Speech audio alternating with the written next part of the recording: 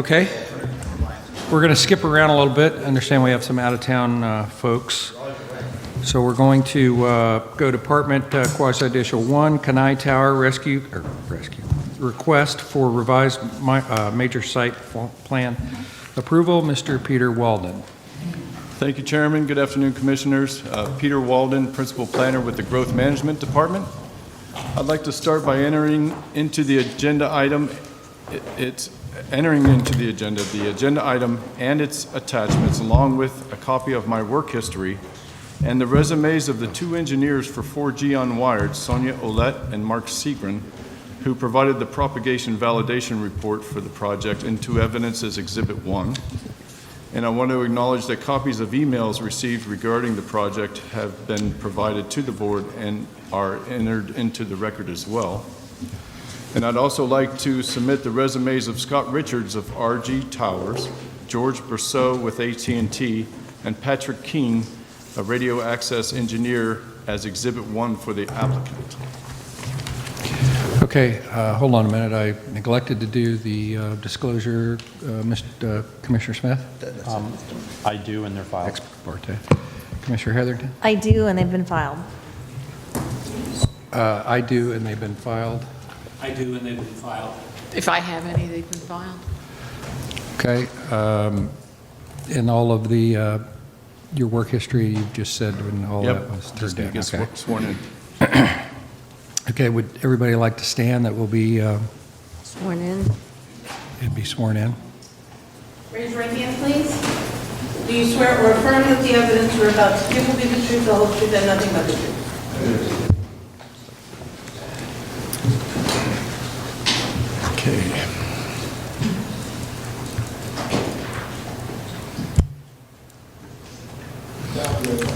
Okay, this is a request for a major development revised final site plan approval, including a request for a certificate of public facilities exemption. The applicant is proposing to extend the height of an existing approved wireless telecommunications facility from the approved 80 feet height by 20 feet. The project is located on an approximate 0.92 acre parcel located on the east side of the terminus of Southeast Country Club Drive in Tequesta. It's about approximately 1 mile north of Martin County's southern boundary. The application proposes the tower extension to be camouflaged as a pine tree, consistent with the previous approval, with no changes proposed to the established lease area, ground compound, access, or landscaping. The Board of County Commissioners approved with conditions the development of an 80-foot high wireless telecommunications facility on May 31st, 2016. The current application proposes to add an additional 20 feet to the height. Due to the existing mounting platform, this will result in a net maximum height of 101.2 feet from existing grade. Martin County contracted with 4G Unwired, a Florida engineering firm, to perform an analysis of the coverage maps provided by RG Towers. This propagation report is submitted along with the county staff report in the agenda item. Sonia Olette from 4G Unwired is present to answer any questions regarding the proposed service associated with the height increase of the tower. Development review staff have reviewed the application and find it in compliance with the applicable regulations. There are no unresolved comprehensive growth management plan or land development regulation issues associated with the application.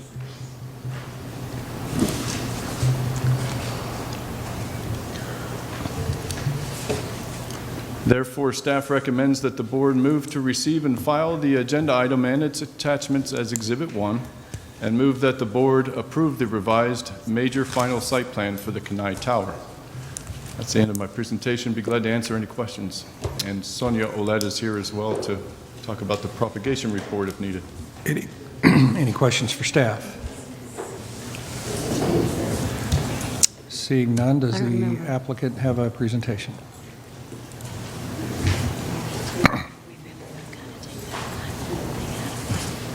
Okay. Yes, which, are you going to do towers? You want to do that first, Pete? It's up to you. Why don't you go ahead and do that, and I'll get this. Okay. Is Holly here to take us through this? No, I'm sorry, I'm going first. I'm sorry. I thought you were talking about the resolution. Oh, no. I'll go ahead. Bob, can you mention notice? It was notice. There was no notice requirements for Oh, okay. this. Yeah, I was just Yeah. asked. For the record, Bob Raines. I'm a land use attorney with the Gunster Law Firm, and I'm here on behalf of the applicant. We're pleased to be here today to present this project to you. I think it's very interesting, the timing of this coming forward before you today. We're in unprecedented times right now with COVID-19, and I think one of the things that have come out of that is it's shown us how important it is that we're able to communicate with our workers, our teachers, our loved ones that we can't get to and have personal contact with right now. So we're finding out how important it is in our day and age to work from home, to go to school from home, and to communicate with our parents and loved ones. And so that does not happen magically.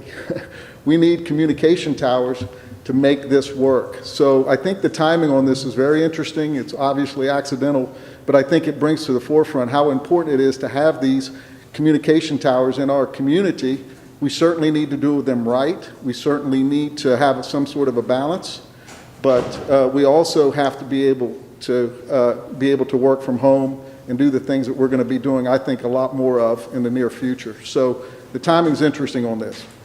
I'm happy to report that we have reviewed and received the staff report. We agree with staff's conclusions and recommendations in that report, and we would like to submit it as applicant's exhibit 2 and adopt it as part of our presentation of the staff report.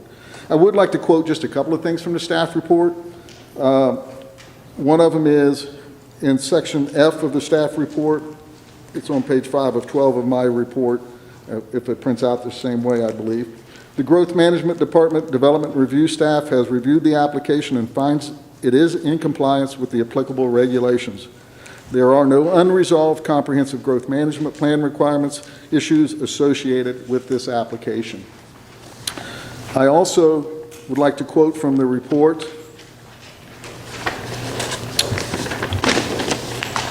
In the executive summary, Pete had mentioned that 4G Unwired reviewed this application.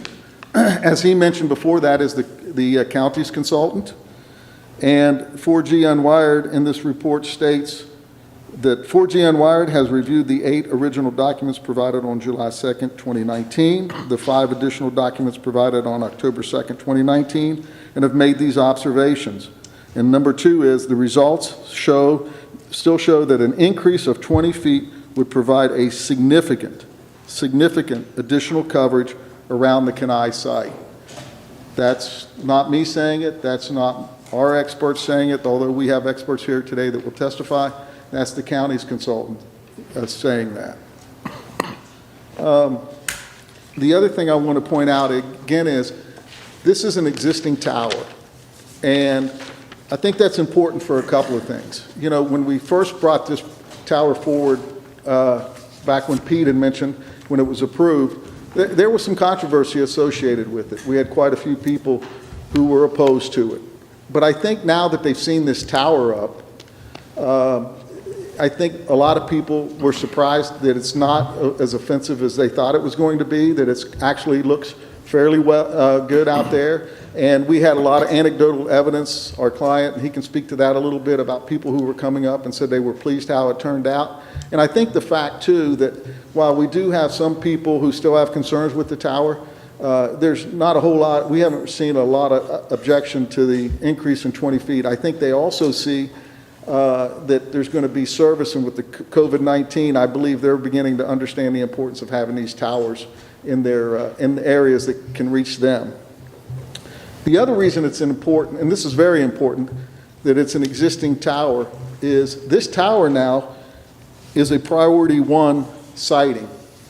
And so when you go to your code, which is section 4.795, which deals with priority siting conditions, It says, "Any new WTCF or tower shall be subject to a determination of the appropriate siting priority as follows."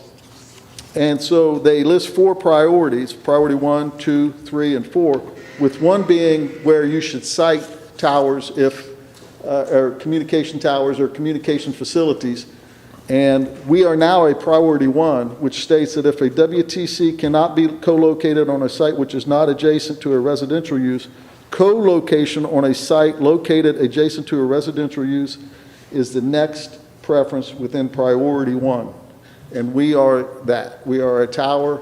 We are adjacent to some residential, but this is a priority 1 siting according to my reading of the code. So with that, we do have a short presentation. I have 3 expert witnesses to bring up. I'd like to start off with Patrick Keene and ask that he come up.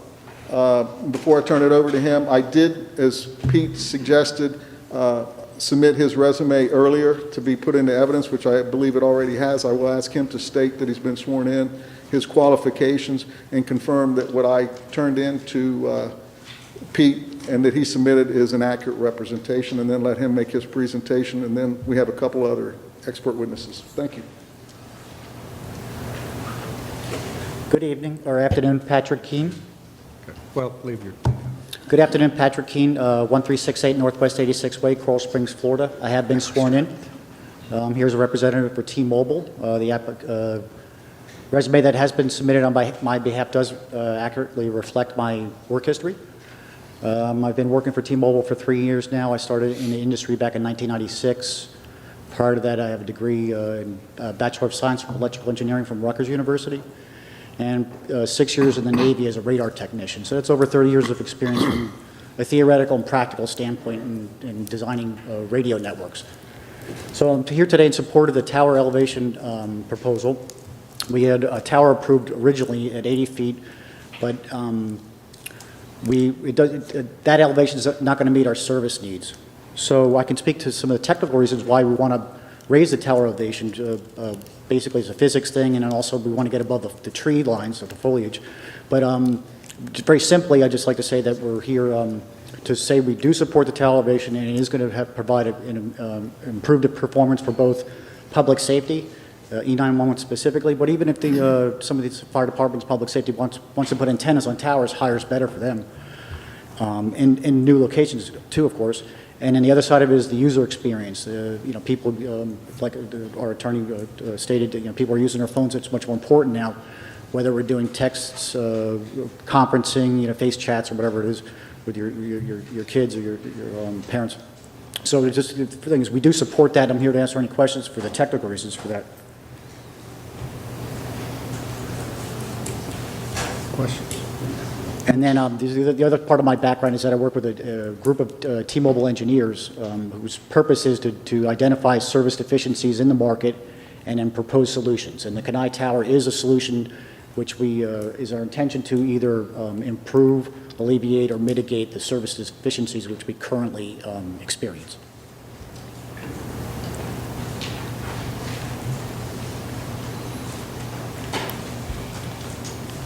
Once again, Bob Rains for the record. I would like to call as our next expert witness George Brousseau, who is with AT&T. He is an RF engineer. And again, George, if you can state for the record, you've been sworn in, your qualifications, and the resume submitted was an accurate representation of your work history. Good afternoon. My name is George Brousseau. I reside at 777 Squire Drive in Wellington, Florida. I haven't actually seen what was submitted, but I'm guessing it's correct. I've been basically a principal engineer on the wireless wide area design for about 32 years now.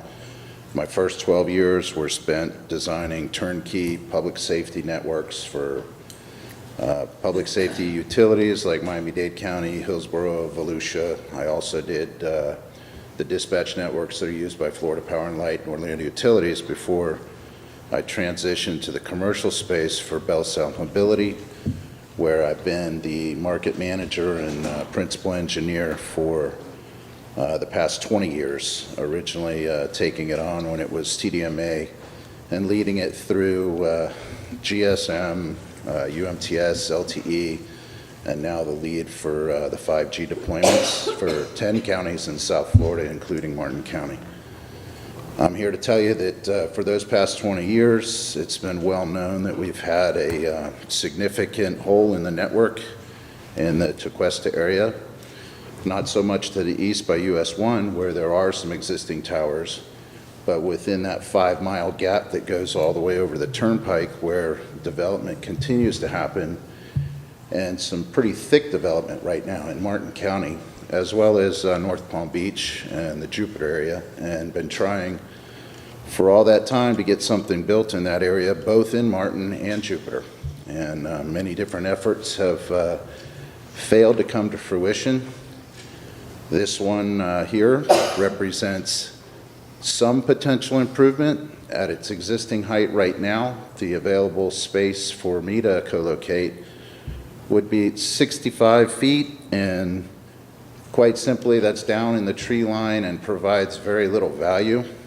For a radio tower to work, it has to be above the tree line to have some free space to cover.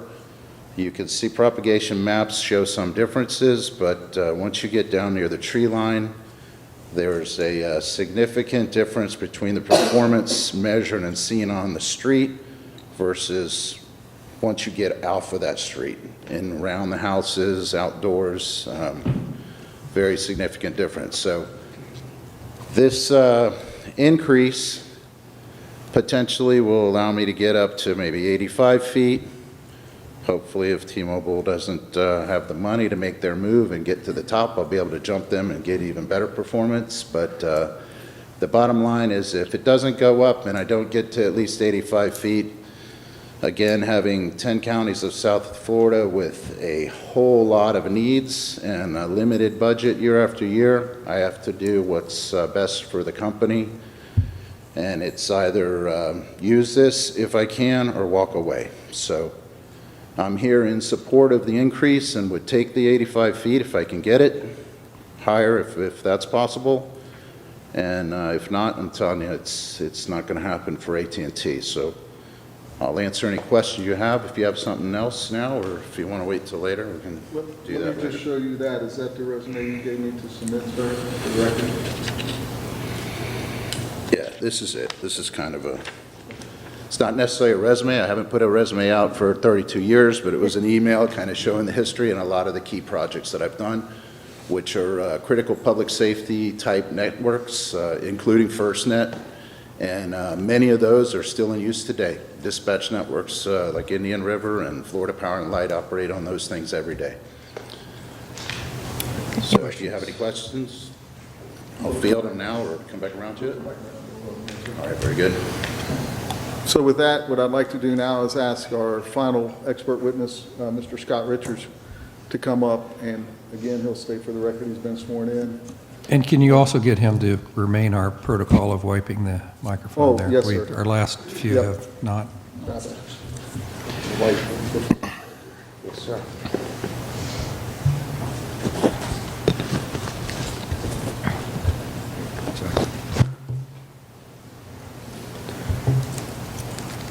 Good afternoon, Mr. Chairman, fellow commissioners. Scott Richards with RG Towers.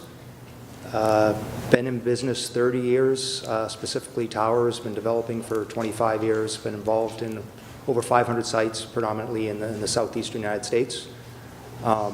We typically will build our towers for multiple carriers.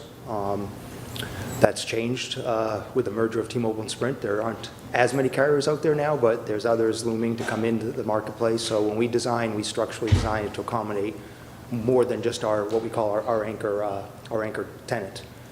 Appreciate everyone being here. As Bob led into, it certainly is different times, and it's for better or worse, it's the world we live in now. And I guess I'll just touch upon, after following a couple of bright individuals that are RF engineers, I'm just a real estate guy, so I won't be shining to their degree of technical expertise, but from the experiences, I certainly consider I have a bit. So on the slide, Peter, are you controlling the slide? Or? Yep. Okay, thank you. Page 1, just real quick, Bob touched upon it. We are priority 1 now. The tower's up under section 4.705. Your independent 4G unwired analysis of the prop maps concurred and came up with the same valuations, 90% increase for reliable indoor coverage, 24 for in-car, and 26 for outdoor. And I think, and certainly Patrick and George could speak more to it, but the reliable indoor coverage was certainly a concern over there in Little Club and the surrounding communities with folks who are in buildings, and their coverage at the current time, they have to go outside to be on a call because they'll break up sometimes, not all the time, but inside the building. So that's what the in-building coverage means. Now they'll have 20% more increase from inside. Obviously, growth management reviewed the application and finds it's in compliance with everything. There are no, we are just adding height to the tower. Nothing's changing on the ground or our lease area. It's a 40 by 60 compound, and that's where all the carriers will go. So it's just the 20-foot increase in the vertical height of the tower. Next slide, Peter, please. Just a little, I won't bore you all, but that's just the apps. And I think what's interesting is,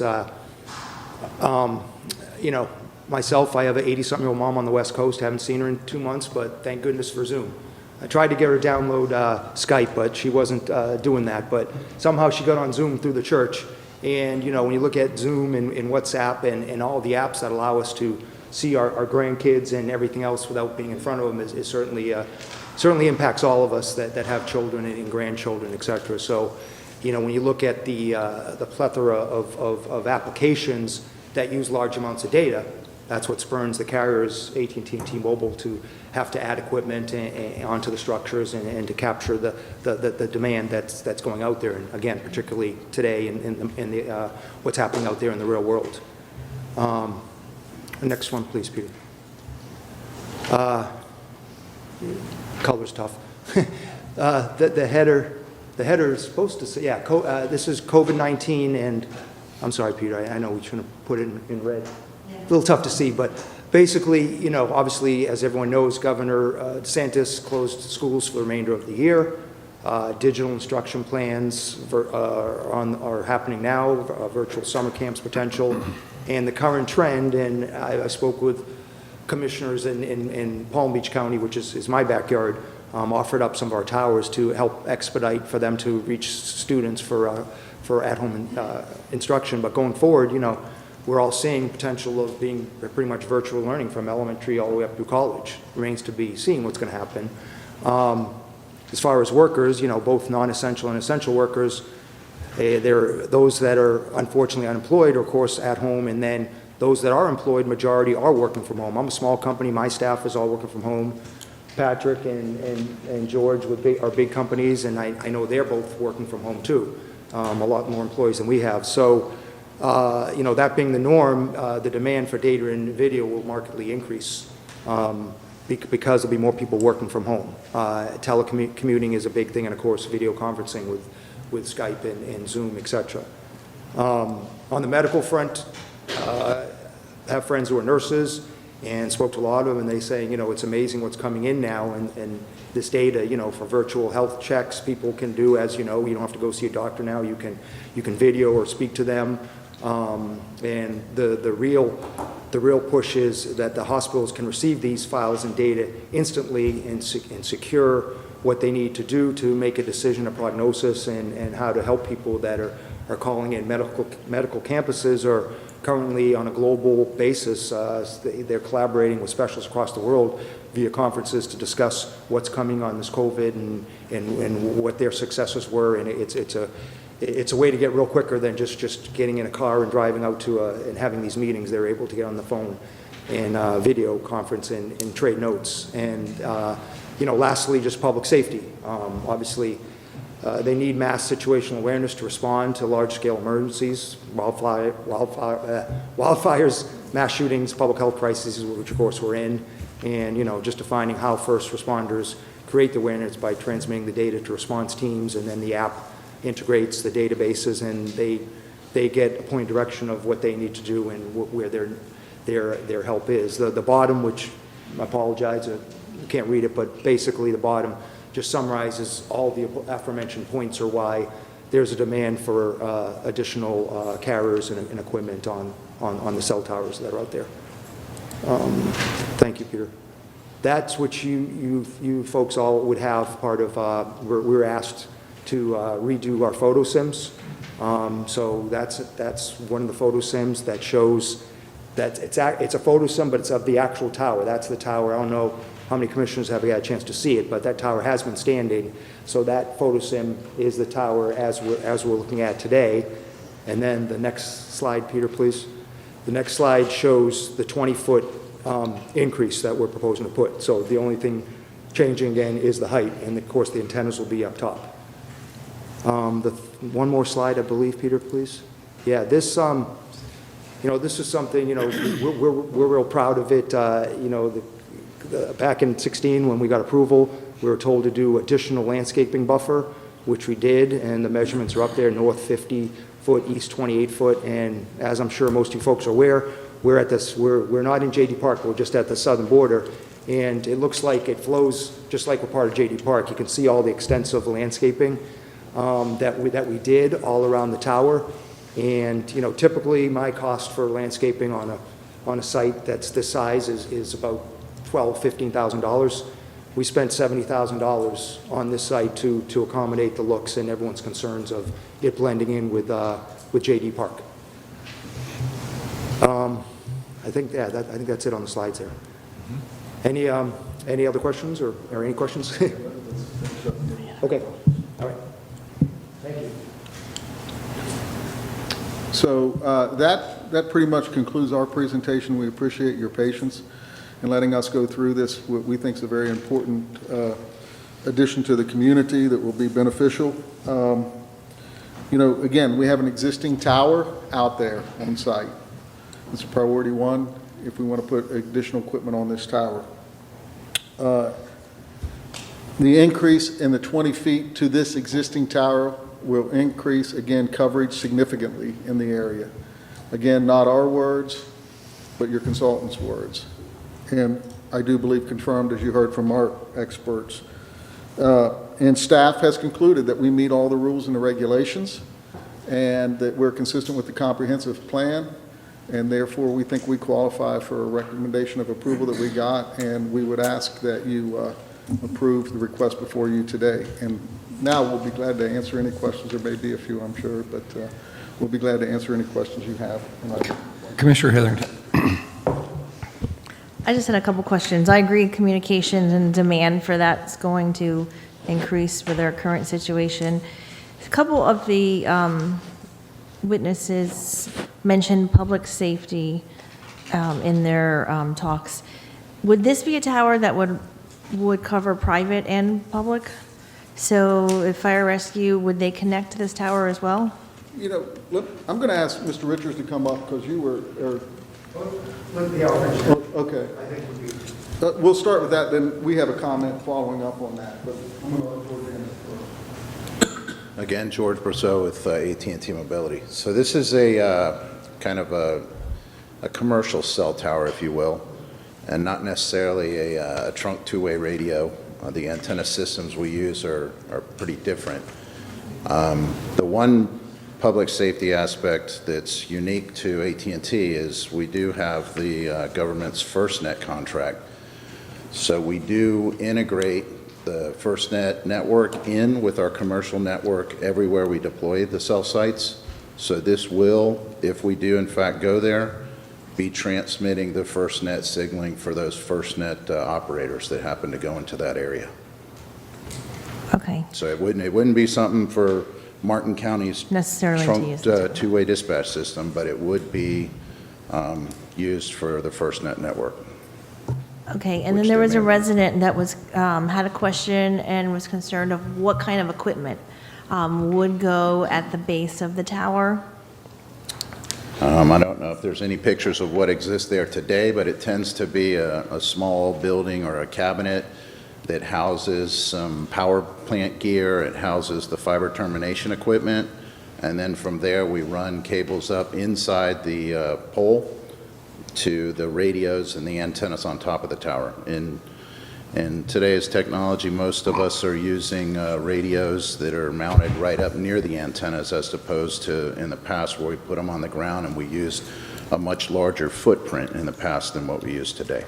So then the 20 feet difference that you're asking for today, how many of those boxes or equipment would follow along with that?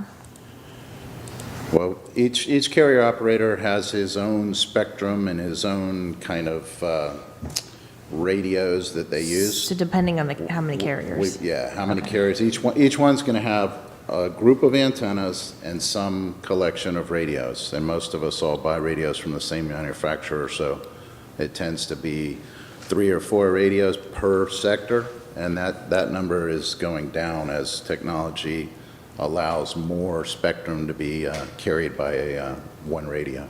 Okay, Dual band. thank you. Okay. And Commissioner, I might just add on that.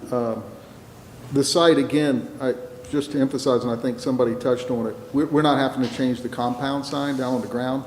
Nothing's going to change there because this was always anticipated that, you know, hopefully there could be 4 carriers at some point or whatnot. I think it was 4 carriers. Yeah, Commissioner Harrington, good question. I just wanted to add to what George mentioned.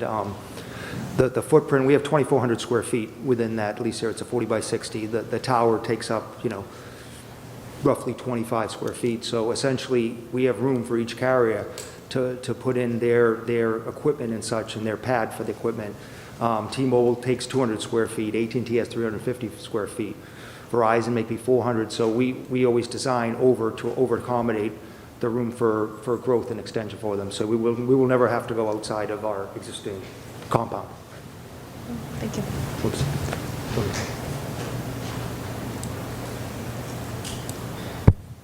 Any questions for the applicant?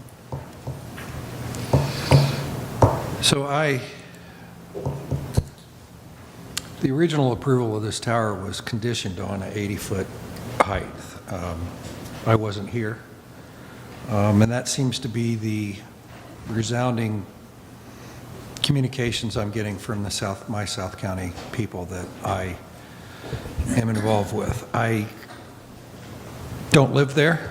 I don't know what their current communication situation are, but as far as emails, telephone calls, and in-person conversations, I don't see any support in that community for this. I don't see how I could support this knowing that this was the condition that was put forth on this tower for its original approval. Any other comments? Commissioner? Yes, sir. Is there any public comment? I don't have any, no. Do you have any public? George does. George does. Commissioners, the first public comment is from John Melson. My name is John Melson. I am the president of North Passage HOA. North Passage is a community of 251 homes located across Country Club Drive from Kenai Tower. And we have homes that are less than 150 feet from this tower. North Passage and Little Club have spent probably close to $200,000 fighting this tower between the two communities. It represents over 500 homes that surround this tower. North Passage unanimously voted to oppose this increase in size of this tower, and we encourage the commissioners to maintain their original agreement to keep the tower to only 80 feet in height. At this time this was first approved, the major concern was that the tower would not be stealth. I can assure you, as a person that sees this tower every day, that it is not stealth. And at 100 feet, it will be worse. Kenai would like an increase in height so they can add additional carriers to the tower. That would create more equipment and more disturbances to our residents. Additional carriers can locate on the 120-foot tower constructed at the substation on County Line Road. That could benefit Martin County as well as the residents in the area. Thank you for your consideration. We have another public comment from Mr. Richard Lifton. Let's see here, I have to go. Mr. Richard states, being over 70 years old has gotten trying. When we lose power and the internet goes down, we have no way to contact the outside world. It used to be a landline, also known as POTS, was a link. I cannot even find a way to get the service to our location. In my opinion, a lot of people have been extremely short-sighted in the approach to allowing this new tower to be built. It surely makes one wonder why this is all taking so long. That is from Mr. Richard Lifton. And then I have one more. Let's see here. And this is also on Mr. Lifton's email. My 89-year-old mother-in-law lives in Little Club. She has to have internet service to have telephone service. No one gets more than one bar there with their cell phone, and only if you stay near a window. The internet goes out quite often, so she can't call 911 during that time. Decent cell service would keep her safe 24/7. Best regards. That's all the public comment we have at this time. And if I could follow up after public comment, and with respect to some of your comments, Commissioner, and I do appreciate the fact, I don't think you were on the commission when this tower was originally approved. I think there's some background information that's important to understand with respect to Mr. Melson and North Passage, and I think it's interesting enough, the one email that was in favor, that gentleman lives in North Passage, and I do appreciate the fact that Mr. Melson is the representative for the HOA, and he speaks for the HOA. But obviously, I think there are individuals who are in North Passage that want to see this tower approved also. And I find it interesting, there's still not a whole lot of people or a whole lot of emails are coming in objecting to this. The other thing about it was, the backstory was there was a competing tower when this was originally approved, and we came in first with the original tower, and I think that there were people who thought that there were going to be additional towers in that area when we were limited to 80 feet. There was another tower that was proposed not very far from us. It was 120 feet, proposed to be 120 feet. And it was actually approved by a commission, the prior commission, not this commission. And then they actually withdrew their approval because there was some issues and concerns, we'll say, with that approval. So, so at the time that the lawsuit he speaks about spending a lot of money on, they thought they were going to get another tower.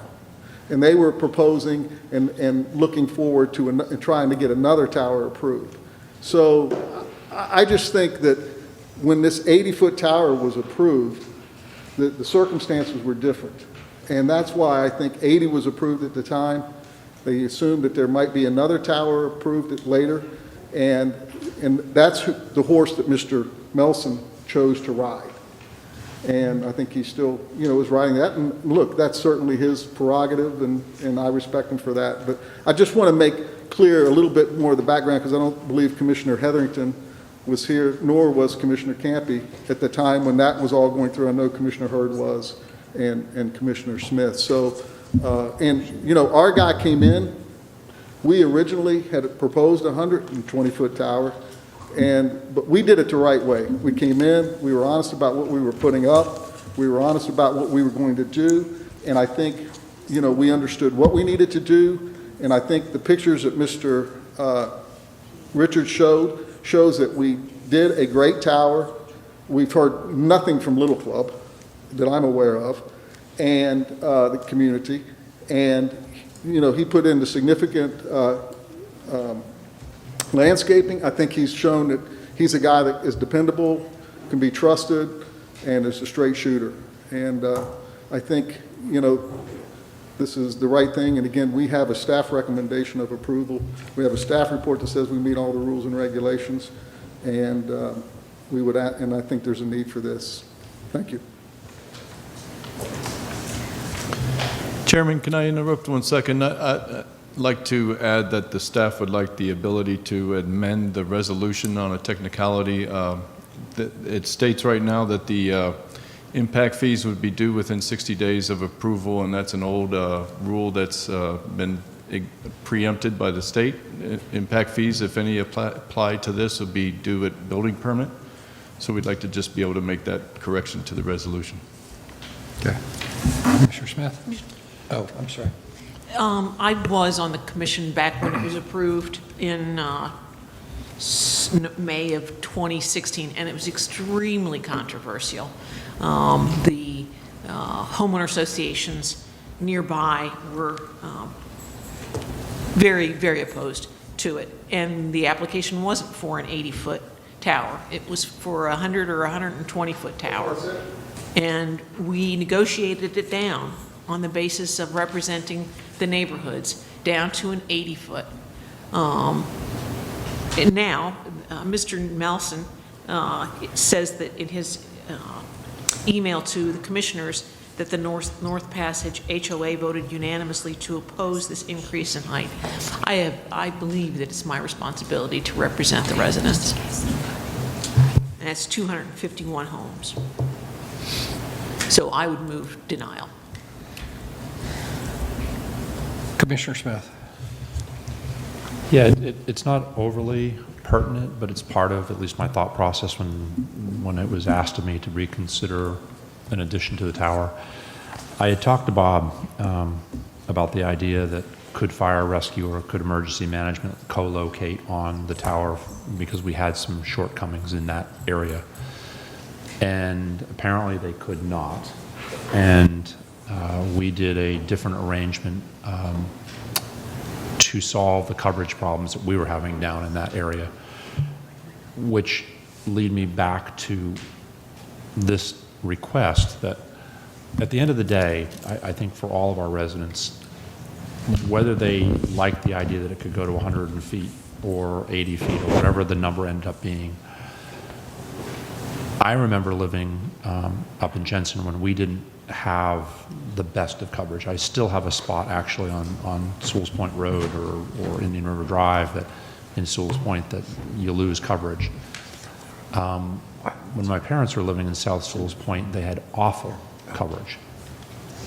Sailfish Point went through a period of time where they had awful coverage, and even if Sailfish Point weren't there, our beach access from Bathtub, if you were to have a problem out at Bathtub, you were on your own. There was no way that you were going to get a cell phone call out of south of Bathtub for emergency management purposes. And so for the purpose of our residents having access and having good access to whether it's 911 or information that they believe that they need access to on a regular basis, I think it's important, and I think that our society has moved into the ability that we expect, and when we don't get that kind of coverage, that's a problem for us. And so, Mr. Chair, I would move approval. I think it's important for our residents to have the best coverage that we can allow through our approvals. I understand it's not a perfect situation for everybody down there, but given where they are and given even the issues that we had with our own emergency management operations down there, I think it's significantly important that we, at least I feel that for our residents, make sure that they have the best coverage as possible. That's it. Okay. Anything else? Yes, sir. Mr. Campy. Thank you, Mr. Chairman. I was not on the board at the time that this original situation had come before the previous board, but I did watch the agenda items, and I agree with Commissioner Hurd that it was very controversial. But I think part of the controversy that Mr. Raines had mentioned briefly was there was a competing set of towers. There was a 120-foot tower that was going to be based behind some of the buildings on Little Club property, and then there was this one. And the meetings went back and forth. I don't remember if there were long agenda items or if there were several agenda items, but it was a lot. And I think there was some concern from the neighbors that there would have been two. One of my previous colleagues had sort of tried to split the baby and offer the ability to approve both towers shorter, and which, look, everyone's entitled to come up with a strategy. I didn't think that was necessarily an ideal strategy, because then they would have been sort of competing with each other for coverage. The area obviously only requires one appropriate tower. So having not been on the board at the time that that agenda item was heard, I did, after reading the item now, look, let's face it, a lot of it is technical information. You know, if you're talking about cell phone towers, people just understand if you take out your phone, do you have coverage or don't you? That's what the layperson understands when it comes to cell phone coverage. they don't understand propagation and the rest of it. So, like many other technical issues, I personally have to rely on our experts. Now I can understand, look, these are big names that came, AT&T, T-Mobile, I get it. And they're speaking of their decades of experience, but they're also representing their own personal interest, not personal, corporate interest. What I have to give more credence to is the county's experts that were hired by the county. And Mr. Walden, I have a couple of questions for you as the lead for us. Our paid consultants believe that this is appropriate, correct? That's correct. And one of them is here to represent the 4G who did the propagation study report, if you have any questions. Okay, I guess my question would be, when you say propagation study, everyone shakes their heads like we all understand exactly what you're talking about. Can you give us an understanding of what that is? Well, they basically we wanted them to validate the criteria that the applicant brought forth in their studies, showing the need for the additional height and what that would do to be able to provide the additional carriers and also provide a better signal in the community. So they went through the process of, whatever they do as a radio engineer to verify the facts that as they saw them, and they agreed with what was presented. So that's a person that we selected, the county selected. That's correct. The county picked, hired, and paid for, correct? This That is apparently might be correct. that person. Yes, before this young lady is to speak, I just want to make sure that people understand that this was the county's person, Yes, I not was. the applicant's person, ours. Right. I Thank was you. not the project manager at the time, but that is correct. I think this is her right here, correct? Yes. Am I doing this right? Yeah. Looks fantastic. You probably couldn't spend enough time there doing that. Hello, everyone. My name is Sonia Wallet. I work for 4G on Wired, which is a consulting firm located in Melbourne, Florida. To answer your question, so I had the question about propagation. Oh, yes, sorry. I have been sworn in, and my resume was provided, and I attest of the accuracy of the information in there. So my personal experience, I've graduated in '98 from a university. I've got an electrical engineering bachelor degree. I'm also a licensed professional in Florida, so I'm a licensed professional with the Florida Board of Professional Engineers, also in the province of Quebec. I'm originally from Canada. I'm now a U.S. citizen as of 3 years ago. Congratulations. So one of your questions was about propagation. What is a propagation? I'd like to just explain a little bit about propagation. Everybody has played at some point with a flashlight, right? So if we put the flashlight down on the floor, it's not going to shine a lot. But if we raise the flashlight, then it's going to shine wider. So this is pretty much what happens when we install our antenna. The higher we go, the wider we can reach. If we put an object somewhere, it's going to cast a shadow. That shadow means no signal. So that's one point that I wanted to explain. So that's what we do with our tool. What we do is we actually make a lot of very hard mathematical calculations to be able to predict how far the signal will go. Was I clear with propagation? Yes. Very good. One other aspect that I don't believe we've explained so far is the different frequency bands available to us.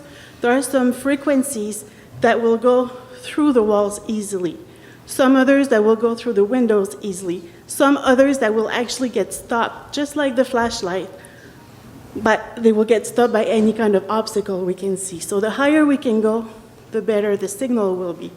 And security nowadays is really important, so just wanted to mention that. Any other questions? I do have a couple others, if you don't mind. In the previous presentation, several years ago, there was a lot of talk, and we discussed it just briefly today, about the footprint at the base. Okay, it's a fenced-in area, covered, the fence, you can't see through the fence, but it's a chain-link fence. The concept of noise. can you give me an idea of how noisy it is at the base? If you have a couple, I know we heard the concept of a 200 square foot pad, a 250 square foot pad, a 450 square foot pad. The equipment that's at the base of that tower, what's running there? Are there residential type air conditioning units that are cooling that equipment? If so, what's the noise level that I'm trying to come up with the concept beyond the visual. What are the other inconveniences to the locals? All right, so I am not an expert on the noise level of the equipment, actually. I'm more of an expert on how to use the equipment to see how far we'll bring the signal. One aspect that I do understand also is that there is already equipment there, and in my opinion, the noise increase will not be significant because there is already equipment there. And as the gentleman from AT&T mentioned earlier, the equipment is getting better and better and better with technology. And the equipment is getting smaller, and of course, the noise is getting smaller also. Thank you. One final question for you, ma'am. With that new increase in technology and how you've said the technology is getting better and better, doesn't necessarily mean that there would be a decrease in the height of what you were talking about, propagation is not affected by the quality of new technology. Am I wrong or right? You are right. I'd like to say that you're right. The frequencies themselves, the wavelength, will stay the same. So if we use this frequency here as a 2100 megahertz, it's going to propagate the same way no matter what the technology behind it is. So we do still can gain a lot by having that increase of height at that tower. Okay. While you were speaking, I have one more in my final, I promise. What's the average height of a cell phone tower? You know, we were talking originally it was going to be 120, and then they negotiated because I guess they thought there'd be two of them at 80. What's the average height of a cell phone tower that exists? In my experience, when we started maybe 20 years ago, average height was around 300 feet. It has decreased since then. Nowadays, when I see new sites being built in remote areas, 150 feet, 120 feet, that's pretty much what I see. I rarely see 80 feet. So around 100, 120 feet is pretty much what we see with the work that I do right away. Of course, there's new technology coming in, so the 5G will need to decrease all those heights, but that will be for higher capacity. But for now, at this point, what I heard our other witnesses talk about is that there is no signal. So because there is no signal, we need to get signal to these people who want to be able to talk from within their house or within the clubhouse or within any kind of structure. So to reach them, we do need an increase of height. Thank you very much. A couple other questions. Mr. Rains, I'm not sure if they're for you or for the gentleman from RG. I happened to take the opportunity to drive down to see the tower yesterday, last night, as a matter of fact, before it got dark. And I got out of my car and I walked the full perimeter of the fenced-in area. To me, it happened to be in a relatively open area. Across the street, off the property and across the street were some houses that I think are on the perimeter of North Passage, their backyards. They had some large trees that separated their homes from the tower. So I think if you were in the backyard of those few homes that are right along the perimeter there, I think that those large trees would block the view of the tower. My question would be, I get, and I don't remember at the time why you guys were so interested in stealth, if there was a requirement that it be stealth. I personally think that when you start putting those branches on, or palm fronds, this one is designed to look more like a pine tree. Some look like palm trees. I've seen some, we have one in Palm City that's a cross. I've seen some that you can always tell that they're cell phone towers because they try to look like flag poles, but the flag pole is gigantic compared to the flag. And then I've also seen, I think even right here in like within a stone's throw of this building that we're in is what I guess they call it a monopole or whatever the term is. It's got nothing on it. It's just a straight pole, painted white. What's the story with making it look like a artificial Christmas tree? Yeah, Commissioner Campy, Scott Richards. In regards to the tower right out here, that's what's called a unipole. Unipole. A unipole is a flagpole without a flag. All the equipment, all the antennas are mounted internally in canisters, and that's true for a flagpole or unipole. For our monopine tree here, all the antennas are mounted externally. And understand from the engineer's perspective, and Nathan, Patrick, and George could certainly speak to it, when you go inside canisters, you're limiting your reach and your coverage because you're tied in of your azimuths of where you can turn them to. If the overload is coming from the north and you're inside a canister, you can only tweak it so much. There's not room to move the antennas versus externally mounted, which is a monopole or the tree as we built. They have room to adjust the antennas to where they can go. As to why we, RG Towers, decided to build that, we were in Holly, correct me if I'm wrong, it was category what? You have to speak towards the microphone or we can't. It was, I was just asking, my vice president question. The ordinance from Martin County dictated it had to be a stealth tower. That's why we chose this tower versus a monopole, if that answers your question. Mr. Chair, I think, I happen to know Mr. Melson well. I have a lot of respect for him. I have had the opportunity to meet with him and be in their neighborhood, and I hold him in high regard. I think what's happening here, though, is that if I were to guess, their concern and their objections is based on the appearance and look of this tower. I think at 80 feet, my personal opinion was that the trees that are existing in the surrounding area at the base of the pole did do a relatively good job of blocking it. Because as I was approaching the area that the pole was located, I kept looking to see how quickly and how far away I would be before I noticed it. And I happened to be almost right up on it. When I made that turn towards the driveway that you have there, was the first time I could actually see it beyond the trees. I stood in the median, if you will, between the entrance and the exit at North Passage. And it's not directly across the street, it's across and down a bit. I think, obviously you'd be able to notice it. So for me personally, having heard from my colleagues who I respect, is I have to balance my fondness for Mr. Melson and his ability to represent North Passage with the technical advice that we got from our unbiased, hired by the county professional. There were some comments of folks that felt frustrated by not having proper service. I can imagine that Mr. Melson and the folks that he represents are concerned with the look of this. But if you're familiar in Palm City, Martin Downs has what I would consider almost the Eiffel Tower in the center of Martin Downs. This is one of those difficult decisions that if I was going to vote on friendship, I would vote with Mr. Melson and the Northwest Passage folks that he represents.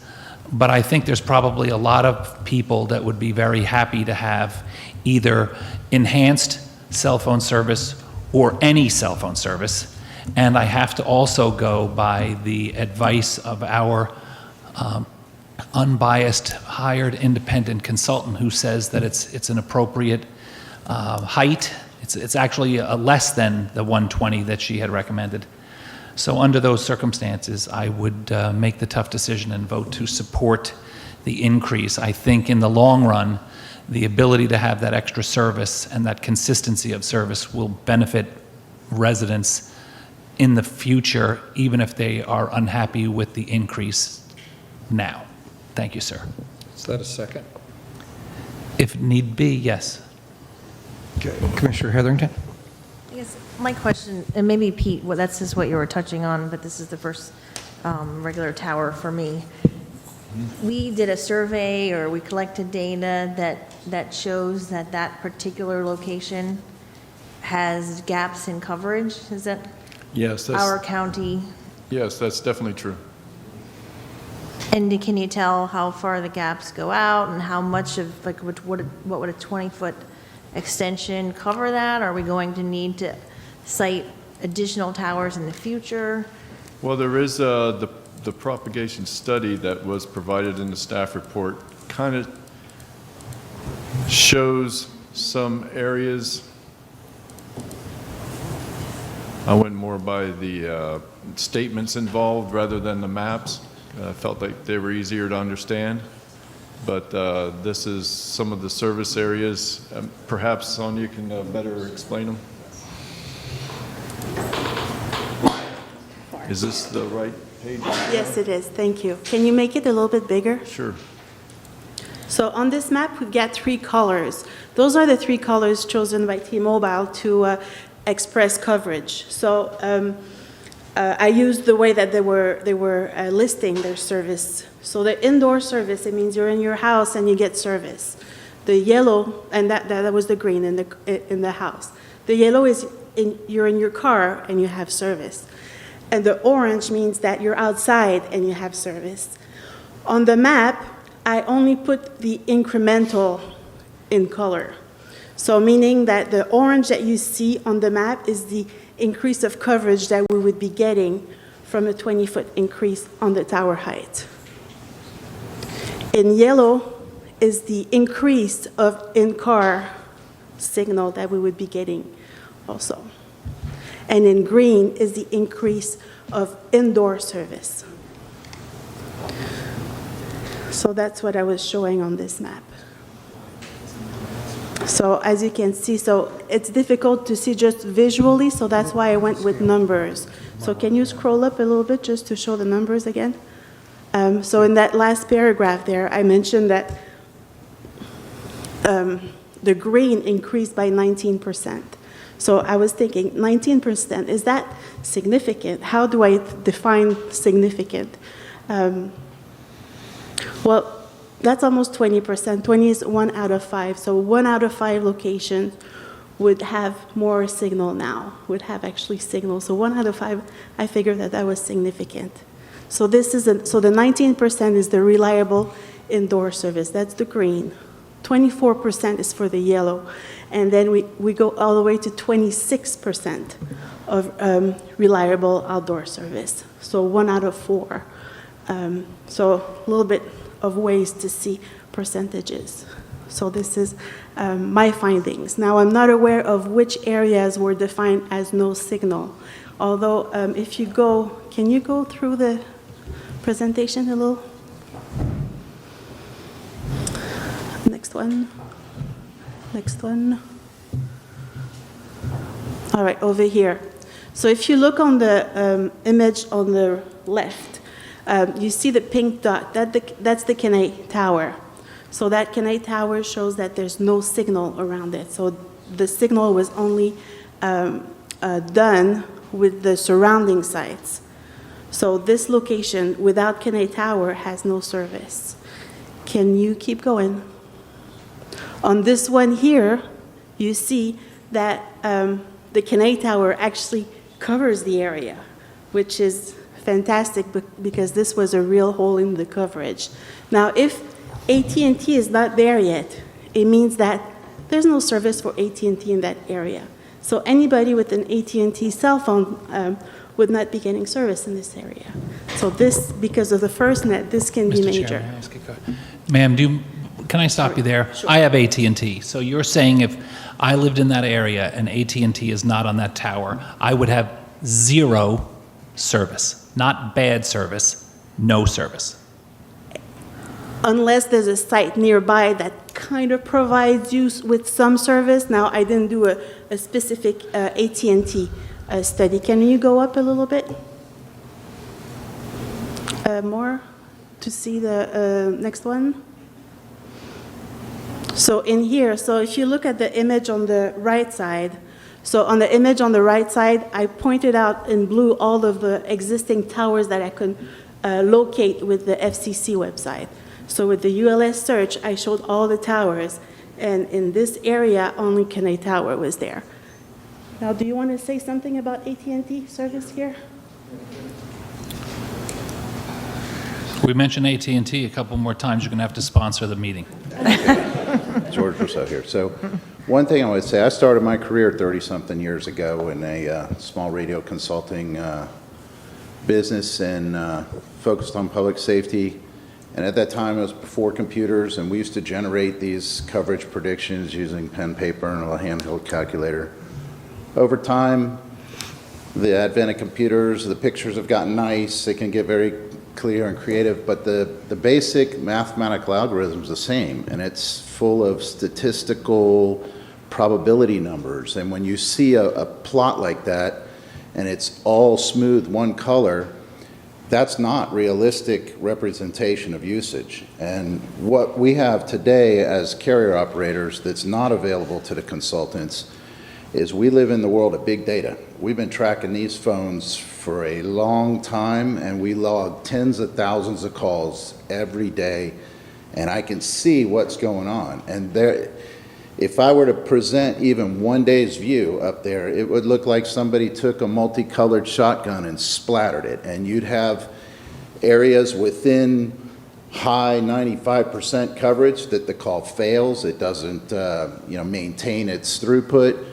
You'll have a spot location out in the sticks that shows absolutely no service, but because it happens to be few trees in that radio path to a site that's 6 miles away, you might have a little bit of service. You walk a few feet over, you walk around, it just chops up and goes, in and out. So unfortunately, that data, the companies don't like to put that out there. It's not a great picture. Truth be told, that's a 5-mile gap with a lot of residential housing. A tower of about 100 foot tall is going to provide you a pretty good service area about 1 mile. This tower site is not the answer to that big hole that's out there. It's a piece of the puzzle, but it's not a big puzzle piece. So you would need multiple towers, at least 3 towers strung over towards the turnpike, evenly spaced out to provide reliable service out there. That's just the laws of physics. We tried with FPL to go on one of the transmission poles over there, about 1.5 miles west.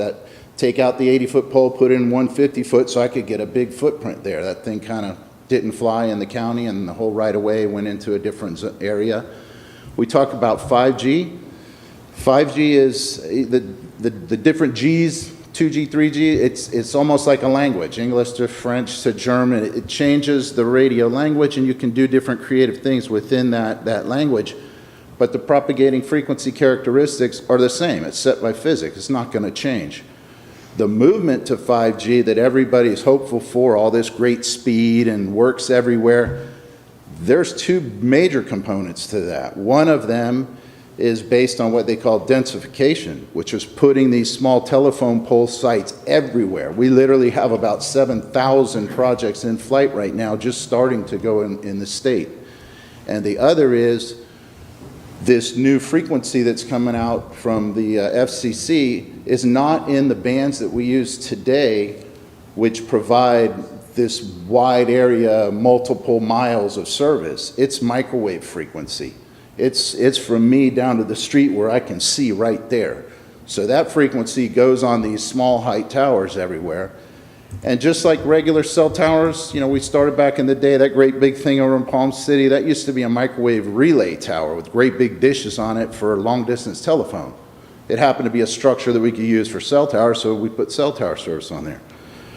I think it was 1996, Jupiter's the one who started the code change that says, hey, we have too much proliferation, too many guys coming into the business, popping up towers everywhere. We want to force everybody to use the same towers instead of have a bunch of new ones. And we don't want to see all these antennas. So we want them concealed, and the whole stealth word came out. And it started out with the flagpoles and things like that.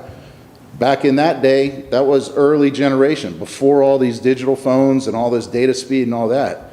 So it was just voice communication, which is fairly easy to accomplish in the radio channel because of the amount of error coding and correction you can use over that large bandwidth. But today, everybody wants data, and you need all that bandwidth. So these towers are not what we want. We haven't wanted these things for 10 years. We want to be able to put the radios and the antennas up there to direct them where we want the energy to go, and to get the radio off the ground, because when it's up at the air, you don't have that amount of loss between the radio and the antenna. So it can hear a little better, listen a little bit further. It also produces a little more power output, so it can talk a little bit further.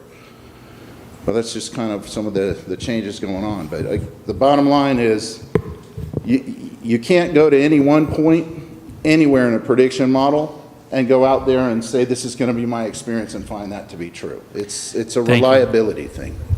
Thank you, sir, very much. I think we're all going to get continuing education credits for today's meeting.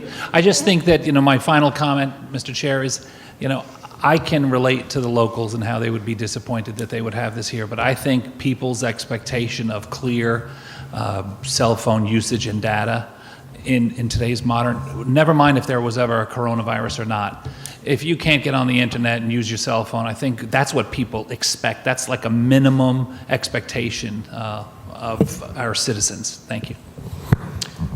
Okay, do we have any other, Commissioner Heatherington? I agree in part with Commissioner Campy, and I certainly respect Mr. Melson and have some friends at North Passage and understand their concerns. And there's certainly a whole plethora of other residents that need and deserve some coverage. But maybe I heard you incorrectly, the gentleman that was just last spoke from AT&T. The 20-foot extension is not going to provide much coverage, maybe a mile of coverage, and it doesn't sound like it might be the answer for coverage for all of these residents that need it. So I'm here trying to balance in the best interest of the residents and residents who also deserve coverage. So how much, I guess, the bottom line is, what are we going to get for this 20-foot extension? Or is it something that we might need to look at alternatives for a whole new tower to provide service for these residents? Well, the problem with the whole new tower is we've been trying for 20 years to build towers, and it just seems to be something that's hard to get anything done. So I'm on a different balance side of you. I've got to try to put some improvement to the area, but I also have to do so in a way that doesn't put $1 million into service to serve just a very limited number of people. So this 20 feet of height will get me up closer to at or above the tree line, where I now can capture a significant amount of people, and it's a worthwhile investment, because that's one area that's hurting, but it's not as hurting as bad as you go further west. As you go further west, it gets even worse as far as the problems that customers are experiencing when they try to use their phone. But it is, in my mind, worth the investment if we can get up to 80 or even 100 feet if they don't go there, because that's of value and it's going to serve a significant number of customers. If not, we'll probably take that $1 million, walk away, and come back and try to put right away little poles everywhere, which are not going to provide the same amount of coverage, but it's kind of a balance of applying money for the benefit. Ideally, you'd have a macro site tower everywhere, and that would be your baseline, and then you just fill it in with these small cells. But that's not reality. This space is very large, and it needs macro cell towers. This one tower is not the overall answer, but it's a good contributing part of what would probably be a 3-tower solution. Are you done? One more question. Our new 120-foot tower, is there capacity to if something like this is approved and it only provides a small proportion, in addition to that, do we have the capacity to cohabitate or collaborate in the 120-foot tower to provide additional service? Is Mike here still? Yeah. Mike, can you please come and speak to that? I asked him to be here just in case, because I know that question might come up. No, he's not been sworn in. Yes, I Oh, you did? Oh, good. Thank you. All right. Do I really have to write this? Yeah.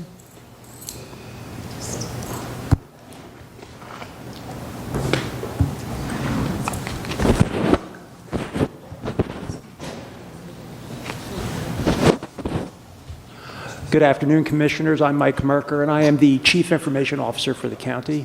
Commissioner Hetherington, what's your question? What's your exact question? The 120-foot tower that we approved, I don't think it's built yet. I don't The believe. 250-foot? Do we have the ability to collaborate with private carriers on that tower in the future? We are building a 250-foot tower, and we do have the opportunity to collaborate with private carriers. We do not solicit private carriers, but we don't turn them away either. So if we were approached, we would have a conversation with a private carrier. Sometimes we do, sometimes we don't come to an arrangement. But it's feasible. It is feasible. It is viably. Okay, thanks. That's it for me. Yes, ma'am. Krista Story with the County Attorney's Office. Commissioner Hetherington, I want to address one of the comments that you made and talk about the intent behind our ordinance. So the structure of the current county code is to encourage co-locations and not proliferations of towers.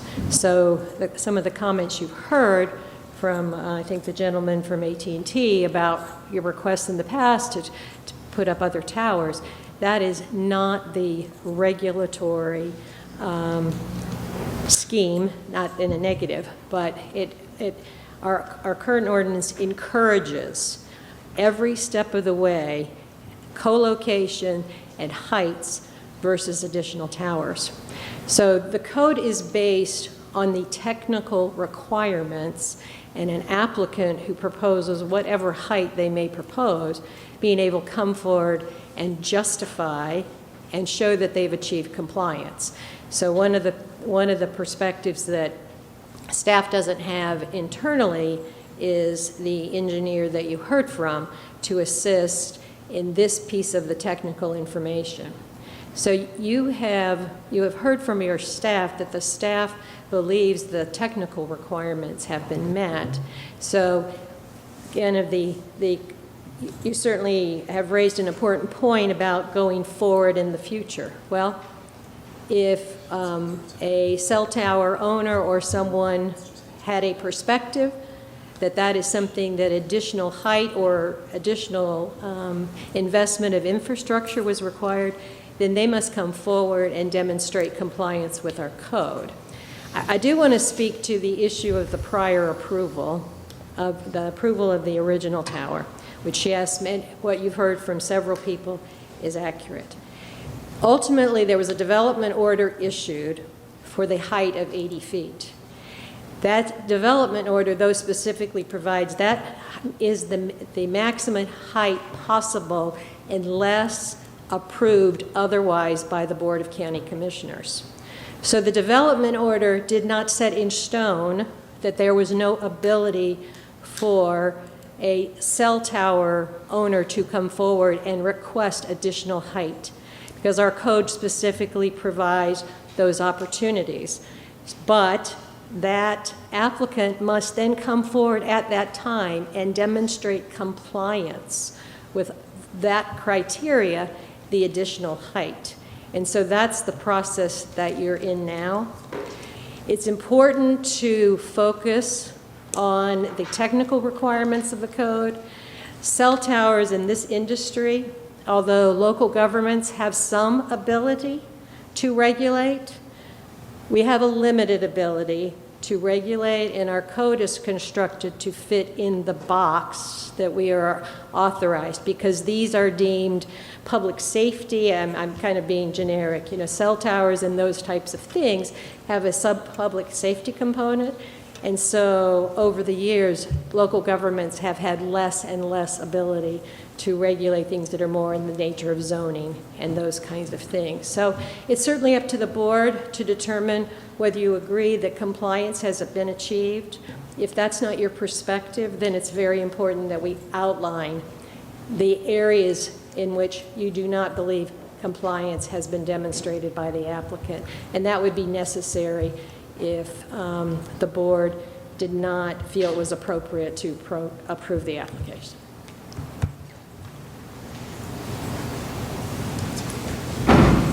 Let me just address to Commissioner Heatherington kind of your comment.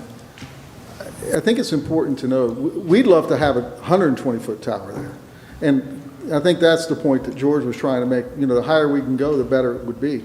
But we are trying to be good and reasonable neighbors. I mean, Mr. Richards came in and said, you know, I think all we can probably get is 100 feet. And I think, yes, because we do realize that that's a residential area. We're trying to strike a balance. So sure, we could go higher and get better coverage and do even better, but we are trying to strike that balance that George was talking about. And that's, I think, the point. So we're trying to be reasonable about it and not be greedy, but trying to, at the same time, accomplish our goal as best we can. So we're trying to strike that balance too. So again, and I think as Ms. Story pointed out, we've met all the requirements. So thank you. Commissioner Smith? I'm good. Okay. Any public comment? George? Okay. Any George? public comment? Okay. We have a motion by Commissioner Smith, seconded by Commissioner Campy. All in favor? Aye. All opposed? Opposed. Opposed. Motion passes 3-2. Commissioner Hurd and Commissioner Jenkins dissenting. Okay, since we have law enforcement here that I think is here for the golf cart, Yes, we sir. need a break from all this other stuff. So let's go with golf carts. All right. Lisa? Ms. Wixler? And Elizabeth? Okay. Where's Elizabeth?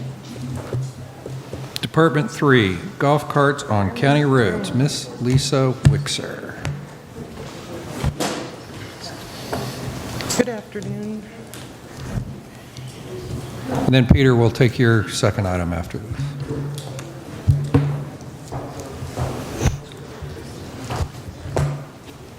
So Peter's not this.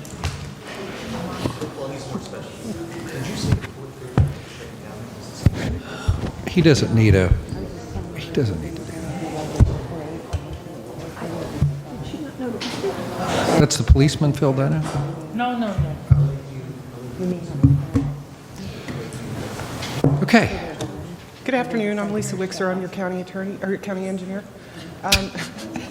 Lisa, you have to talk right into the microphone. So, Lisa Wixer, I'm the county engineer, and on February 18th, the board asked us to put together a list of parameters that might be optional for an ordinance that would allow golf carts on community roads.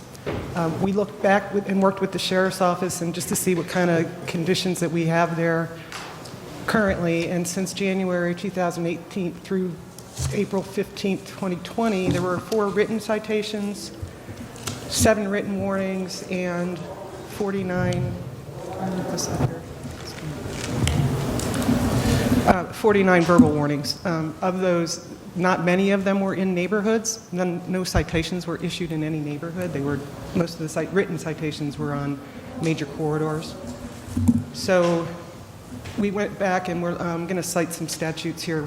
316-212 says that you can't have a golf cart on a county road unless it's been determined that it can travel safely and it's been designated for use and that it is appropriately signed with, so that people know that you can ride that golf cart on that road or roads. Currently, we do not have any designated county roads in unincorporated Martin County where a golf cart can traverse on that road. So there was some discussion at the meeting on the 18th of February. By law, you are allowed to ride a low-speed vehicle on any road in Martin County or any county that has a posted speed limit of 35 miles an hour or less, that it has this required equipment, but most importantly, it has to be registered and insured, and it has to be operated by a licensed driver. And that's kind of what picture this is from the Department of Highway Safety and Motor Vehicles, just shows all the different equipment that needs to be on there, and as you can see, it has a license plate. We understand that the board probably didn't want to limit the use of low-speed vehicles on all of the communities, and maybe there are places where it would be appropriate that a golf cart could be operated on a county road. So we're looking for your guidance on how do we craft an ordinance that would address this. So two parts to this ordinance. One would be the process, and the second would be the parameters. This is just what we came up with. We've met with the sheriff, the lieutenant, and the sergeant from the sheriff's office that are in the traffic unit. We had a couple conversations about what we think it could look like. We think that in the community, we probably need a petition. Our experience and some of the other petitions that we've done, and I cited in the staff report that traffic calming is a good one. Some of our requirements are a petition of just 50% plus one, or one of them is 2/3. Some of them just say the majority. In this case, we're just suggesting 2/3. That's completely up to you. We are suggesting that once the petition's been received and been signed by a majority, 2/3 per se, that we would go ahead and determine whether or not those roads are safe for golf carts to be driving on. We would then prepare a resolution for the board to hear, probably under consent, and that resolution would just be to formalize the fact that that motion has been made. We would pass that off to the sheriff's office. We would sign it, and then it would be either enforced or not enforced. In this case, it would probably be not enforced because it wouldn't be in there looking for anybody riding a golf cart if the board determined that it was safe to ride a golf cart in that community. So that basically was the process that we came up with. And I don't know if you want to talk about that before I get into the parameters, or if you want to just go through. Keep going. Oh, sorry. So Lisa, just so I understand and the public understands, the question really is between licensed or license plated vehicles or golf carts versus non. Yes, basically whether it's... Because if you have a licensed golf cart, the one you showed in the image, that can go on any road. Yeah, as long as it's posted 35 mile an hour or less, and you have a valid driver's license. So you couldn't take that on East Ocean Boulevard? No, because the posted speed on East Ocean Boulevard is more than 35. More than 35. But you could take it on Indian River Drive. Well, that'd be a good thing. Okay, I just want to make sure that clear that that was the question. So we kind of understood that the board was looking at alternatives and what other parameters we might look at if you wanted to expand that in Martin County. And is it up to us on the speed limit or no? So yes, it is. But except that the statute says that it can be under 30 miles per hour. Because a golf cart, you wouldn't want to drive a golf cart on the road posted more than 30. No, I'm sorry. The registered golf cart. Oh, that's under a road 35 mile an hour or less. And you that can't is- ride one on, I'm sorry. And that is state statute or Yes. ours? State statute. State. So we wouldn't have to, that's where it is today. You can do that today without us doing anything. So you wouldn't want to go. I have a tagged golf cart that I drive more than my car in town. But that's because you're there. And it's also insured, and a licensed driver is driving it. So, like I said, this was like what we thought the process might be in order for us to initiate determination for a community. They would come in with a petition, we would review it, do a board resolution, notify the sheriff, sign it, and move on. So what the parameters that you might want to have in what the ordinance and what the parameters for the resolution would be. The statute allows you to ride a golf cart if you were to adopt an ordinance. You could allow a golf cart to be operated between sunrise and sunset. But if you wanted to go beyond sunset, you would have to have additional equipment like headlights, brake lights, and turn signals. Before you get too far ahead of Mr. Campy has a... Just a comment, if you could go back a slide to the 2/3. Having been involved in a lot of in-the-neighborhood petition drives, 2/3 is a very high bar to get 2/3 of any neighborhood to agree to anything.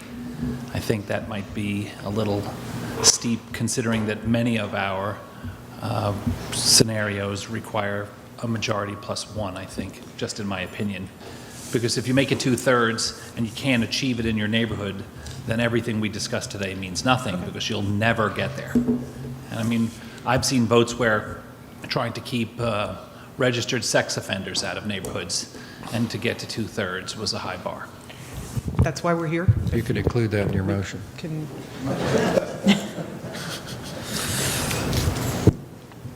ahead. Oh, I'm sorry.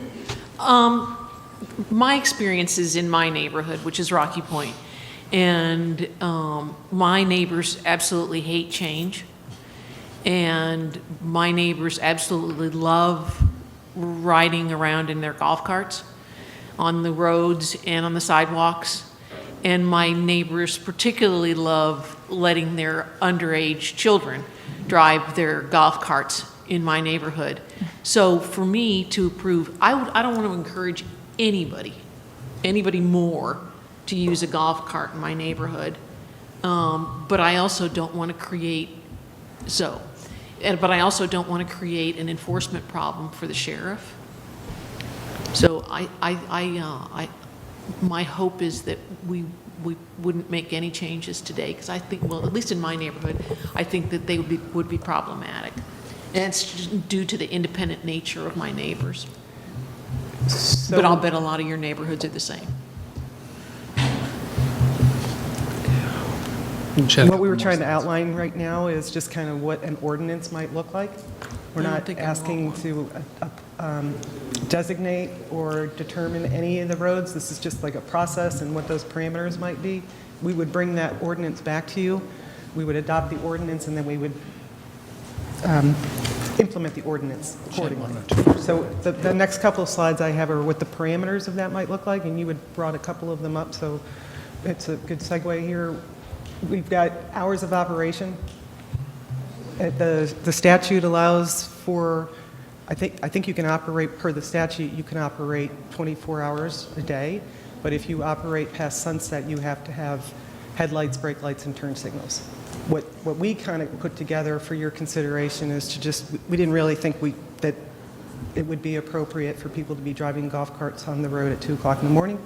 That was just our thoughts with the deputies. Probably not be good to be out 2 o'clock in the morning on anything. So we were suggesting, and again, this is all up for discussion and for your input. I would recommend 11 p.m. instead of 10. Okay. And then anytime, if you were going to operate it, rather than having a daytime and a nighttime golf cart, that it would be a golf cart, and it would have to be equipped with the headlights, brake lights, and turn signals. I think brake lights and turn signals should be used daylight hours or nighttime hours, or daylight, nighttime, that's right. And then not being operated under persons under the age of 16, so you don't have the younger children. Also operated on roads that are posted at 30 miles an hour or less, and in neighborhoods with no more than 4 access points to a major roadway. We had a lot of discussion about this because we thought Rocky Point, there are a limited number of ways to get in and out of Rocky Point, Dyer Point, and Lighthouse Point and Seagate Harbor. There's only one way in. We talked about Coral Gardens, only have a limited amount of access points. There are some neighborhoods that might be more difficult in different communities, but we thought 4 would be appropriate, because then we could put a sign in each one of those 4 entry points to say that anything beyond this is a golf cart community, and as you leave those 4 entry points or less, that we could sign it saying you are leaving that community. And I think it would be help the deputies to know that once they go by, they would see that is a community that is posted for golf cart. So 4 seemed to be the number we came up with. That, again, this is just what we're suggesting, and we're looking for your feedback. We'd be prohibiting from crossing a road posted at more than 35 mile an hour. If you were driving a golf cart, You could or could not. you could not drive across the road that had the 45 mile an hour. So you couldn't get Or anything higher than 35. Again, Stacy has hers up already. Stacy, or Commissioner Heather. I'm curious, because much of my district runs through the city of Stewart. What are the requirements of city of Stewart? I know golf carts are allowed, but I assume city of Stewart police enforces that. I don't think that they have to be tagged, but there are some requirements. They do, Commissioner. Have to be tagged? That's my understanding, is that they have to be tagged. So tagged, insured, basically like your slide. the low speed. And that's applicable on any city of Stewart road or neighborhood under 35 miles an hour or less? Correct. as we understand it. And I thought that they had a golf cart policy. They had golf They cart do. parking. But is that a golf cart or a low-speed vehicle? 'Cause For what, a Lisa? golf I cart can't hear doesn't- you. A golf cart does not have to be registered if we're talking about a golf cart. But I think they do have golf cart where they don't require the registration, but I'm not Oh, I don't know. positive. I can look. I thought they did, because when they went through this a couple of years ago, I thought that was the compromise, that they had to go to licensed carts.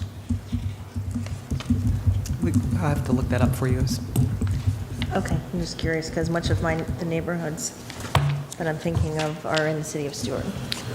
So Lisa, also, as we're talking through this, I mean, I think in my neighborhood, I've got multiple access points because we're not a gated community. There are a fair amount of golf carts that cruise up and through our neighborhood. A fair amount of them go to Publix, which means you have to cross a non-35 mile an hour street.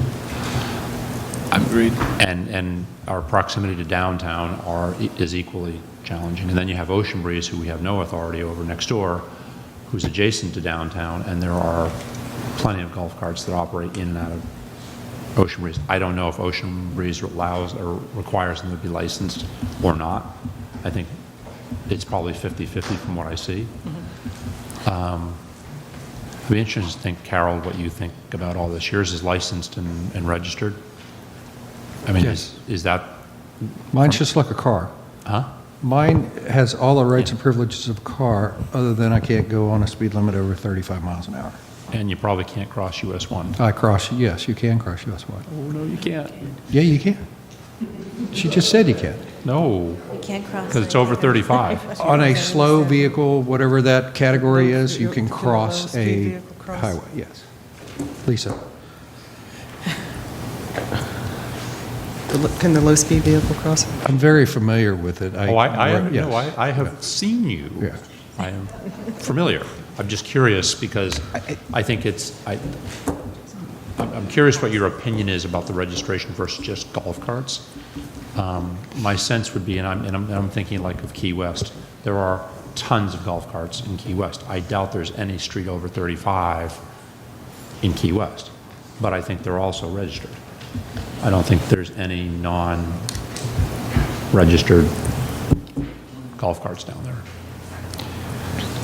My opinion, the reason I have a registered golf cart is because I had a friend of mine that did not have, and I always had a golf cart, never registered, always illegally driving on the roads.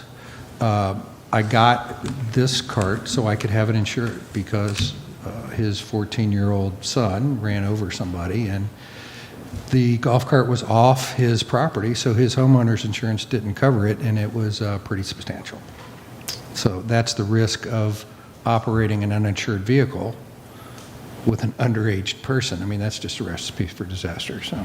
And I think the reason that we said that you'd be prohibited from crossing state roads or roads posted more than 35 would be so you're not driving an unregistered vehicle without a license on a road that's like Jensen Beach Boulevard. Right, but if you're licensed and registered, can you cross that state road? I believe the answer to that is yes. Yes. Oh, you can? If you're registered and you're licensed. I told you. If it's a Well, low-speed no, vehicle. I believe that. But not a golf cart. A golf cart. I smell in the essence of what sausage. we need to just distinguish. We're talking about golf carts that are not licensed this and was not gonna be quick. registered. No, impossible. So the low-speed vehicle is the registered golf cart. You can cross a state road and you can cross a county road that's above 35. In a low-speed registered golf cart. Registered vehicle. Yes. Okay. But not in a unregistered. I didn't hear that the golf- first go-around, that's why I was so Okay. curious. All right. Because our neighborhoods, that would be a huge problem. And then the other thing you get into on this voting side of this, how do you define a neighborhood? Well, that's why we suggested that you define a neighborhood as one that has less than 4 Right, access but points. my neighborhood has 20 access So points. in that case, that's why we're bringing it up. I mean, it'd be very hard. We looked at like Leilani Heights, and Golden Gate would be very difficult. There are communities in Jensen Beach that would be very difficult, but North River Shores, you might be able to do North River Shores. Well, even Zeus Park, right? I mean, is A1A, even though it's only 35, is that considered a major highway? The criteria is the road being, the speed limit being posted at 35. What we're saying is you wouldn't be able to operate it on a road that's posted at 30. Yeah, so A1A Or at you can 35 only operate would it on be, 30 or less. So you wouldn't be able to drive it on Dixie Highway if it was unregistered golf cart. You would be able to operate it in Rocky Point, and you could cross Horseshoe Point Road, but you wouldn't be able to drive it on Horseshoe Point. Does that make sense? That's based on what we're proposing. Because Horseshoe Point Road, Robertson, and some of those roads have posted speed limits 35, but most of the roads are posted at 25 or 30. Good luck. That's why we're here. You wanted to know parameters and what we thought, and so we put these together. I have another parameter for you. It has to be 35 miles an hour operated on roads. Berry Avenue in Palm City is 35. You wouldn't be able to get out of most of the neighborhoods. In Palm City, I think 35 is still, Ms. Christie. especially if you're registered and insured. I just wanted to follow up on Commissioner Hetherington's question. So in the city of Stewart, you have to register and obtain a decal. And that decal has to be visibly shown, and you have to show proof of valid Florida driver's license, a general liability insurance, and a golf cart inspection certification. And then you have to go through their police department. So they do talk about enforcement. They also, you have to have on the carts headlights, windshield, turn signals, and brake lights. And in addition, they make them put reflectors that are at least 3 inches in diameter on the back, 2 of them. Any mention in mile per hour, or is it 35 mile per hour or less? Yeah, he's, I don't see that on here. This isn't the whole ordinance, it's kind of like a FAQ sheet. They do talk about the alternative would be the triangular slow-moving reflector. I'd have to go to the exact ordinance to read the rest of it.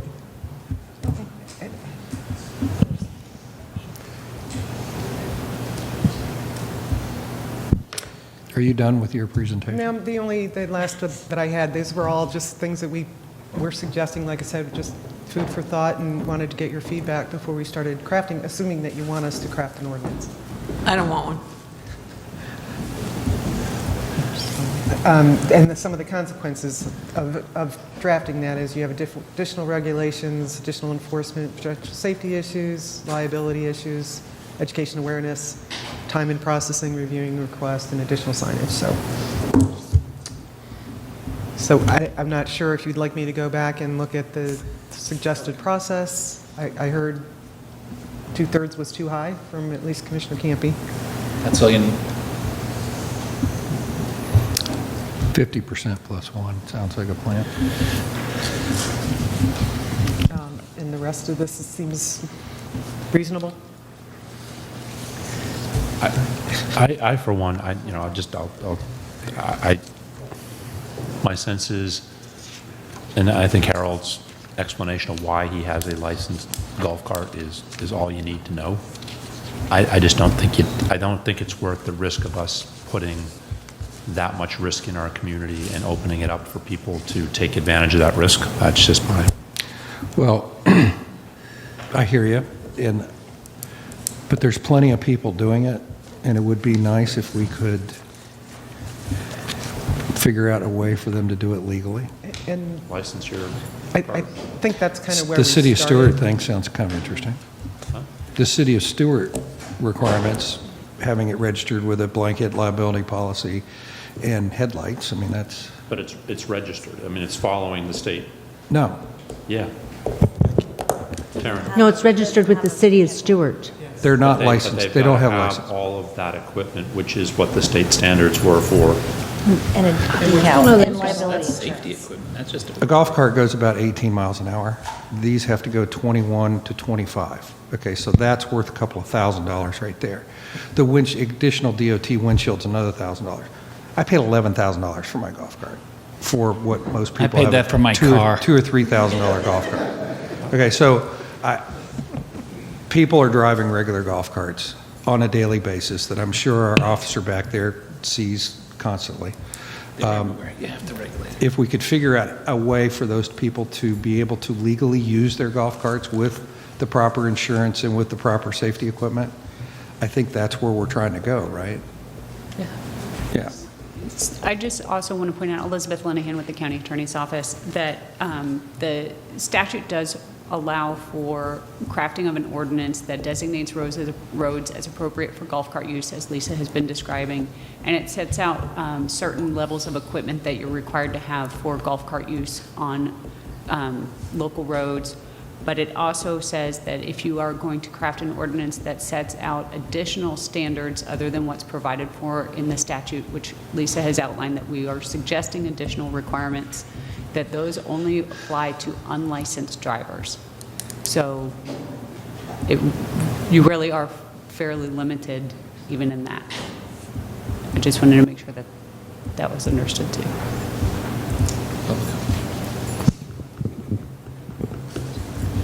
He's going to fill it out afterwards. You done? We have a man that's been prancing back there, ready to pounce. Would you like to speak, sir? I think he was the instigator of this Yes, whole he thing. I mean, the initiator. I guess I'll squat and hide my wife who's watching at home. She stopped watching about 45 minutes ago. She said she already went and put those 20 feet up on the tower. Yeah, okay. So, all right, thank you. So thank you, everybody, for your time. I know there's a lot of information that was just flying around there, but just to kind of recap, 3 months ago when I was before you all, kind of what started this is just in our community, Seagate Harbor and sister community Lighthouse Point, Palm City, we're a very unique situation where it's 2 associations, but we have county roads. There's one way in, one way out. It's all 25-mile-an-hour roads. We're bordered by the shores of the St. Lucie River, so there's no through traffic, nothing crazy is going on there. Golf carts have been used in the neighborhoods for decades, no issues. So there's been some misconception in regards to are they allowed, are they not, just based on historical use. So that's what started us to start digging and see what was allowed. And that Florida Statute 316.212, the safety requirements, as Lisa pointed out, is an option for us to legally use golf carts. So I'm here to advocate for safe neighborhood use of golf carts. I think if you're going to extend beyond that, then you do a low-speed vehicle like you have. I have one as well, so I can legally, it's plated, it's insured, I can drive wherever, you know. But however, my uses are different than other uses for people in the community. So I think it's a little bit too much to force everybody to spend all that money to do that, to drive around on other roads if their only goal is to go 6 doors down to their neighbor, go beat your buddy to go fishing in the morning. We're a waterfront community, so there's a lot of that, just, I don't want to use the word incestuous travel, but it's all just localized. Like I said, there's that one road in, one road out. In regards to the right part here, suggested parameters, we agree with those. I'm not here to advocate for a 13-year-old driving around. Good to hear. Yeah, so that's not, I'm here for the majority of who would be benefiting from this, which is law-abiding adults, responsible. And when we saw the report come out and heard that this would be coming up today, we do have our board president and the other association here as well. We've already done some voting, some preliminary work on this one. Beyond preliminary, I'll let Derek speak to that in a little bit here, but spoiler alert, the residents are really in support of this. I'm sure I'm missing something else, but that's kind of what started this whole thing. So, and my assumption was it was going to be based on a one-off communities who have to show that they're in support of it, meet these requirements for access to roads and certain things like that, which I think that was the spiritual intent of the statute. Our community fits into that 100% in regards to. Do you have an objection to some type of blanket liability policy on these golf carts, which cost a couple $100 a year? I'm a risk guy, so I like insurance. However, I don't want to be the guy who imposes that on everybody. I don't know what the right answer there is, so I don't want to leave that to us. I don't want to be put on the Yeah. stake back at the neighborhood. Okay, thank you. Now what? Well, you got a couple And more Commissioner folks. Heatherington, I did look at the city of Couple more. Stewart, the exact ordinance. They don't have any speed limit restrictions, but they do have specific roads that only you can travel on. So I think that's how they limit that speed limit restriction is. They've defined exactly. They've defined about a dozen streets that are acceptable. Unless they get permission from the county to do So otherwise. truly, it's not the entire city of Stewart, it's maybe confined to like a downtown. Yes, ma'am. Yes, ma'am. Okay, so I'm trying to think of Stacy, a you want- neighborhood like Windermere. Stacy. That's- You got to talk into the mic. Oh, a neighborhood like, I don't know, is Windermere in the city of Stewart? Yes, it is. So would that not be applicable for that neighborhood? Not because it says it's only allowed on these streets and it's prohibited on some of the other, like US 1 and some of the other major thoroughfares. Go ahead. Not to interrupt, but there is, I looked at it too, there is though a section for, is Windermere gated? And No. if it's, so. if it, And it's half city, half county. okay. I was thinking, there's some discussion of gated communities and private roads, that's in the city of Stewart's ordinance that allows that. Private alleys, private right-of-ways. And just to reiterate, we're talking about county roads Right in now, this yeah. ordinance, not any private or gated communities. Oh, I see. Yeah. Good point. Sir, state your name for the record, please. Afternoon, Commissioners. Derek Ottaviano. I'm the president of the Seagate Harbor HOA. I'm also joined by a few other members of the community, as well as the other president and vice president for the Lighthouse Point HOA.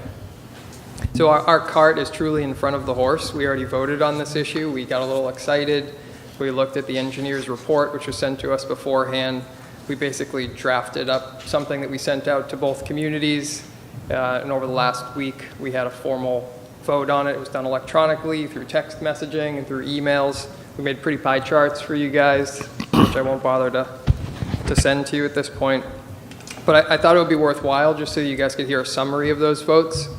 I think the issue is well defined. Everybody here has a good idea of what we're trending towards and what we're trying to vote on, which is the legal use.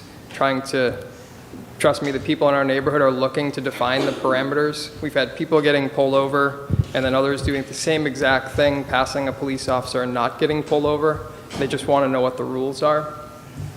So let me just run you through the vote. I think it's pretty compelling. Out of 402 total occupied lots, 217 people chose to vote, and 95% of those 217 voted in support. Right, so it's a pretty overwhelming sentiment that the people who are going to vote are going to vote in favor of this. Right, we had a total, basically, of 12 people who voted against this. And most of those people had some pretty specific reasons, maybe even past accounts or histories that compelled them to vote in a particular way.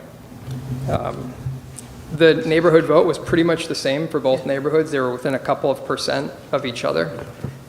So, I mean, I agree wholeheartedly that 2/3, right, as president of the HOA, we've never seen a 2/3 turnout for respondents. We've never seen a turnout this high from any vote we've ever had. This is the highest turnout of voters we've ever seen.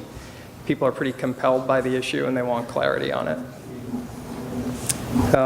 So I think that's it in summary of the vote. We would also agree that something that was, majority vote, 50 plus, makes a lot of sense as well. The other things that people have noted in their voting responses that they were accepting of the age 16 and even noted, why not make it just a licensed user? If it's 16, that's pretty much licensed anyway, so why don't we go ahead and say it has to be a licensed user. It makes it easier for the police to enforce the golf carts versus trying to ask if someone's 16 before they potentially even have a license to show. Other than that, the only other thing that was brought up from people was that they also would have liked to have seen the 10 o'clock moved up to something later than that, because a lot of people who are transporting themselves from one house to another, sometimes after a day out at their neighbors, a lot of times that's 11 p.m., midnight, and so on. So just some thoughts of the community. Thank you. Yeah. Commissioner Campy. Thank you. Let's try to land this plane if we can.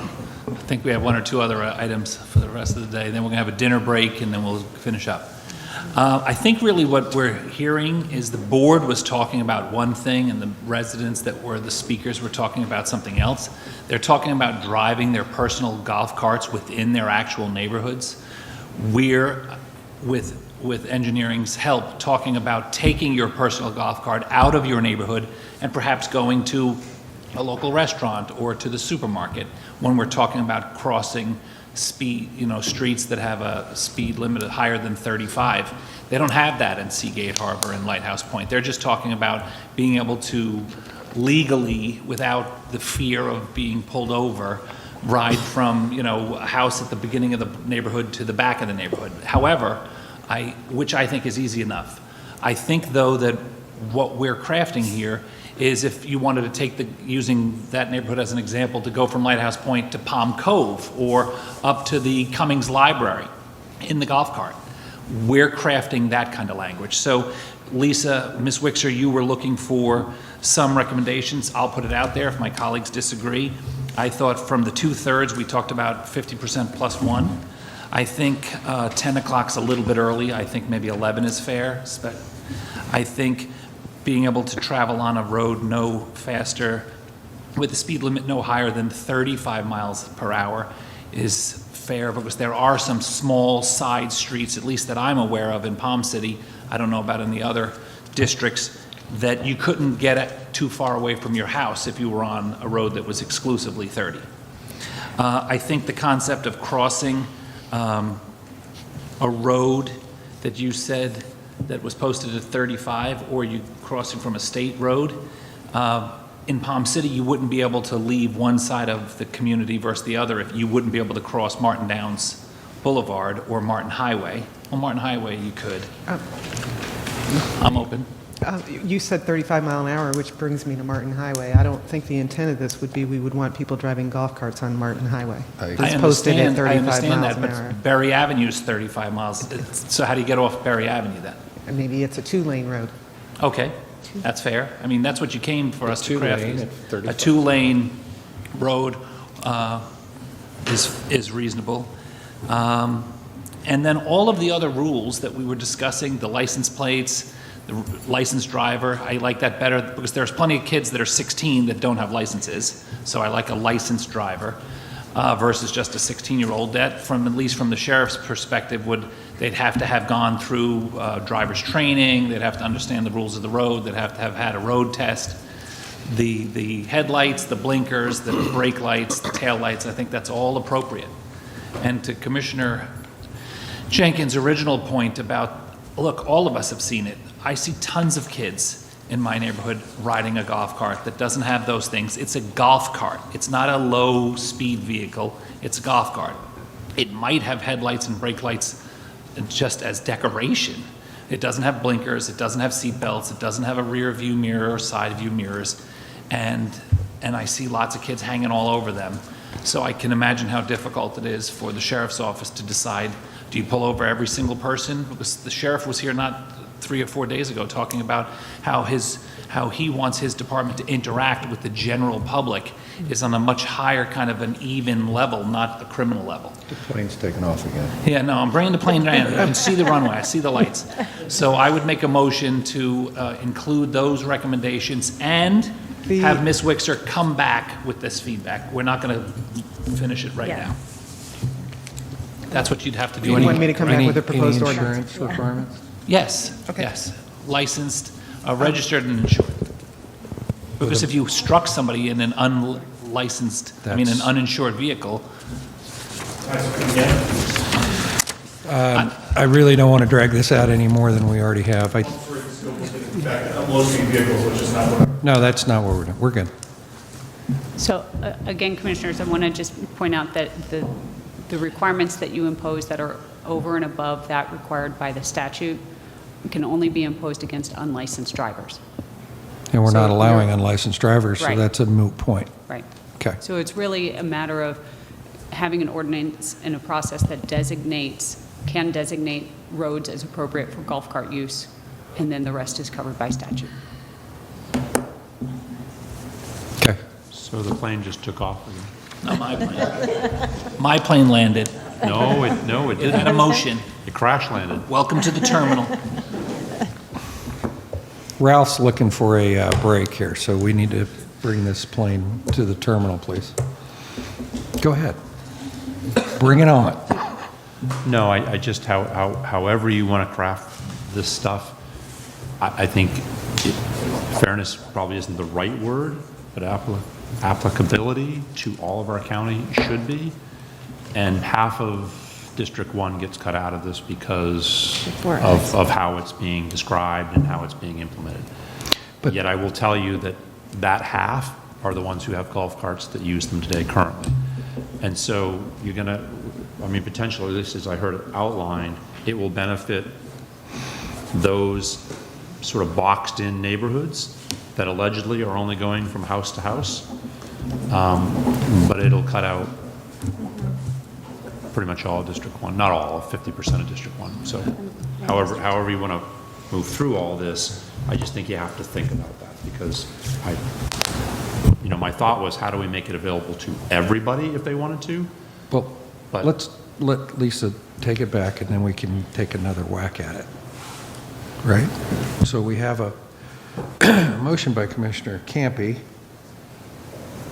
Well, all those things can't be done from what they just described. She was shaking her head. I thought that's where we were going. That's why I thought the plane did. No, that was only if you were adding additional criteria to the state ordinance. So the time frame being, ending at 11 p.m. would not apply, and the equipment would be as is outlined in the statute, that if you're running in the daytime, it's certain equipment. If you want to run at night, you need additional equipment. But the process that we're talking about is, picking those roads, and how do you pick those roads to designate them as appropriate for golf cart use? So the petition process, whether the roads are, like we were suggesting, they're in a neighborhood where there are limited number of access points, so that you have less through traffic and less higher speed traffic for safety purposes. Yes. You're not on the mic. Please land this plane. No, I'm not going to support this, but if you do go through with this, tell me about the 50% plus one. Let's say theoretically we've got a community in which there are 100 homes. What kind of response rate do you have to have? Is it 50% plus one of 50%? Yeah. Or is it if 20% respond and 11 of them say yes? So I'm just trying to get an idea of how you're going to be. That would be 51 property owners. One representative if you had 100 homes. Okay, so you'd have to have at least 51 ballots returned. The way I understand it, if it was 200 homes, you would need 101 people Yeah, but supported. Lisa, not everybody answers.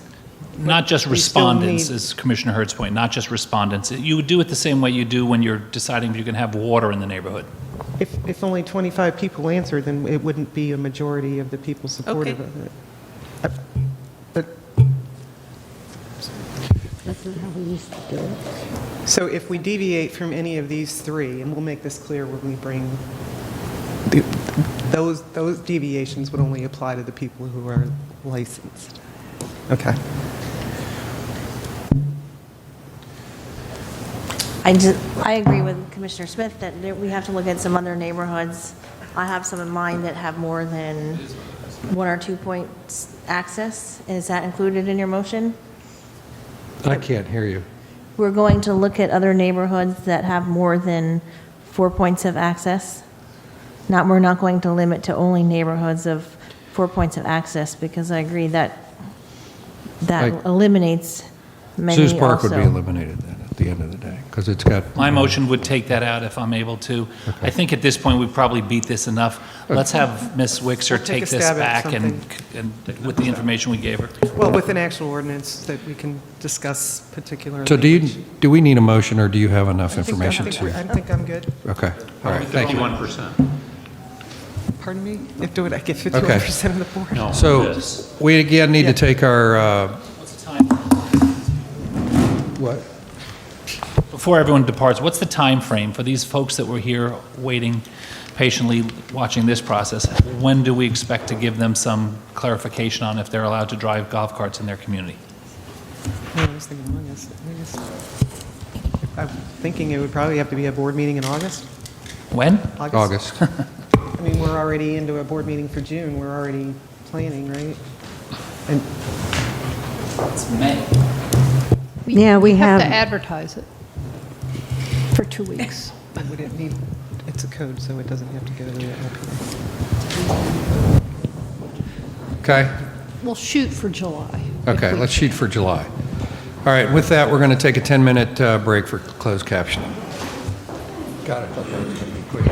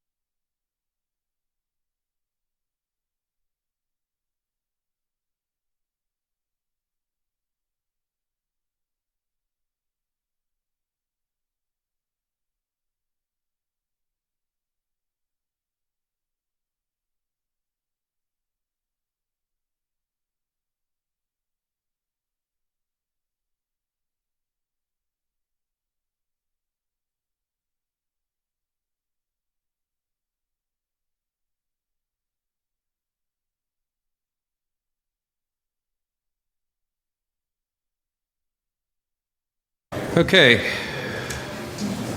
We are Department Quasi Judicial number 2. Request for approval for the First Amendment to the Cove Royale Planned Unit Development Zoning Agreement and Phase 1 Final Plan. This is quasi judicial, so ex parte, Mr. Smith. They're filed. Commissioner Heatherington. If any, they've been filed? I don't think I have any, but if I have, they've been filed. Same, I don't think I've had any. Same. Okay. All those testifying, please stand and be sworn in. Raise your right hand. Do you swear or affirm that the evidence you're about to give will be the truth, the whole truth, and nothing but the truth? Okay, and all the notices and your... None required, sir. Oh, okay. And I think I got it, right? Okay, good. Thank you, Chairman. Good afternoon. Once again, Pete Walden with the Growth Management Department. I'd like to start by entering the agenda item summary along with the staff report and a copy of my work history into the evidence as Exhibit 1. And, yes, sir.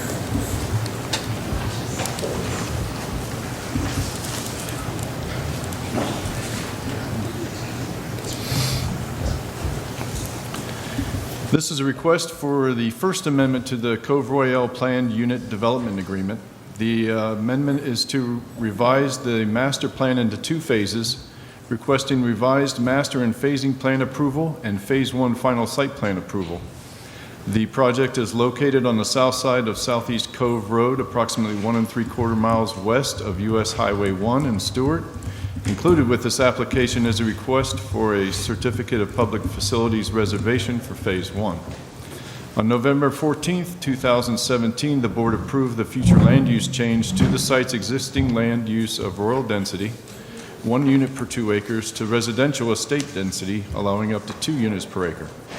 The project received PUD zoning and master and final site plan approval on March 26, 2019, for a 118-unit detached single-family residential project.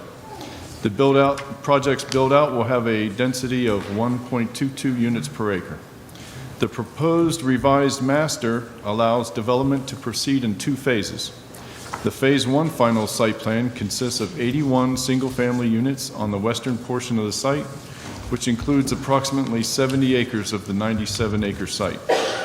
The original site layout, PUD requirements and conditions, and public benefits still apply to the project. The amendment is solely for phasing the project development. Development review staff have reviewed the application and find it in compliance with applicable regulations. There are no unresolved comprehensive growth management plan or land development regulation issues associated with this application. Therefore, staff recommends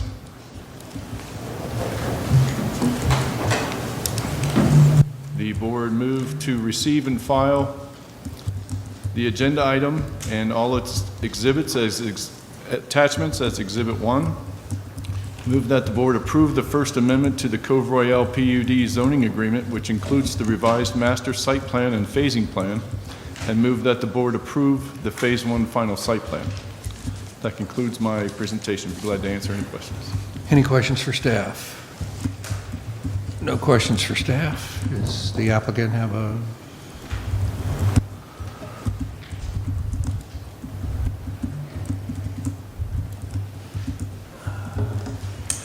Good afternoon, Mr. You need Chairman. to maybe wipe the mic down, please. Yes.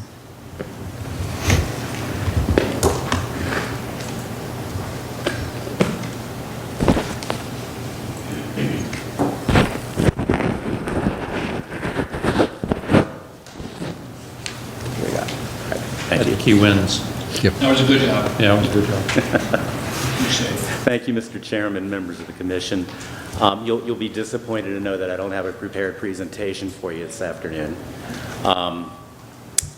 Just to highlight what Mr. Walton just said is this is the same project you guys approved roughly a year ago. Can you do 2 things? One, state your name for the record, and second is maybe speak up a little bit. I apologize. My name is Jeff Evans, representing the developer. I'm a land use planner. And you've been sworn in. I have been sworn in, yes. And Anyway, I would like to thank Pete for all the help and assistance in getting this to you this time.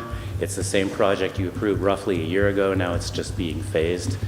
And otherwise, I would just be glad to answer any questions the commission may have. Okay, any questions for the applicant? Seeing none. Thank you. Any public comment? If not, I'd move staff's recommendation. Okay. We have a motion by Commissioner Smith. Second. Seconded by Commissioner Campy. All in favor? Aye. Aye. All Aye. opposed? Motion carries unanimously. Well, easiest one of the day, apparently. Yeah. Okay, shall we go to Joan or should we go to CRA? Jones. Let's go to Joan. Let me find Joan. Which one is Joan? Department 4, it's my agenda item. Department 4, proposed ballot language for reauthorization of economic development ad valorem tax exemption. Ms. Woods. Yes, Mr. Chair, on February 25th of this year, following a presentation by the Business Development Board, the board unanimously directed staff to draft language for a proposed referendum to reauthorize Martin County's economic development tax exemption program, which will expire on August 24th of this year. The referendum may be placed on the ballot for the August 18th primary election or the November 3rd, 2020 election. Since the last time we approved it, and I'm not going to read all of it, the statutory language, the required ballot language has changed. So there's, as you'll see on the screen, there's a certain language that has to be included in any referendum. That leaves us with there's a 75-word maximum for the ballot language for a referendum, as well as a 15-word title maximum, which the statutory required language is 45 words, so there's only 30 words that are discretionary for the ballot summary. So the proposed ballot language, which meets the statutory requirements, is as follows. The title is proposed as the Economic Development Incentive Ad Valorem Tax Exemption for New Businesses and Expansion of Existing Businesses. And the ballot summary would read as follows. These exemptions would provide economic incentives assisting new or expanding businesses that will have a positive economic impact on Martin County's economy. Exemptions don't apply to school or city taxes. And this is the required language. Shall the Martin County Board of County Commissioners be authorized to grant, pursuant to Section 3, Article 7 of the state constitution, property tax exemptions to a new business and expansion of existing businesses that are expected to create new full-time jobs in Martin County? Yes for the authority to grant exemptions, no for the authority, against authority to grant exemptions. I've attached a resolution. Our recommendation is that the board approve the suggested ballot language and approve a draft resolution which is attached, which directs the supervisor of elections to place the referendum on the August 18th, 2020 primary election ballot. As an alternative, should it be the will of the board, we could place that language on the November 3rd general election ballot, and I'm happy to take any questions. Any questions? No questions.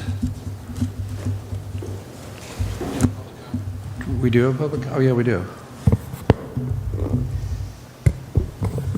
Joan, would you like to say something? I think she just got here. Yeah. Sorry this has taken so long.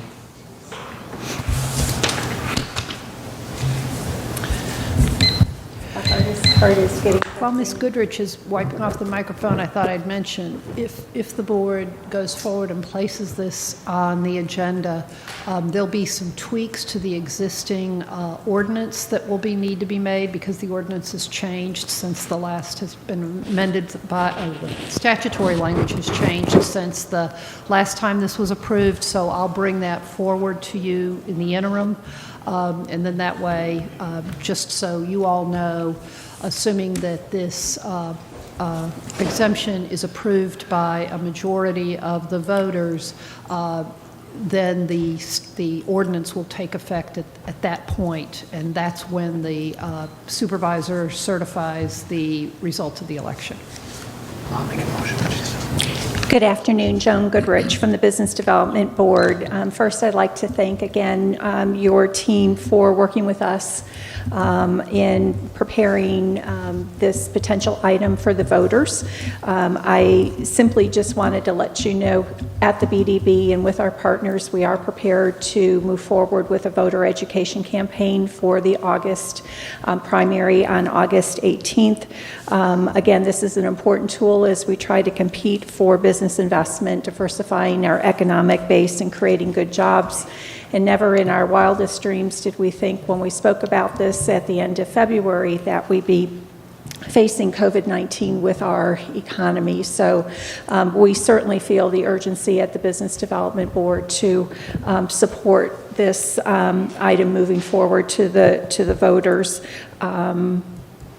And we think it's best in August, where I would believe that this item, which is a local item and a local issue for our local voters to consider, could be overshadowed if we were to wait until November. So we support this item moving forward in August. Thank you. Good. Commissioner Campy. Thank you very much. I agree with what Ms. Goodrich said, that this is being renewed. It's set to expire in August, and we hadn't had a lot of use for it, but I think it's a valuable tool to have at our disposal should we need it. We are constantly competing regionally and throughout the state of Florida, if not nationally, and now with the coronavirus, with all of the talk and information about stimulus dollars coming from Washington and potentially from Tallahassee, I think it's important that we have an option to show our local businesses that will be coming back from struggling through this, in most cases, that we have some opportunities to support them if they are able to increase and enhance their existing businesses here, or if we have the opportunity to bring someone. Most of our surrounding competitive communities have these tools in place already, and I think it would be vital, so I would be my pleasure to make the motion to add this to the ballot for August. Thank you, sir. Second it. Okay. We have a motion by Commissioner Campy, seconded by Commissioner Heatherington. Any public? Any further discussion? All in favor? Aye. All opposed? Motion carries unanimously. Thank you. All right. Now, let's move on to an item continued from our last meeting, our public hearing, quasi-judicial number 3, second public hearing to consider the adoption of an ordinance that establishes Article 12, Division 4, the Old Palm City Community Redevelopment Code, and amends the zoning atlas. It says Irene, but Susan will introduce it. okay, but you're in charge. It says right here. Yes. What's the number? PH2J3. 3. Good afternoon, Mr. Chair, Commissioner Susan Corres, Manager, Office of Community Development. Oh, sorry. Yeah, I'm sorry. Boy, I was doing so good with that, too. Any ex parte communications, Commissioner Smith? No. And they're filed. Okay. Commissioner Heatherington? If any, they've been filed. And all of mine have been filed. Commissioner Campy? Yes, I've had some that have been filed. Mine have been filed, too. Okay. With that, everybody stand that is going to be giving testimony and be sworn in. Are you ready, please? Do you swear or affirm that the evidence you are about to give will be the truth, the whole truth, and nothing but the truth? I do. Okay, any notices and/or other such things been filed with the clerk? Yeah, it's all done. Thank you. Again, good afternoon. Susan Corres, Manager, Office of Community Development, for the record. As we continue to proceed under the recently effective Article 12, Division 1, we require only one ordinance for the adoption of the land development regulations and the amendment of the zoning atlas. So, just to remind you, one item reviews both the proposed adoption of Article 12, Division 4, Old Palm City redevelopment code and the proposed amendment of the zoning atlas to assign the Old Palm City redevelopment zoning district. The staff report today was prepared by Irene Settlemyer, Growth Management Department, and the agenda packet that was given to staff here includes a copy of my work history and the Settlemyer's work history, as well as documentation of public notice. The public was notified via community signage, advertisement in the paper, and 1,920 letters were mailed to residents inside the CRA boundary and 1,000 feet outside the boundary. The Neighborhood Advisory Committee, the CRA Board, the local planning agency have all unanimously voted to recommend to move this item for your approval today. Important to note that staff has worked tirelessly with engaged individuals in the Old Palm City CRA to construct land development regulations that are in concert with the community's vision, as shown in the Community Redevelopment Plan. The proposed LDRs embrace both public input and solid planning practices that we believe result in the best potential for success. Presenting today's item is Mr. Dana Little, Urban Design Director of the Treasure Coast Regional Planning Council, and Martin County Growth Management staff and legal staff are here to assist with any questions that you might have. Good afternoon, Mr. Chair and members of the Commission. My name is Dana Little, Treasure Coast Regional Planning Council, Urban Design Director. Forgive me for sitting. Normally I'd be standing at your dais, or excuse me, at your podium, at your lectern. But this is a better way for me to go through the slides. And thank you again for having us here. It's been a while since we saw the first presentation of the Old Palm City LDR revisions. This is the second public hearing for that establishes Division 4, which is Old Palm City. The LDRs becoming now part of Division, or part of Article 12. Efforts to date, as you know, we started in August of 2018, so we're rapidly approaching our 2-year anniversary. To date, this slide hasn't been up to date, but we've had 31 public meetings, 18 of which have been evening meetings, and we've done over 100 individual interviews with residents, community members, and business owners. This is our overall schedule. For obvious reasons, we have slipped a little bit. Old Palm City, you may recall, was supposed to have been adopted, or we had planned to get it adopted on February 18th, but we actually, as a team, requested a continuance. We had some questions from members in the community that we wanted to spend some more time with to go through the code and make sure that we were addressing as many of their concerns as possible. And then, of course, we've had at least one, I think 2 continuances due to COVID-19. April 21st was when we were supposed to have been here last time. Of course, here we are today, May 5th. All of the green boxes are public hearings or board meetings that have already been conducted and have moved forward. You'll be hearing about Hobe Sound and a little bit, hopefully, this evening as well. As Susan mentioned, the majority of the changes of the code are rooted in what was the original community vision. When we started this 2 years ago, we actually asked, do we need to go back and revisit the vision of the community?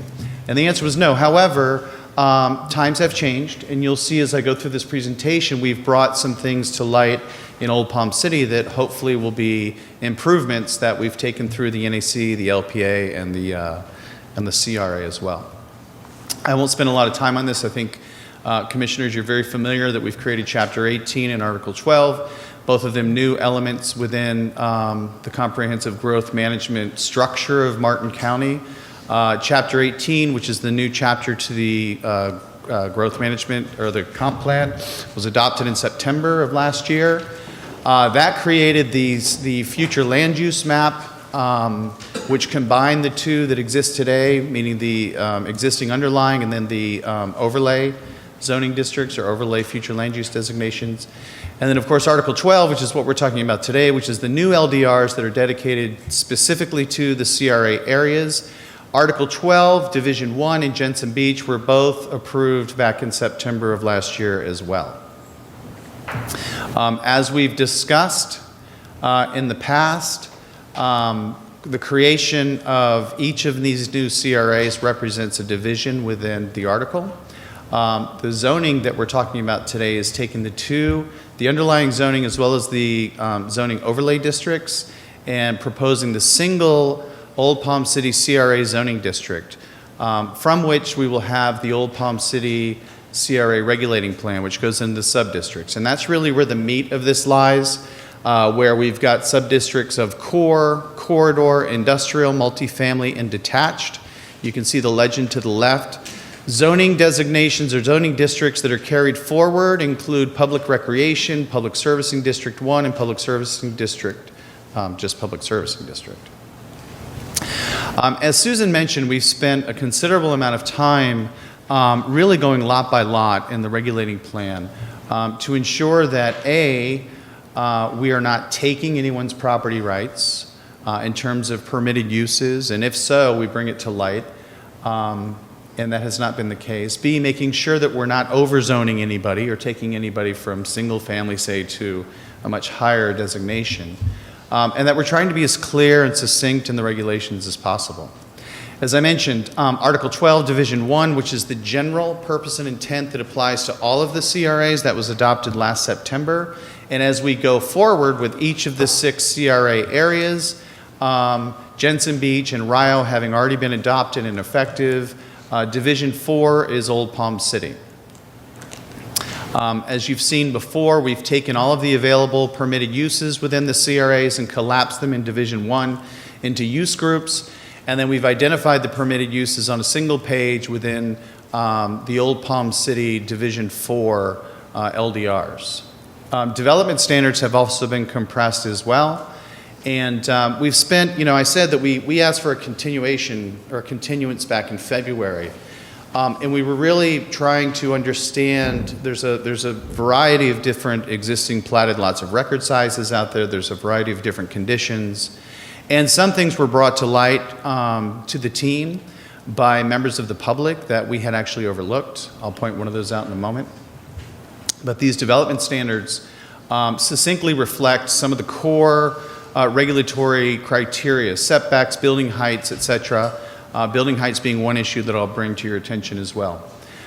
Some of the changes that have occurred in Rio, for instance, because the industrial area was in the mixed-use overlay, we permitted residential as part of an industrial zoning district. So we did the same thing here in Old Palm City to be consistent. One of the anomalies, I think, if I can use that word for Old Palm City, is that the entire CRA area was allowed to go up to 3 stories, except for Map Road, which is the identified main street, which is getting millions of dollars of improvements. So we went back to the NAC and we provided some, I think, educational images, if you will, to show what the right-of-way is, what the building widths are. This is a rendering of what the future Map Road streetscape could look like. And so the recommendation is that Map Road actually go to 3 stories as well. 3 stories and 40 feet, which is consistent with the other core areas and the other CRAs. And that has been looked favorably upon from the NACs, the CRA, as well as the LPA. Like the other CRA areas, we have a whole palette of building typologies. This shows the building types that are permitted. This is one point that I wanted to bring to your attention because in the first reading of this, townhouses were not permitted in the detached areas. The detached areas, the overall sort of primary, I'm going to go back for just a quick second. Sorry, because this is important. Detached are the light tan areas that you see the bulk of the land that is detached. In the first reading, did not permit townhouses. However, we asked for the continuance because it was brought to our attention that townhouses are actually, as a building type, permitted today. And that would actually, and we spent considerable amount of time internally with staff, your legal staff, planning staff, and it was determined that we needed to keep that in there because that could be considered, it could be legally challenged as a taking potentially. So that has been put back in there. However, we've adjusted some of the existing requirements for townhouses so that they would be more appropriate within that single-family context. The different building type standards, as you know, individual types per page, frontage standards. One of the things that's important to note here is that in Old Palm City today, there are porches that are required on all single-family houses. Now, you might hear that we have increased the requirement for the depth of a porch from 5 feet to 8 feet. However, we've also removed the requirement that porches even are provided. These are the frontage types. So within the detached neighborhood areas, the detached sub-districts, no frontage types are required. So that's actually a reduction of a requirement that exists today.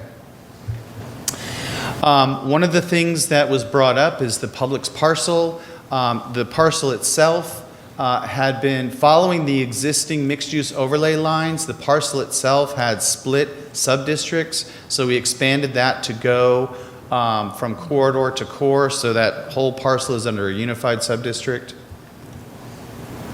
The regulating plan, since we saw you in December 17th, we had pocket park designations, but we were asked to remove those because those may have implied that that was an obligation to actually build those on behalf of the CRA or the county. So those live somewhere in the CRA, but they're not actually part of the regulatory map. Something that was brought up to our attention also, a note regarding side yard driveways was deleted from shop fronts and mixed-use buildings. That was confusing. There was an omission regarding required landscaping around vehicle use areas fronting local streets. That was also corrected. And the use groups permitted in Old Palm City sub-districts was amended to permit construction services in the detached sub-district if the use was established prior to the effective date of this ordinance. There are a couple of conditions where there are businesses that have been in place. You may recall there was a public comment to this on December 17th of an air conditioning business that's in a residential area that's been there since the 80s.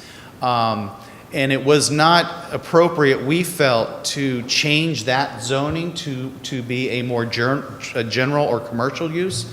But we did provide a caveat so that if those businesses have been existing, they are permitted to continue existing, not as nonconformities.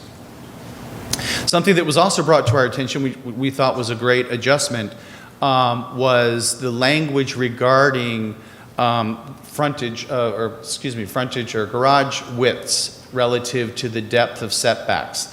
This is kind of getting in the weeds, but right now you're required to step back 5 feet for a garage door from the primary face of the building or the porch.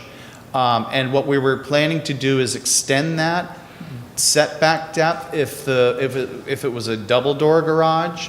Trying to make the garage doors be a less prominent feature on the street.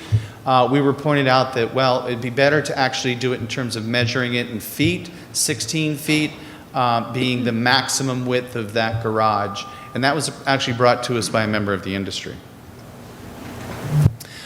So finally, our recommendation is that the board receive and file the agenda item summary and all the attachments and move that the board adopt the attached ordinance creating Division 4 Old Palm City CRA Code of Article 12, Land Development Regulations, amending the zoning atlas to assign the Old Palm City redevelopment zoning district and to make other changes for consistency with the future land use map and repealing Section 3.265 Old Palm City Community Redevelopment Area Land Development Regulations. And as a team, we are here to answer any questions. Thank you.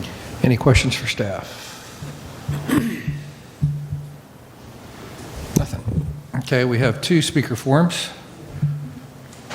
Jessica Lemaster.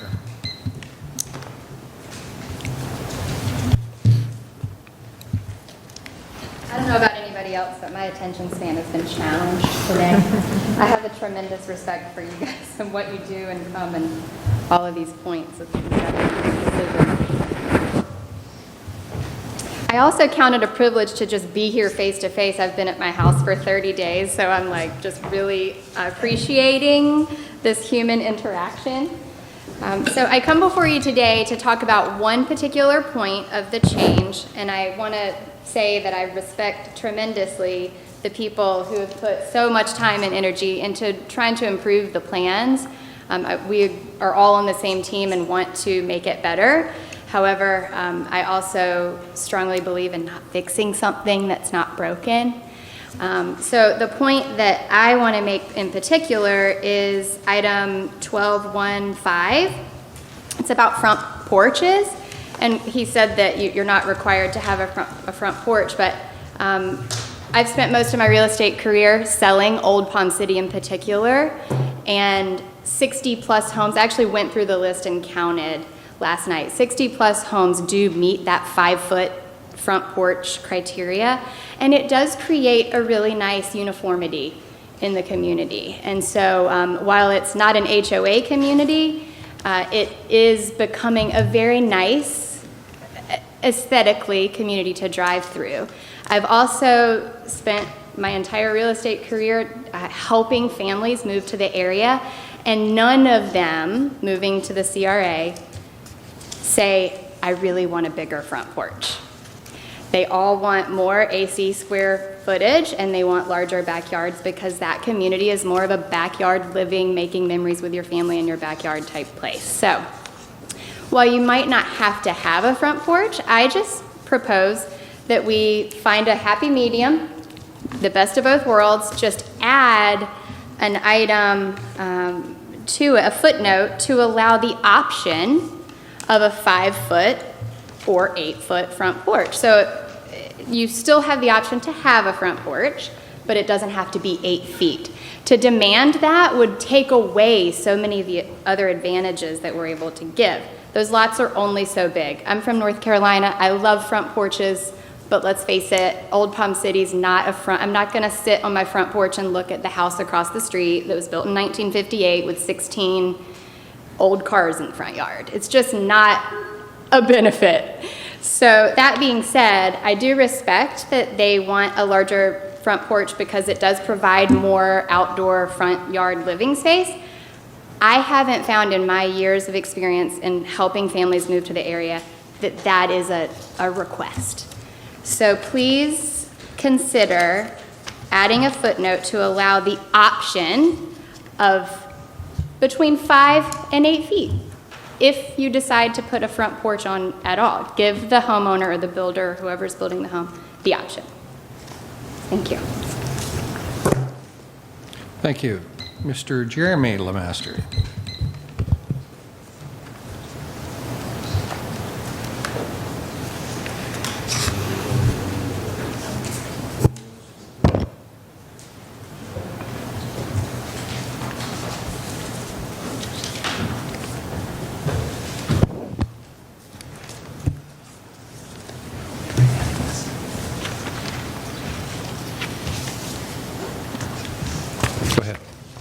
Go ahead.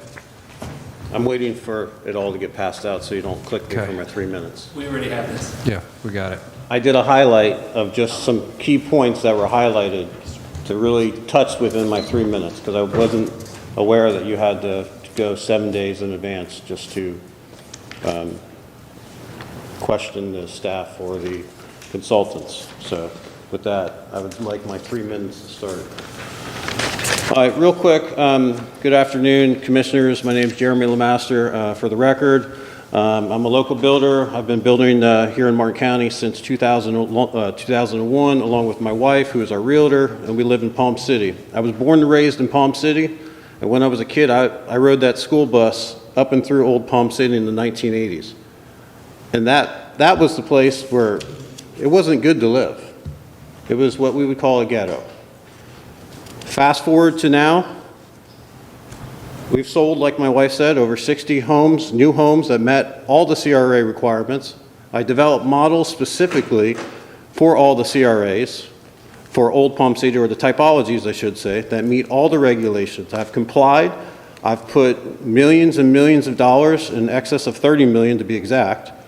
I have handed out to you guys the Exhibit A for your review with 4 sticking points that we've tried to fix with staff, and we're not there yet, and I'm told that if we do get there, we'll do it after this is approved. Okay? There is multiple points from the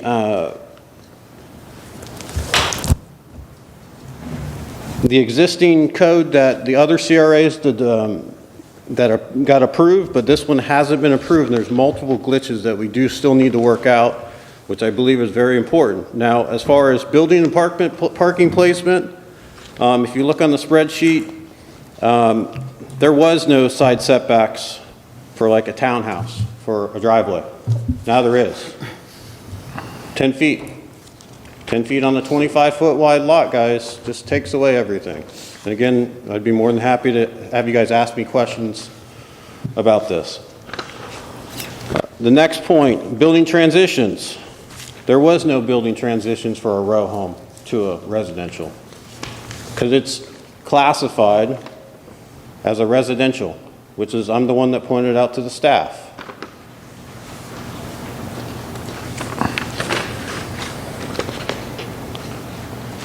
There's a new language in there that requires a 72-inch or 6-foot-high masonry wall between multifamily, residential, and mixed use.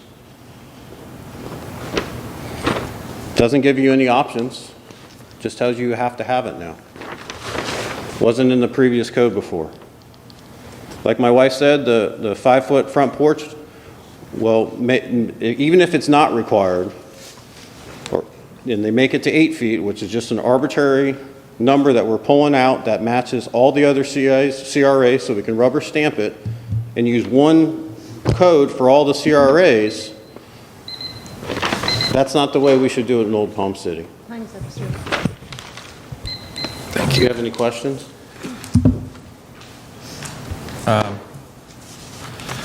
Brian Balks. Balks.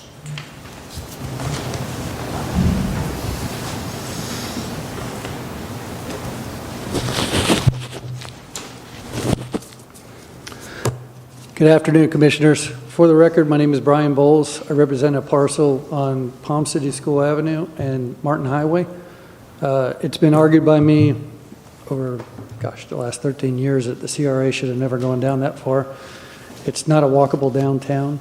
That being said, I'm not trying to get out of the CRA or anything. I have met with Treasure Coast Regional Planning Council. I've also met with staff. I appreciate all the work that they've done. The rules that have been in place for 13 years, which everybody's told me, yes, we are in a CRA, but we are here today because the rules did not work. They were very inconsistent. That's 13 years of inconsistent rules. So I appreciate that they're redoing the rules today, but I don't want you to make a mistake and have another 13 years of wrong rules. Now, I'm not here to go against anything they have. I don't believe that there's going to be any improvements budgeted for Martin Highway in the next foreseeable future. All I'm really asking is that they give the developer or builder the leeway on industrial property only, which I believe there's only 2 industrial parcels in the whole CRA. One is mine, which is a long frontage on the road, and the other one is Awareness Technology, which is already developed, which does have parking in between the building and the street. So all I'm asking is that you can approve these rules, but if you would allow the builder, or at least the industrial parcel, to have the ability to put the parking in between the building and the street, maybe not all of the parking, but it could be buffered by landscaping or a privacy wall. Just don't make the regulation of the parking to have to be all in the back. We don't have any alleyways. As you guys talked about during the golf cart scenario, I heard you guys saying that you didn't want a golf cart to go across Martin Highway. Well, if a golf cart can't cross Martin Highway, how are we going to treat Martin Highway like a walkable downtown? So I would ask that you give consideration for the industrial parcel to be allowed the option to put the parking in between the building and the street. And we will still be agreeable to work with staff and try and develop a nice project. Thank you very much. Okay, that was my last speaker forum on this. Is any other you would like to talk, Mr. Campy? Well, I'd like to address some of the issues that we heard and get some feedback. Okay. I don't know if it'll be Mr. Little or Miss Corus or who it might be. First off, I appreciate this process. You know, as those of us that are involved understand how this is working, but for the folks that are just tuning in, there are 6 different CRA or neighborhoods throughout Martin County, and quite a while back we had engaged the Treasure Coast Regional Planning Council to review all 6 to create some kind of continuity, to streamline some of the details, make it a little more organized. It's something that's been thought about and dreamed of for years and years and years. So although the neighborhoods and the CRAs have an individual kind of character to them, there has to be some consistency. Otherwise, folks that are willing and able to work within the Hobe Sound CRA or the Jensen Beach CRA would then have a difficult time jumping over to potentially the Palm City. So if there was some consistency. So I'd like to first off thank Mr. Little, and I know Jessica, who's a new mom, correct? Correct. Yes, you guys have worked tirelessly and I think very efficiently and effectively going through step by step. What number is Palm City? What's the order that you're working in? Palm City would be the 3rd for adoption. So it was Jensen, then it was Rio. Jensen, Rio, Palm City. However, Hobe Sound is catching up, just so you know. Right. And so we're 3rd, and we've processed through some of this. And so from the commissioner's point of view and the staff's point of view, we've seen these presentations before. And like I said, there is some thankful consistency. Now, I know that when you got to Palm City, that there were some unique situations. And you had mentioned it in your opening remarks, Mr. Little, about how we have continued this a couple of different times, because there was some very legitimate feedback from a multitude of residents. I've sat in most of our NAC meetings where a lot of this information was originally presented and vetted, and you took community feedback and NAC member feedback, and then you went to the CRA board itself, which is made up of a representative of all of the NACs, and took community feedback and board feedback, and then tweaked it again. And then you went before the LPA, the local planning agency, and took community feedback and board feedback. Am I correct? Absolutely. Thank you. And then even beyond that, I know that both Mr. and Mrs. Lemaster, who have done remarkable work in Palm City, a lot, if not most, a large percentage of the new homes that residents of Palm City, when driving through Cornell and the numbered streets and Sunset and other areas, would realize were products of the Lemasters. So I give them a lot of credibility and credit for continuing to improve the neighborhood. When you were mentioning changes that were brought to your attention and staff's attention that were reasonable and appropriate tweaks or concerns that were then negotiated and gone back over, those, not all of them, but several of them came from Mr. Lemaster. Would that be correct? That's correct. And Mr. Bowles as well. Yes, both. And I've had the opportunity, I know both of them, the 3 of them, if you will, very well. And so I just wanted to run through, and I asked Ms. Corus the other day, because even when we postponed the meeting, and Mr. Lemaster was here at our last meeting before we postponed all the public hearings, and had an opportunity to just speak, and there was more concern that he had, that even as we were getting close to the finish line, he still had questions. And since that last meeting, you've had an opportunity, although under COVID circumstances, to meet again, correct? That's correct. How long was the meeting? was it about an hour and a half? That's fair to say? Yeah. Okay, so in case you didn't hear that, it was 90 minutes.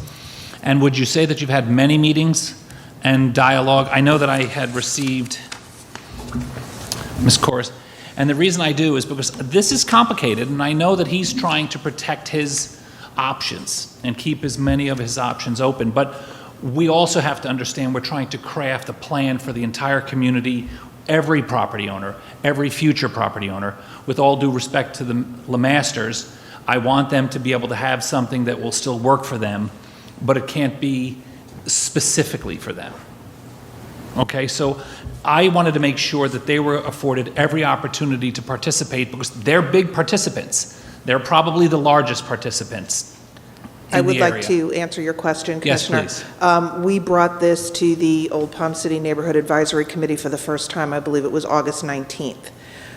From August 19th to November 18th, I believe was the second meeting, we made a Herculean effort, frankly, to talk with every single business owner, property owner, engaged individual, NAC member, anybody that wanted to speak with us were then scheduled to talk with Dana and Jessica at the Treasure Coast Regional Planning Council office. We reached out to Mr. LeMaster several times. We have emails.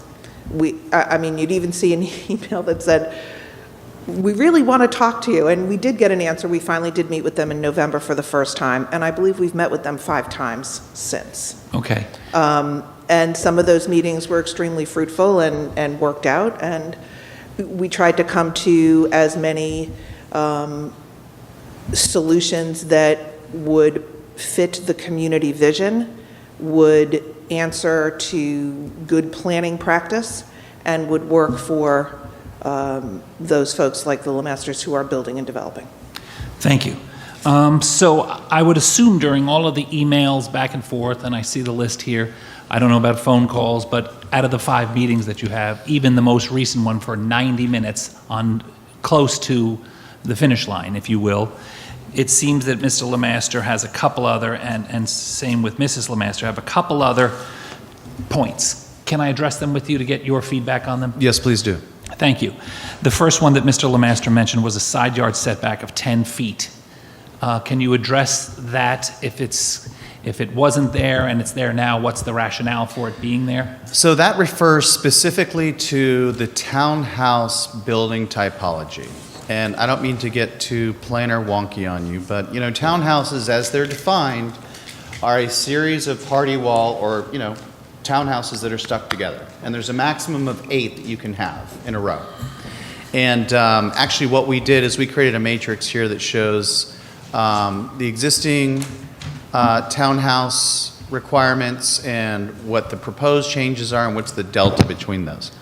So there's always been a side setback of 0 to 5 feet, 0 being the internal setback between the buildings, and 5 feet being that 5 feet when you get to the end of that run of buildings. The intention was never that you could build townhouses right up to your neighbor's property line. I mean, even a single-family house, which isn't that urban, has a side setback. The 0-foot setback is between those townhouses because it is a party wall condition. Honestly, we think that because there are no existing townhouses in Old Palm City, and because through the LeMasters, you know, they brought this to our attention. They're permitted to exist today. That we needed to provide greater protection to the existing single-family houses that are there. So we felt that a 5-foot separation of what could be a 3-story townhouse should grow to 10. That is absolutely a change from what exists today. That is a planning decision that we made, that we are recommending because we think it provides greater protection to the neighborhood. Same applies, not to jump ahead, but to the 6-foot garden wall. Currently, you have to separate the townhouses, I believe, with hedges, or it can be a wall or hedges. We did not want to chance, again, with the possibility of townhouses proliferating what is currently a single-family detached neighborhood. We did not want that separation to be held up to the chance of bad maintenance or some sort of disease. And that the 2 to 3 story townhouse type is an urban building type. It's got a very shallow front setback. They're lovely. They just don't exist today in that neighborhood. So we wanted to make sure that we put as much protection in for the existing context as possible. Okay, that well, covers- thank you very much. I just have a Oh, I quick question apologize. while you're on the townhouses. So what you're saying is Into the mic. they can be detached, they can be attached together except for where there's a break between up to how many? You're allowed to do up to 8 of them in a row. And then there would either have to be a 10-foot separation or there's a 10-foot separation off the street. That's correct. Where you would start. That's correct. However, let's say you've got a whole block, and you could do multiple groupings of those 8. There has to be a minimum 15-foot separation between the two. That's actually increased as well from 10 before, I believe. It's up there somewhere. But when you are building the 8 townhouses in a row, or however many, as you approach either the public right-of-way or your neighbor's property line, you have what we're recommending is a side setback of 10 feet versus 5. Especially now considering that townhouses are permitted to be 3 stories in other CRAs, we're recommending that they go to 3 stories here as well. Thank you. I just want to ask you one other question, then I'm going to respond to what you said. Building transitions, can you explain, Mr. Lemaster also had a concern about building transitions? So I just received these comments. I mean, we've discussed this before. I've just received these at like 1:35 today, so I want to make sure I'm looking at the right one, because there's the setbacks.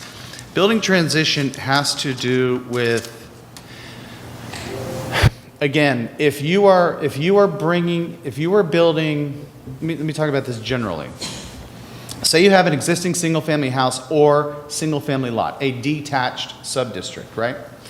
And you are bringing in a mixed-use building, an apartment building, or a townhouse, you have to comply with this building separation requirement. And that has to do with, again, the 6-foot wall and then the 6 feet of planting, which, considering that if you're doing a 6-foot masonry wall on your own property, absolutely, it's not up to your neighbor who already lives there to build the wall. You're the one who's coming in. There's probably a 2-foot footer where nothing's going to grow. So you want to have something substantial to grow. And we've set this standard for what might be a mixed-use building or something, a commercial building. But it would also apply to townhouses. There's that, number one. And number two is if you are building a 3-story building, we decided that, and this again is a recommendation, this is in Division 1, by the way, which is already adopted. We've got a list of things that we're going to go back and revise later in Division 1, but I just wanted to bring that up. That if you're building a 3-story building adjacent to detached sub-district or single-family house, the 3rd floor has to set back 20 feet from the property line.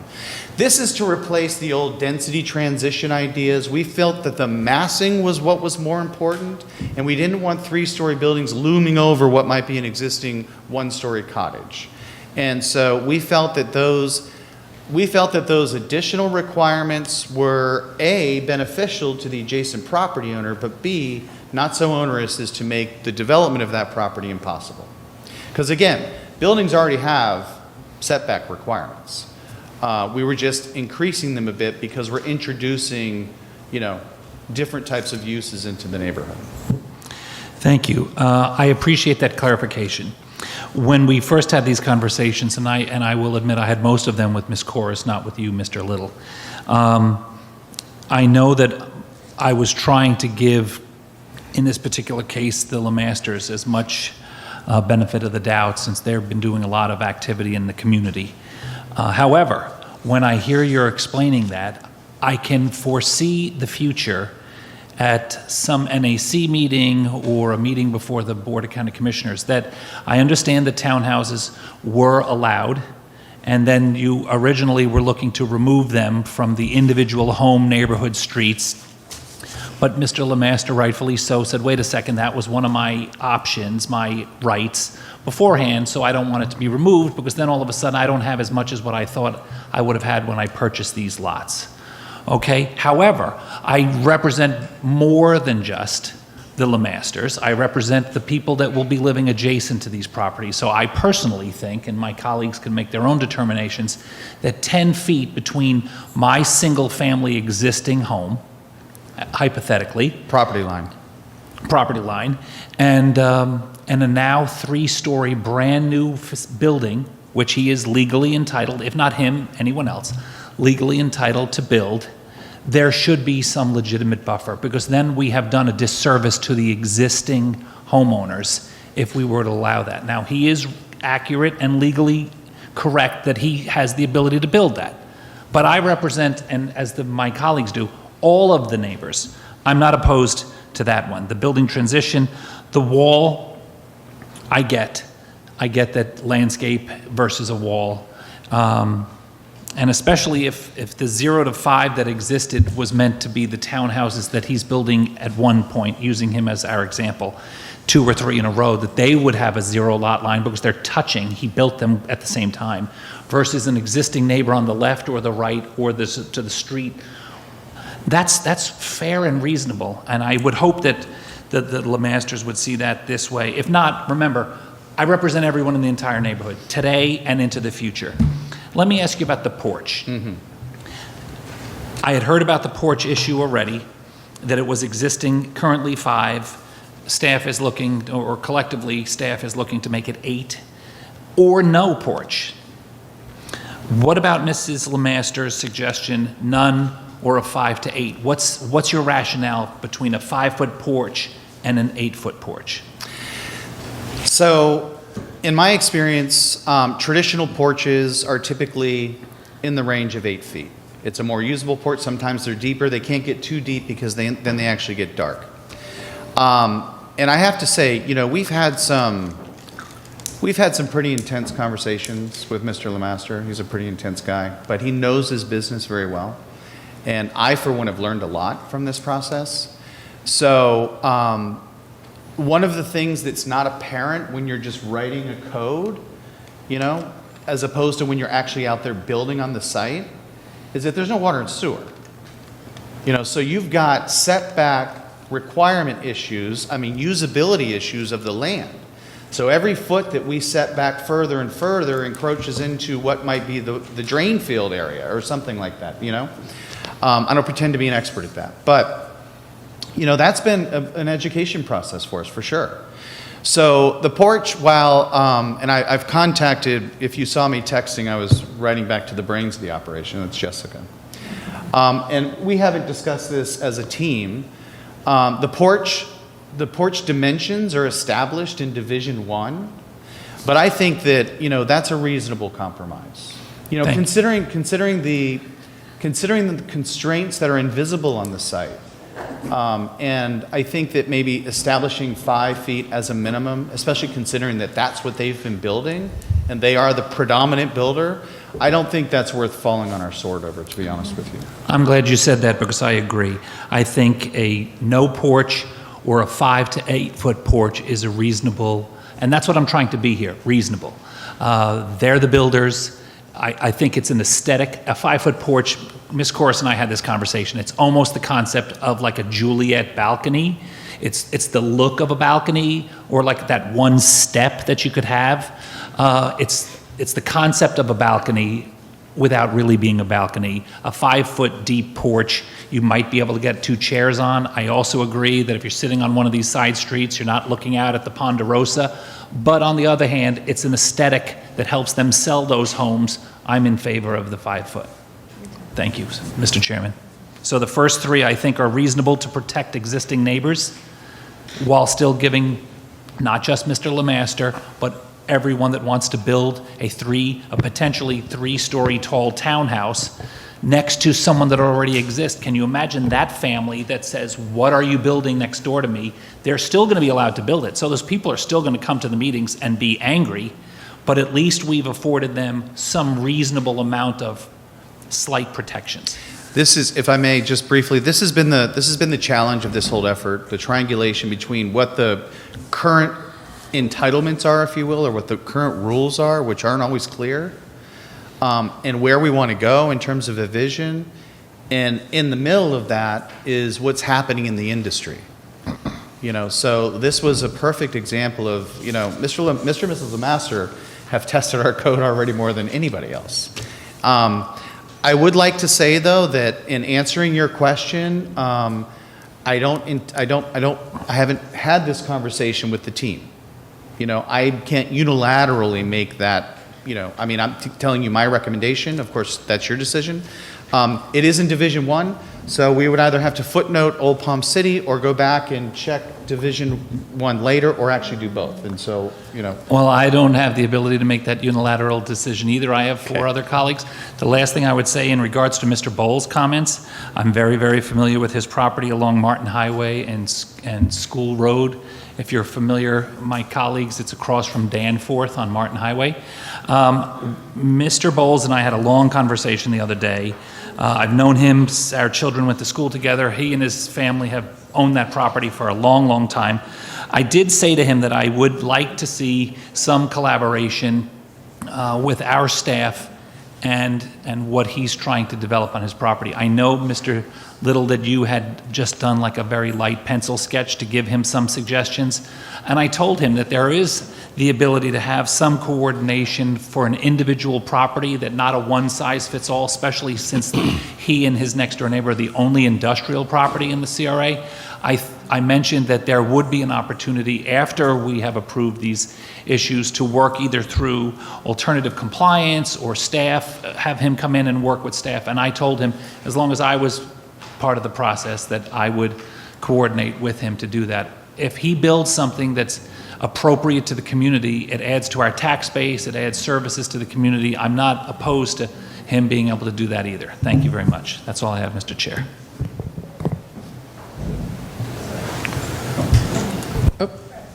Go ahead. Just on Commissioner Campy's comments, there is some built-in leadway with alternative compliance. So for instance, if Mr. Bowles wants to tweak his site, is there something that accommodates that alternative compliance? Absolutely. I'm glad you brought this up. I've been working on this now for going on 2 years. And I'm just still learning the building as of right per legal lot of record process, which is sort of a non-process, if you will. Forgive me, Nikki and everybody, but where you are allowed to build a single-family house on a legally platted lot of record, so long as you meet the LDRs. That's kind of, well, that's an allowance, an entitlement, if you will. It's also a process, because it means that you avoid going through certain review processes. And I'm probably going way out of line here, but I've heard many times throughout this whole effort, well, I don't want to go before a board. I want to do something per the legally platted lot of record. Well, that's not always possible with some of these building types. So alternative compliance is always there to allow someone like the Lemasters to, let's say we decided, no, we're going to stick to an 8-foot porch. They could always come and ask to do a 5-foot porch. And I'm certain the county would allow that because they've allowed it in the past. I see that as an additional step, but it is there. It is the backstop for things that we may have missed, for sure. I don't know. I hope that answers your question. What is the process to go through alternative compliance? Let's ask Irene Settlemeyer that question. Good afternoon, Commissioners. Irene Settlemeyer, Principal Planner with the Growth Management Department. So if it's a building permit type application, not an Article 10 site plan review, you submit an application expressing why you need to do something differently than what the standard provides. It costs $240. I write a staff report. We present it to the Neighborhood Advisory Committee to get their advice, and as the land development regulations provide, the Growth Management Director is authorized to make that decision.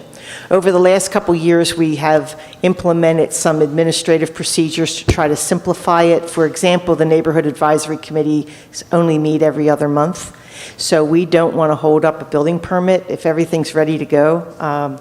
And I shouldn't say this out loud because now everyone won't come to me for alternative compliance until everything else is resolved. But anyway, we try to avoid undue delay, and we created a process that sometimes we skip the Neighborhood Advisory Committee and just let the Growth Management Director make the decision if the alternative is a 6 or 8 week delay on a building permit, and then we report back to the Neighborhood Advisory Committee.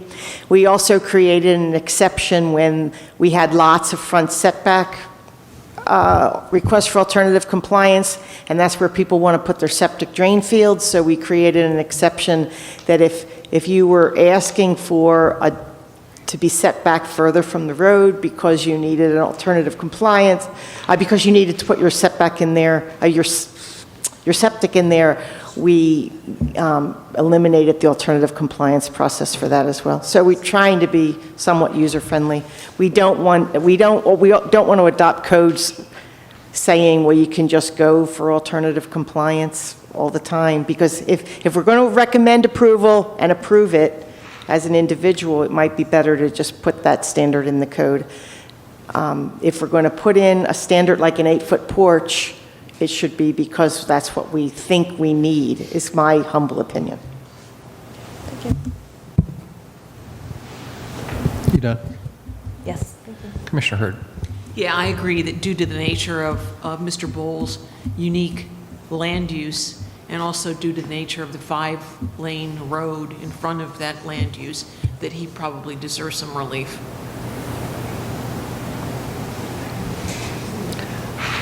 Yes, I would like to address the porch issue, if I may. Sure, but then circle back around to that. Okay. So to address the porch issue, thank you, Irene, it was a nice segue.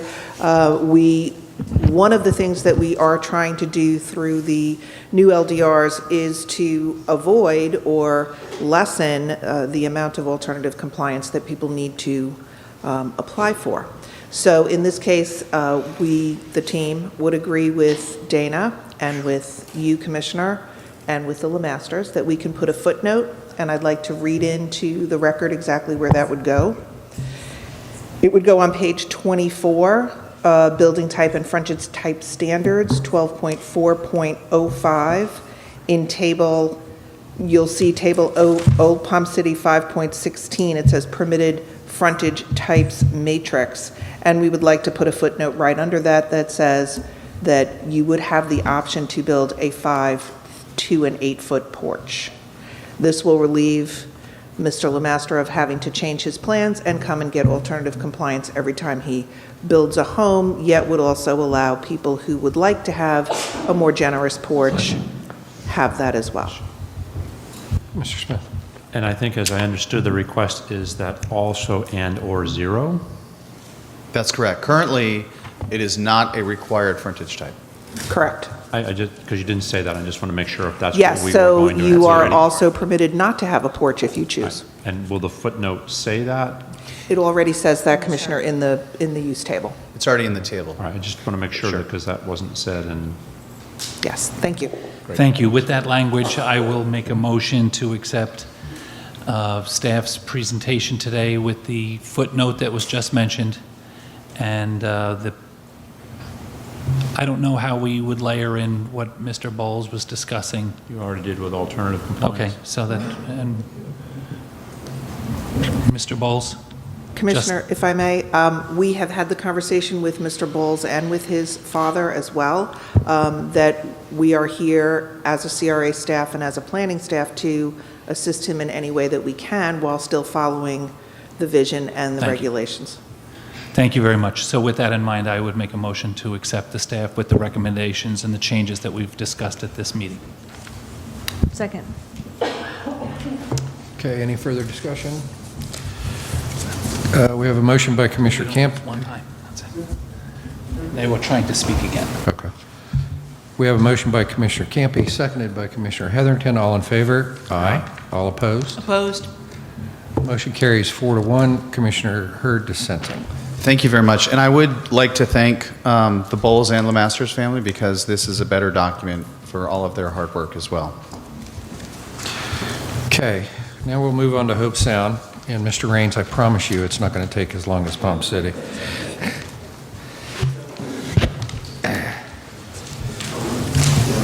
Okay, public hearing number 2. Legislative public hearing to consider transmittal of Comprehensive Plan Amendment 1925, Hope Sound Future Land Use Map.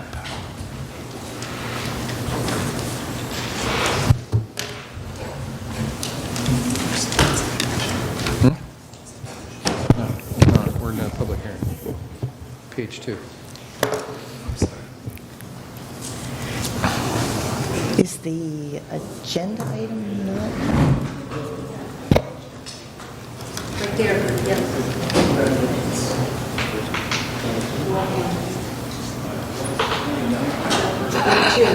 Right, thank you. There it is.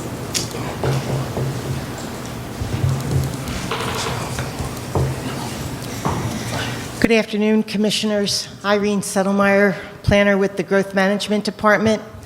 And this is the agenda item for the transmittal public hearing for amendment of the future land use map to assign the CRA Center and CRA Neighborhood future land use designations in the Hobe Sound CRA. Assuming that the board determines to transmit the proposed amendment, it will return to you for an adoption public hearing on June 16th. So these illustrations are from the staff, oh, excuse me, that's,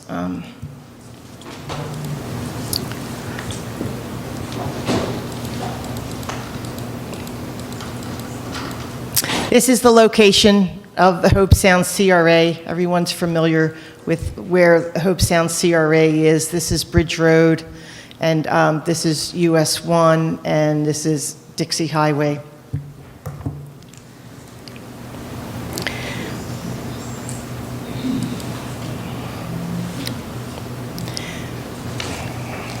These are maps out of the staff report from pages 121 and 123. I find it sometimes it's helpful to see the two maps next to each other. And additionally, we have the Hobe Sound mixed-use future land use overlay, which is located on Bridge Road and along Dixie Highway. So a very quick recap: the CRA Neighborhood and CRA Center future land use designations were created about 8 months ago. The approach being used in all the CRAs is that the CRA Center future land use is designated to the mixed-use future land use overlay and to a land area that has a commercial future land use and where mixed use is either currently existing, a mixed-use pattern, or is currently allowed. As you recall, mixed-use development is allowed in the CRAs outside the mixed-use overlay currently on commercial future land use areas. The CRA Neighborhood future land use is designated in the areas outside the mixed-use core and mixed-use corridors where residential uses predominate. Marine waterfront commercial future land use, the industrial future land use, and the 3 institutional future land uses, public conservation, recreation, and general institutional, are not changed.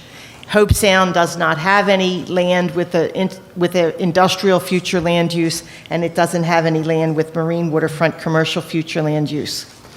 So with regard to the institutional future land use designation, you can see that here there's a few parcels that are going to have general institutional future land use which do not have it now. So where the Hobe Sound Civic Center is, the institutional future land use has been expanded from 3 lots to 5 lots. Some of the land area owned by the Pine School, if you compare this map to this map, this area in here, land that is owned by the Pine School has been designated institutional. We've brought the South Martin Regional Utilities property into general institutional. Public conservation has been assigned to the land area south of Water Street, which is the Nathaniel Reed Hobe Sound National Wildlife Refuge. You can see currently it has a state density, and institutional, we've given it the conservation public conservation future land use. And then there's some tiny little pocket parks in the Zeus Park neighborhood that have received the recreational future land use. Estate density residential future land use is being retained on the Shellbridge, in the Shellbridge site plan or subdivision plat. Those 27 acres were platted in 2005, and there is a final site plan approved for that location, so we thought it was best to keep all the rules under which that development was approved in place. The CRA Center future land use is the rose color, and it's along A1A, Dixie Highway, Bridge Road, and then along Federal Highway. Again, it's assigned where the mixed-use future land use overlay exists, but it's also been expanded to include all of the Winn-Dixie properties. You can see here, let me show you the overlay. We have expanded the CRA Center future land use somewhat. So here's the Winn-Dixie property. We've brought that whole thing into CRA Center. And then going northward, most of those properties currently have a general commercial future land use, and many of them also have general commercial zoning. We've brought that into the center. And these properties along US 1 that have commercial future land uses now. You'll see in the agenda item with regard to the adoption of Article 12, Division 5, that there is more than one zoning subdistrict intended to implement the CRA Center future land use. And so the standards for development in terms of permitted uses and development standards will be different in some areas within CRA Center than other areas. So anyway, generally the mobile home future land use on this map, that's the pink. Generally, the mobile home future land use becomes CRA neighborhood. So, we have the Hobe Village and Woodbridge Mobile Home Park, Seabreeze Mobile Home Park, the Hobe Sound Mobile Home Park, Lakeside Mobile Home Co-op, and then the lots up here on Fairchild, Arance, Wagon Trail, Cactus Trail. They become CRA neighborhood. You'll see in the next public hearing that we've also created a mobile home zoning subdistrict. But there's one exception, a property just north on Church Street that has let's see, it's right here on Church Street. It has the mobile home future land use designation, and where is it? But it's not currently developed. There's no mobile home development on it. It has multifamily residential, it has commercial, it has a place of worship, and it's bookended by the general commercial on both sides. And so that has become CRA Center as well. The staff report identifies the numerous public meetings and public hearings that have occurred regarding the project to date. In addition to the posted signs and the published advertisement, notice of this public hearing was mailed to more than 2,700 owners of property within the CRA and within 1,000 feet of the CRA. The Hobe Sound Neighborhood Advisory Committee has recommended approval of the future land use map amendment at its meeting in March. The local planning agency recommended approval of the future land use map amendment at its meeting on April 2nd. So staff recommends that the board approve transmittal of CPA 1925. And that concludes my presentation. I'm happy to answer any questions you have. Thank you, Irene. This has been a long time coming for Hobe Sound, and we're all looking forward to it. So, any questions for staff? With that, I'll take a motion. Any public? Any public? Oh.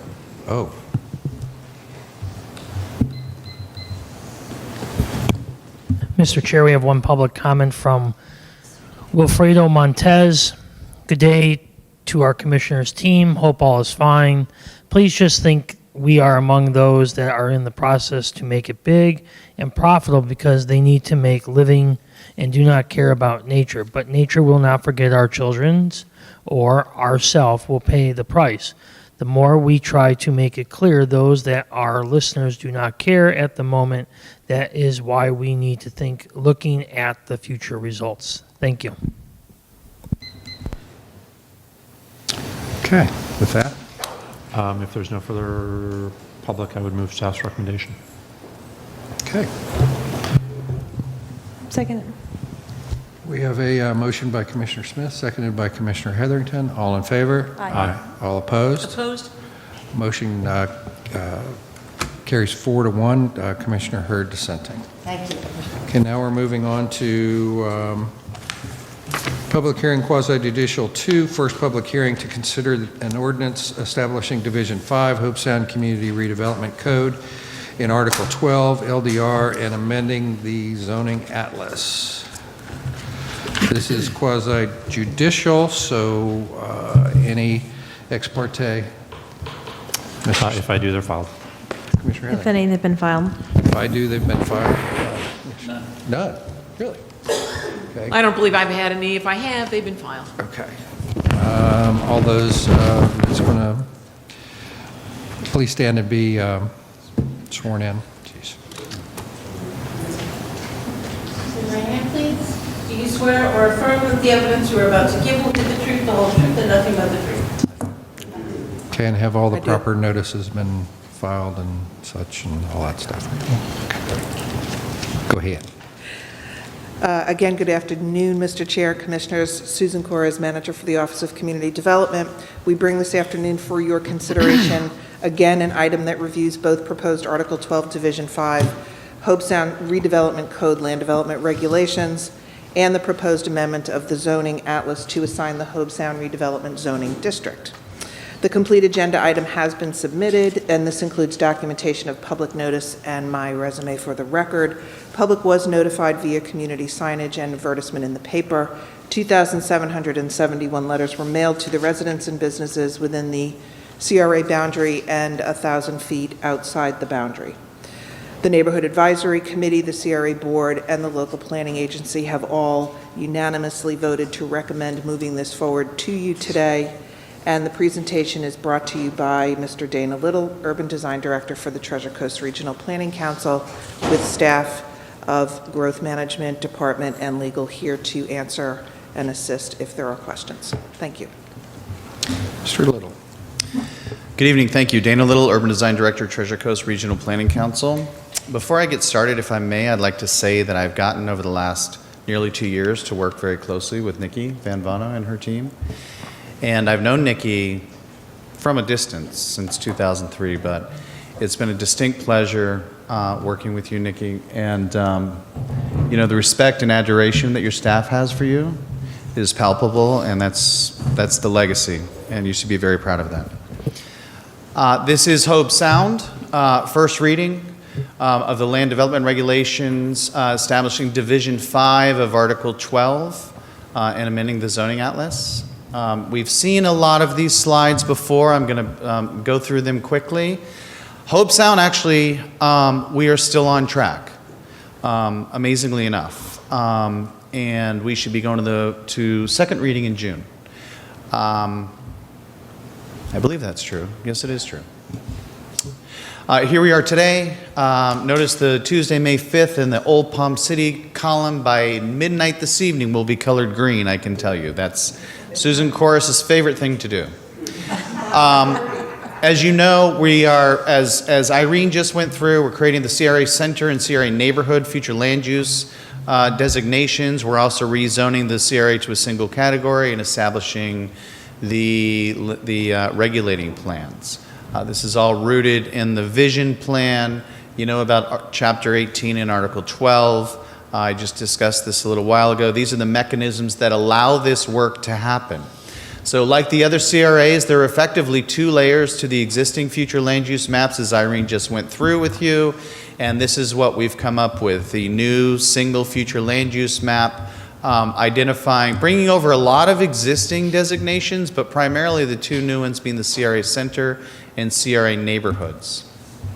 What we're going to discuss right now in greater detail is Article 12, which takes effectively your existing zoning and zoning overlays and turn it into the single zoning district, which is the Hobe Sound CRA zoning district. However, there are the sub-districts that are identified in the regulating plan, as I mentioned before. This is sort of where the meat is. Identifies the different sub-districts of core, corridor, general, railroad corridor, which is something unique to Hobe Sound we're excited about, mobile home, multifamily and detached. I have to say, I knew a little bit about Hobe Sound. I had no idea what a complex area it is, incredibly complex. We spent tremendous amounts of time literally going strenuously lot by lot to understand what our recommendations were going to be. Division 5, Hobe Sound is number 4 out of 6. We're approaching, we're starting to see, we're rounding the second or third corner here.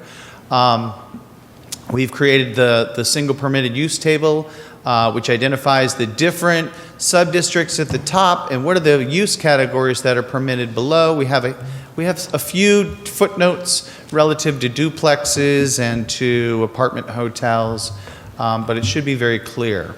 The development standards table, spent a lot of time on this. Again, not only looking at what the development patterns are, but also what are the existing platted lots of record, because that's something that we keep hearing over and over again.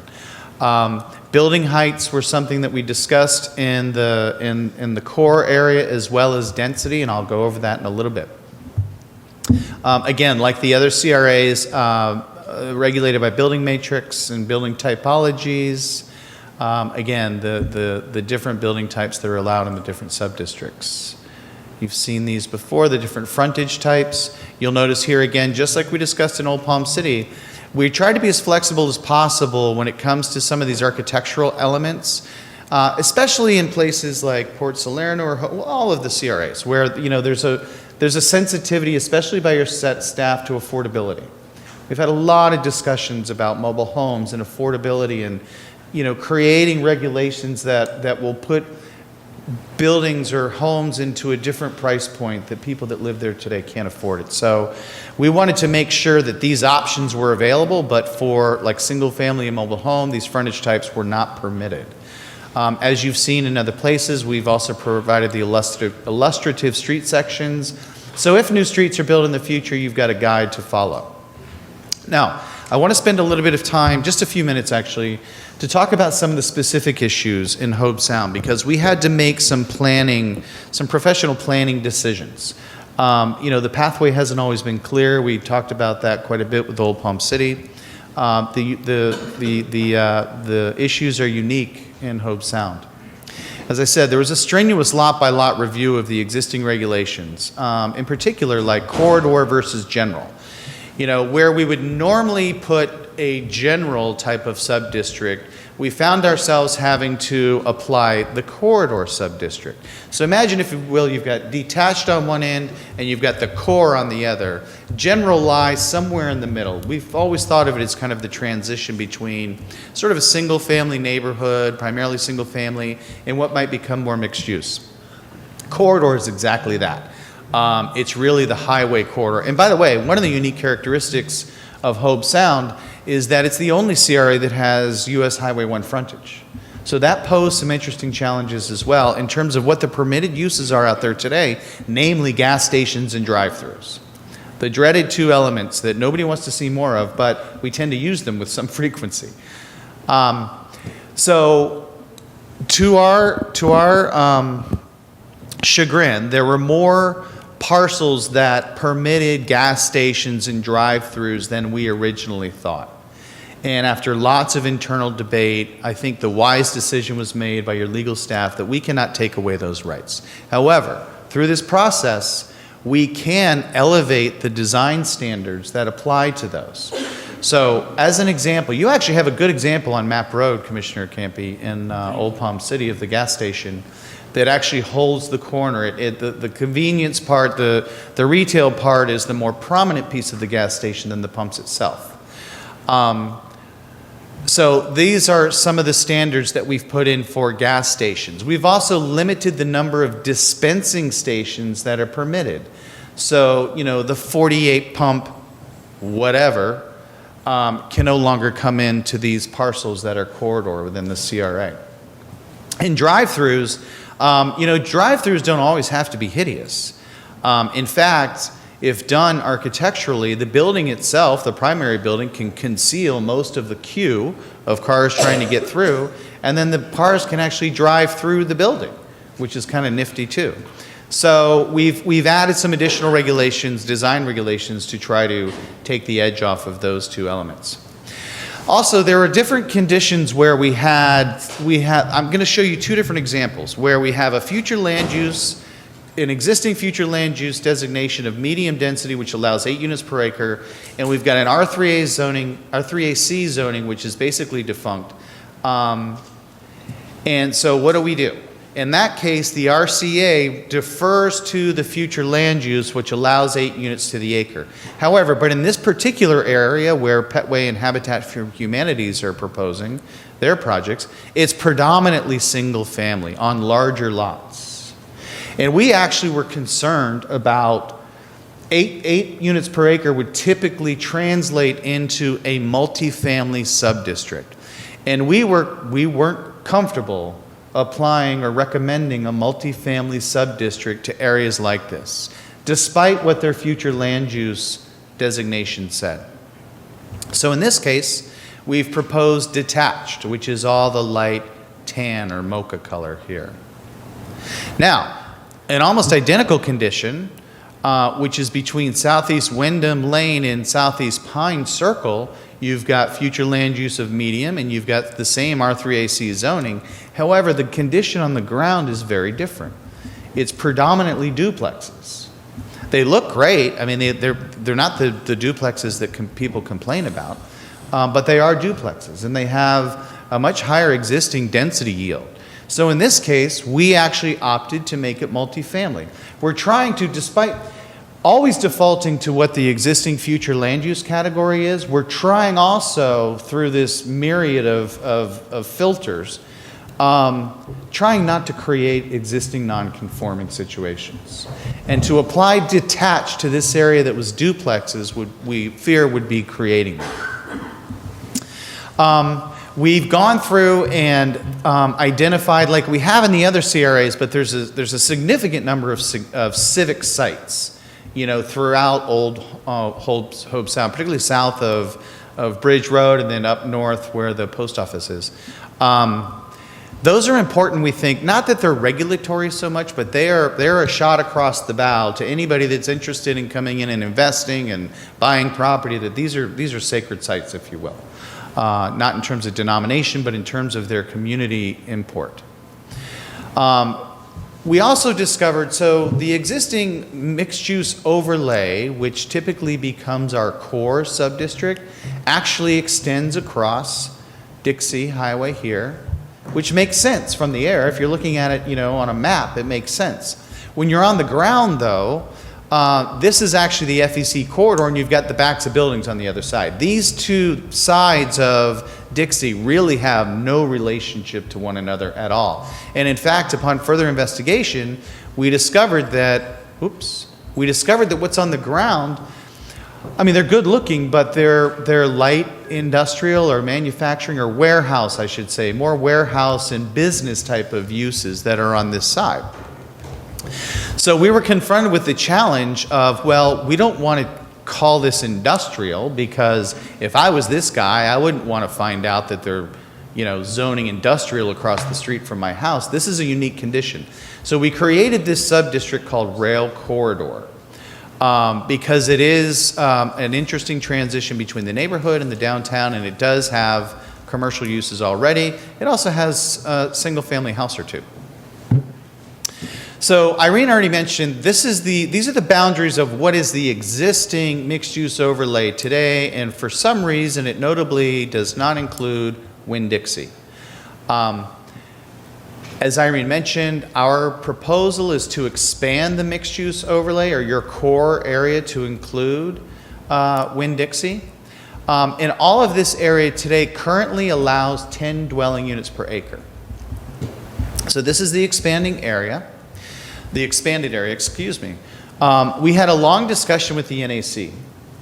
The other core areas in the CRAs allow the maximum density of 15 units per acre. And that's what existed in those areas. And what we were recommending to the NAC is that in your core, you go to 15 units per acre too. Not only is it consistent, but it keeps you competitive with the other CRAs and that sort of thing. You know, we don't want to inadvertently give one CRA, you know, a leverage or, a leg up over others. We had a long discussion about this, and I will tell you, the NAC voted unanimously to keep it at 10 dwelling units per acre. And so that's what we're carrying forward as the recommendation. We don't feel that there's any need to, that is not, we concur with the NAC, and that's the wishes of the community at this point. They said, however, let us see what happens in other CRAs, and we may come back and change that later.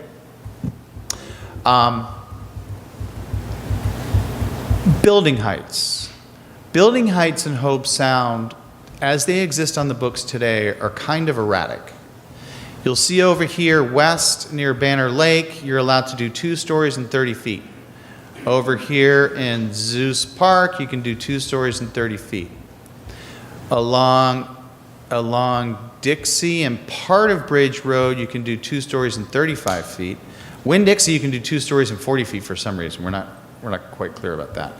But then there are a couple of intersections where you can do 3 stories and 35 feet. So we didn't really understand why you could do 3 stories on part of Bridge Road, and in fact only the north side of Bridge Road, along the Winn-Dixie frontage, but the actual core couldn't redevelop over time as 3 stories. So we brought this up as an issue.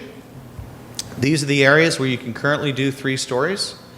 And our recommendation was to allow 3 stories of 40 feet, again, consistent with the other CRAs, for the entire core area. And the NAC was happy was happy for us to carry that forward. And as Susan mentioned, we've had unanimous votes at the LPA, the CRA, and the NAC.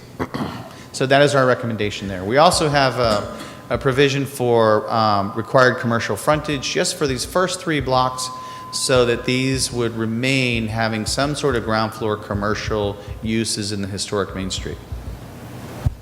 And finally, when we were at the first NAC, and this is the first time this has come up, this is something that we're working on, but I think it's incredibly relevant, so I wanted to bring it up. A couple who own property and are in the landscape architecture and planning business said, well, look, there's an applicant that's come in, they want to build a building next door to us, and their roof was overhanging into our property. That was what was proposed. And so there hadn't been some clarity in the application process as to how, there were some anomalies with the application.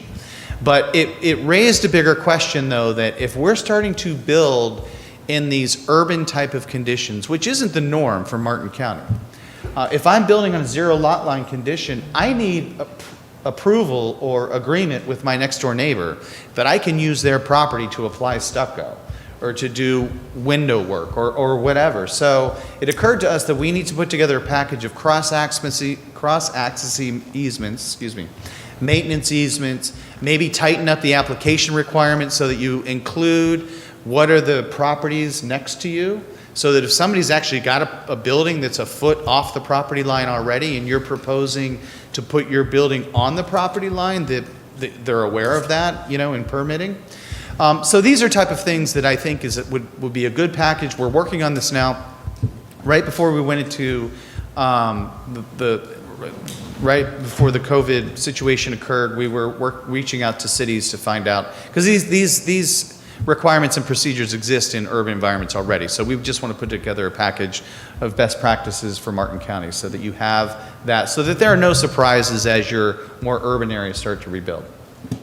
So with that, the recommendation is to move that the board receive and file for the record the agenda item summary and all attachments, including the staff report as Exhibit 1, And we recommend that respectfully that the board consider the attached draft ordinance that A, creates Division 5 Hobe Sound Community Redevelopment Code in Article 12 of the LDR. B, amends the zoning atlas to assign the Hobe Sound Redevelopment Zoning District and other zoning districts for consistency with the future land use map to the land within the Hobe Sound CRA. And C, repeal Section 3.263 Hobe Sound Community Redevelopment Area LDR. Thank you very much, and I will try to answer any questions that you might have. Any questions for staff? And no public comment. Any? What?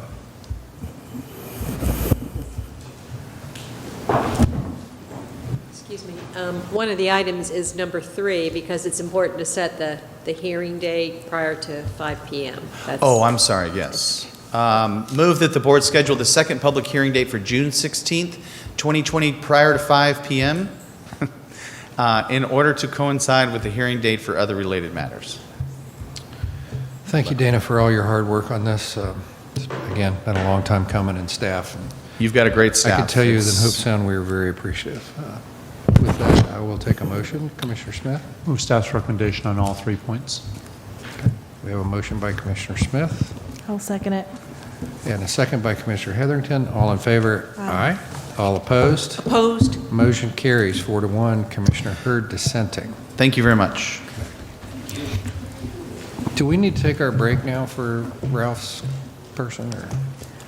Well, it's the closed captioning individual, yes. Yeah, that's what I meant. Yes, and before we do that, though, I'd like to recognize Nikki's and her work on this. Absolutely. I remember one time when we started the CRA, she said it was like she had birthed that baby.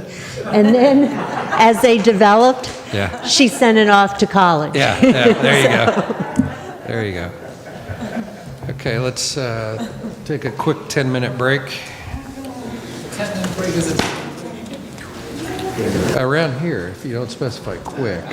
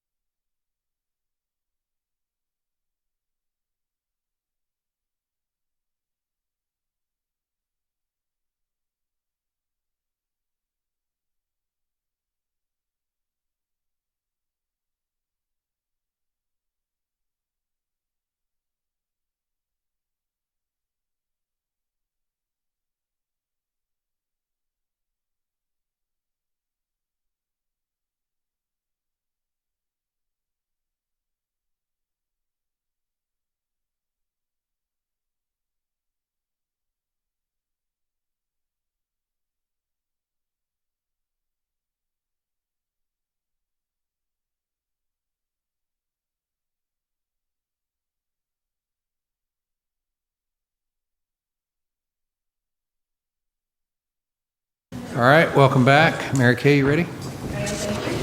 Okay, now we're going to do public hearing number 5. Public hearing to consider adoption of an amendment to Article 3, Table 3.12.1 LDR. Maria Jose.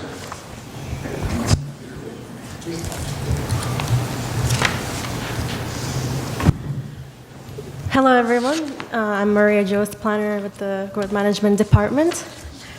So today, my presentation will be regarding a proposed amendment to the Land Development Regulation to Table 3.12.1 of Article 3. On March 5th, this proposal was taken to the local planning agency, where the LPA voted 5-0. LPA voted unanimously, recommending approval of the staff recommendation. Can you open the PowerPoint all the way, please? Yes. Is that okay? Yes. Okay. For the folks at home, sometimes when I watch these meetings afterwards, it's hard to see those slides when it's not the full screen. Absolutely. So the applicant's proposal is to increase the maximum height allowed in the LI zoning district, which is the limited industrial zoning district, from 30 feet to 40 feet by amending Table 3.12.1 and adding a footnote. So here we see the applicant's proposal to strike out the 30, the maximum height, and change it to 40, along with the footnote that says, in the LI zoning district, the maximum building height shall be 40 feet for permitted uses listed as commercial and business uses. Pursuant to Table 3.112, the maximum building height shall be 30 feet for permitted uses listed as industrial uses. Just some background information. Even though limited industrial is a limited, LI is a limited industrial zoning district, it allows many of the same commercial uses allowed by less intense zoning districts, such as GC, which is general commercial. So both GC and LI allow many of the same permitted uses, such as commercial and business uses. However, maximum height allowed in GC is 40 feet, whereas the maximum height allowed in LI currently is only 30 feet. Therefore, it is reasonable to consider allowing LI zoning district to have a maximum height of 40 feet for commercial and business uses. Staff does not recommend approval of the applicant's proposal. However, staff recommends considering an alternative proposal that would minimize some confusion. So here we can see staff's alternative proposal. For LI zoning district, staff keeps the height at 30 feet and adds a footnote that says the maximum building height shall be 40 feet for all commercial and business uses permitted in the LI zoning district, as set forth in Table 3.112. And Table 3.112 is the permitted uses table. So the permitted uses table is organized into various categories, such as L-star, public or institutional uses, commercial and business uses, and so forth. The footnote provided by the applicant appears to allow all other uses, except for industrial, to be built at 40 feet as well, not just commercial and business uses. So staff's alternative proposal retains the maximum height at 30 feet, along with the footnote that provides an exception for commercial uses from the commercial and business use category of the permitted uses table. So this ensures that only the commercial and business uses of LI are allowed to have the increased height of 40 feet. And I just wanted to show quickly the permitted uses table attachment. So this is the permitted uses schedule where, as I was mentioning earlier, the uses are categorized into residential uses, agricultural uses, and so forth. And here we can see commercial and business uses. So the staff's proposal to allow the increased height of 40 feet would only apply to the commercial and business uses allowed by the LI zone and district.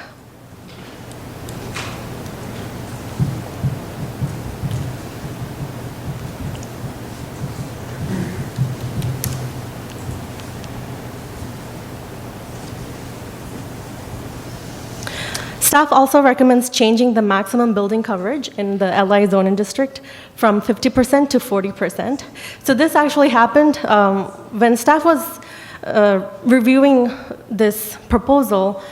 We discovered that allowing 50% building coverage in LI zone and district is actually inconsistent with the policies of the comp plan.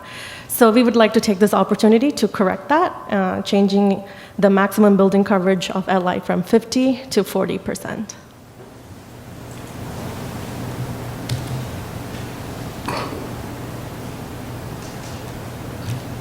An additional recommendation, staff does recommend approval of the applicant's request regarding maximum hotel density. The permitted use table lists hotels and motels as allowed in the LI zone and district. However, table 3.121 does not have a maximum density. So it's actually left blank. Therefore, staff recommends the applicant's request to revise the table to show that the LI districts allows a maximum hotel density of 20 units per acre. And the reason why we have it as 20 units per acre is because other zoning districts, such as general commercial, community commercial, limited commercial, they all allow the maximum hotel density at 20 units per acre as well.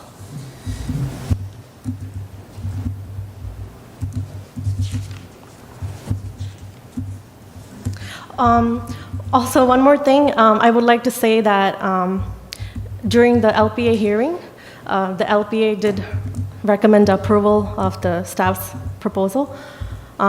In addition to that, the LPA members also suggested that we should add maximum hotel density for GI as well. So that's why because GI, just like LI, allows hotels and motels and it's left blank, so they would like to add the 20 units per acre maximum hotel density for GI as well. So what you see here is the staff recommendation where we keep the LI zone and district at 30 with just the addition of the footnote that would allow just the commercial and business uses permitted in the LI zone and district to have that increased 40 feet. And that concludes my presentation. If you have any questions, please let me know. Thank you. Any questions for staff? Commissioner Hurd. Yeah, I believe that the very reason that the limited industrial 30 feet limit was there is because limited industrial is such a huge impact. There has also, this is an open question, there was massive public comment in response to this agenda item, and there were no public comments that were attached to the agenda. What's the policy on attaching public comment to a public hearing? If there were any public comment, that has been attached to the item. They weren't attached to mine. I received dozens of them, dozens.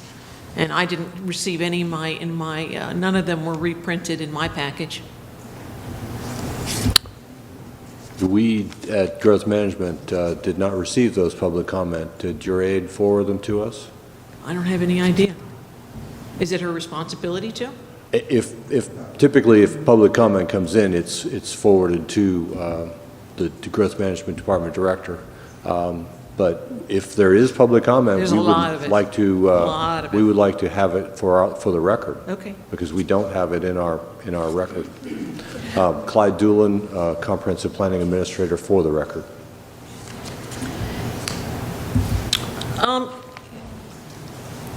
There's a reason why residential uses are not, it says industrially designated areas are not generally adapted to residential uses, and they shall not be located in areas designated for residential development. And yet, you've added, so there's no maximum residential density, but you added hotel. If residential development is not compatible with industrial, then why was it added? Maria, I'll take that. Commissioner, the hotel is a commercial use, not a residential use.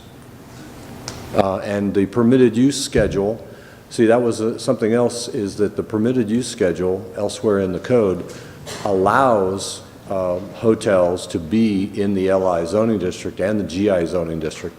But that table that indicated how many units did not have any indication. So there was an internal inconsistency within the LDR on that subject. So this is the development standards table that Clyde just mentioned. Here in this column, we see maximum hotel density. So here, for example, we see community commercial, limited commercial, general commercial.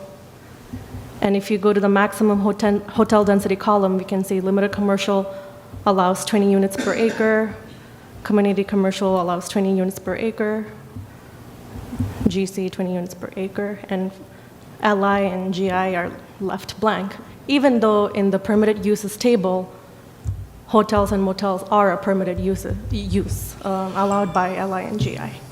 So we just wanted to make that correction.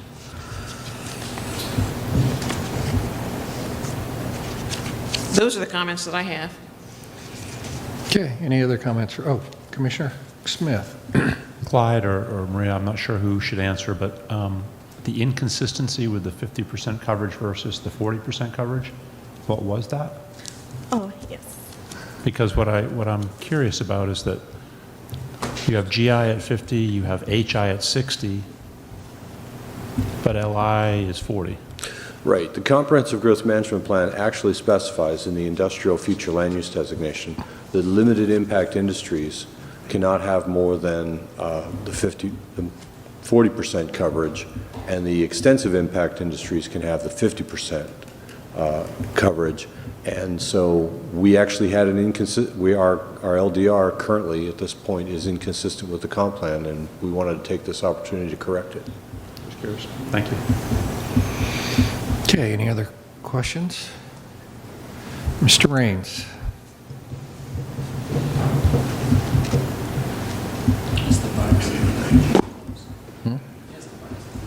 Yeah.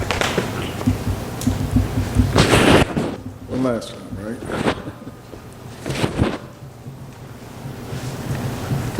Good afternoon. For the record, Bob Raines with the Gunster Law Firm, and our firm has brought this request forward. And we did so because we felt that there was an inconsistency with the height limitation for the LI, given that, as Maria has set forth, there are height limits that exceed what's allowed in limited industrial, which is more intense than some of the other zoning districts that allow the 40 feet.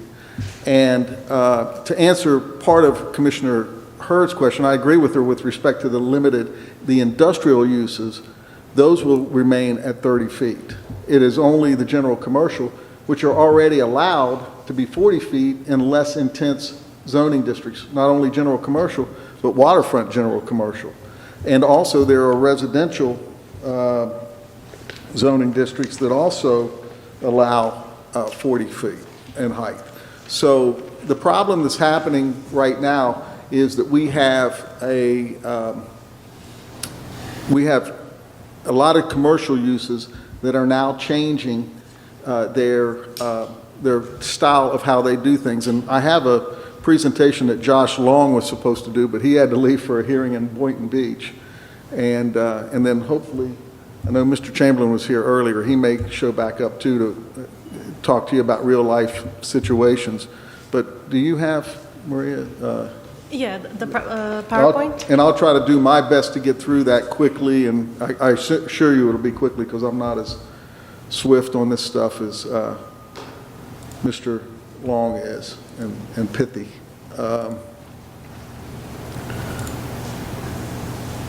So the request is to limit a change in the maximum height, and I want to say right now, we do agree with staff's alternative language. So what we had proposed, and then in discussing it with staff, we think that, you know, they're a lot smarter on this stuff and putting codes together, and their language does make more sense. So we have no issues with what they're proposing. But we are limiting a change in the maximum height. We're not, again, I want to be clear, and a lot of people, and I saw some comments going through about we're busting the height limit. This is not about busting the 4-story height limit, the 40-foot height limit. This is trying to still work within the comprehensive plan of Martin County. So it's a reduction, but there is a reduction in the building coverage, so which was picked up, and also an assignment of the maximum units per acre for the hotel density. Because I think with respect to that, I would argue, if I wanted to do a hotel in limited industrial right now, I would say there's no maximum density. It's blank. I can make that argument all day long. So we think this clarifies what the maximum density should be, and that's what you don't want any kind of inconsistencies or room for interpretation. Next slide, please. Oh, sorry. Sorry. So again, this is what our original request was for 40. We agree with staff's recommendation to go to the 30 with the footnote. Next one. And also, that's the alternative language. Please, next. The business models, those have changed over the years. A good example would be, for instance, the residential storage facilities, you know, that were on sprawling lands and stuff, are now, I think many of you have seen, they're 2- and 3-story height, and it's a more efficient use of land and creates less impacts to the land by going vertical now. And so, you know, what you used to see with your father's residential storage facilities are a totally different thing. They're now air conditioned, they go up, and that's one of the things that we're finding. Another issue is, like, even on the professional offices, when you go out to Palm City, they had that whole industrial park and professional offices out there in Palm City back that spreads all over the back of Martin Downs. Now those are becoming more multi-level facilities. Next. And property values have risen, so that's what we're trying to do too, obviously be a more efficient use of the land. And then, you know, and urban sprawl was not a concern in the late 70s and early 80s. It is now. We're trying to make, again, a more efficient use of the land. Next. And here again, this is where we believe that the LI zoning district was inconsistent with the maximum height limitations of other zoning districts. If you go to the next slide. And we think continuing this limitation of 30 feet will have unintended consequences, and we'll go through that. These businesses are all allowed in general commercial. They're allowed but they're allowed to go 40 feet in general commercial, which is supposed to be a less intense zoning district than the limited industrial. And it would only be these and not the limited industrials that could go to 40 feet. Next. So we think with the reduction in the building coverage, that again was an inconsistency that was found as part of our request for the application that staff suggested. And then also the next slide will show, I think, the hotel. And there's your adding the maximum density, so there's no questions or issues as to what the maximum density should be for a hotel. So we believe that this is more of a glitch bill. It's correcting an inconsistency, we believe, with respect to the height for certain uses. Why would you allow more height in a less intense zoning district than you would a less intense zoning district than you would a more intense zoning district? And I think you're going to have some unintended consequences because, for instance, in the industrial, you could go and rezone to get to the heavy industrial and go to 40 feet, but you're also going to introduce more uses that may not be appropriate. And so we believe that this is a reasonable request. We think it addresses the market conditions that are out there in the real world. Again, I think we had the Publix earlier today. You know, they're going to be one story, but the 40-foot was very important because now all of these businesses are doing high ceilings. They want vaulted ceilings. and they're trying to do the architectural features, and it's hard to work within that parameter of just 30 feet. So I was just going to see, Mr. Chamberlain wasn't here. I know he did tell me I could speak for him, that he was in support of this, and, you know, he's a commercial, I think one of the best commercial real estate brokers in the area, and has been Martin County for over 25 years, and he understands what we need here and was in support of it. So I'll be glad to answer any questions. We think that this is a reasonable attempt to correct what we believe are some inaccuracies in the code. Any questions for Mr. Raines? Yes, please. Yeah, I'm looking at the development standards table, and I'm wondering about your assertion that because the development standards table is silent on LI and GI with regard to maximum hotel densities, that you assert that there is no limit. Well, there are also no maximum hotel densities in AG 20A, AR 10A, RE 1A, all the single families, all the multifamilies, all these others. And so are you also asserting that there's no limit on the hotel densities in those? No, and I'll ask Maria to double check me because I don't have the book in front. I don't believe those other uses allow hotels. That's why there's a slash. So, no. That's what you were using as your legal back basis. No, here's what I'm saying.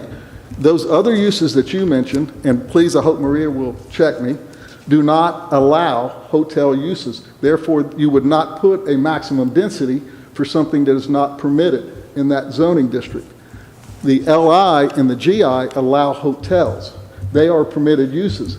Therefore, there should be some maximum density put into that category. So your premise is incorrect because those others don't allow hotels as a permitted use. That's why there's no number in there.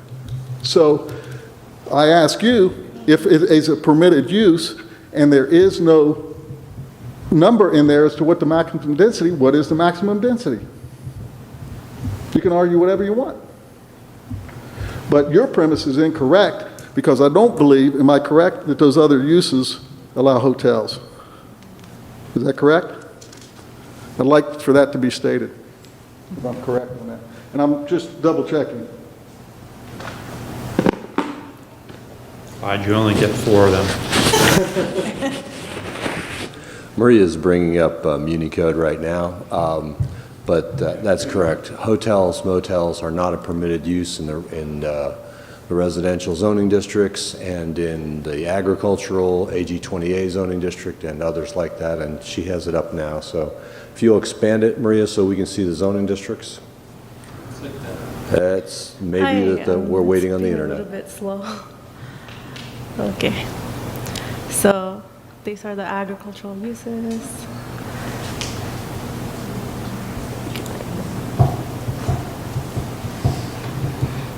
Hotels, motels, that would fall under the commercial and business uses category. So I'll scroll down to that. Okay. Page. Hotels and motels.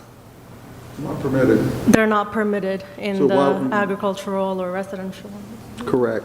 So I stand by my Can you legal scroll over to reasoning. industrial?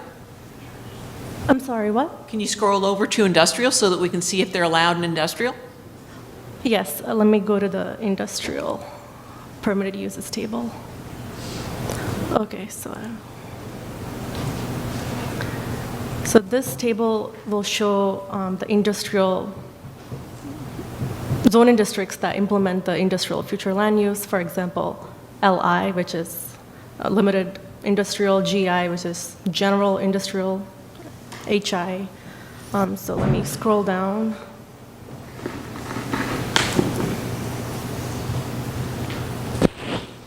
So commercial business uses. Hotels, motels, resorts, and spas. It's allowed in limited commercial, community commercial, general commercial, all the waterfront general commercial. Yes, it is allowed. Hotels, motels, resorts, and spas is a permitted use allowed by the limited industrial zoning district. It is also allowed by the general industrial zoning district. Thank you. You're welcome. Any other questions? No. Okay, and you say my one public speaker isn't here, Mr. Jeff Chamberlain? Just showed up. Oh. Or unless there's some, if you have another, Mr. Chamberlain is here. Would you like to speak or no? Somebody's flipping his behalf. Yeah.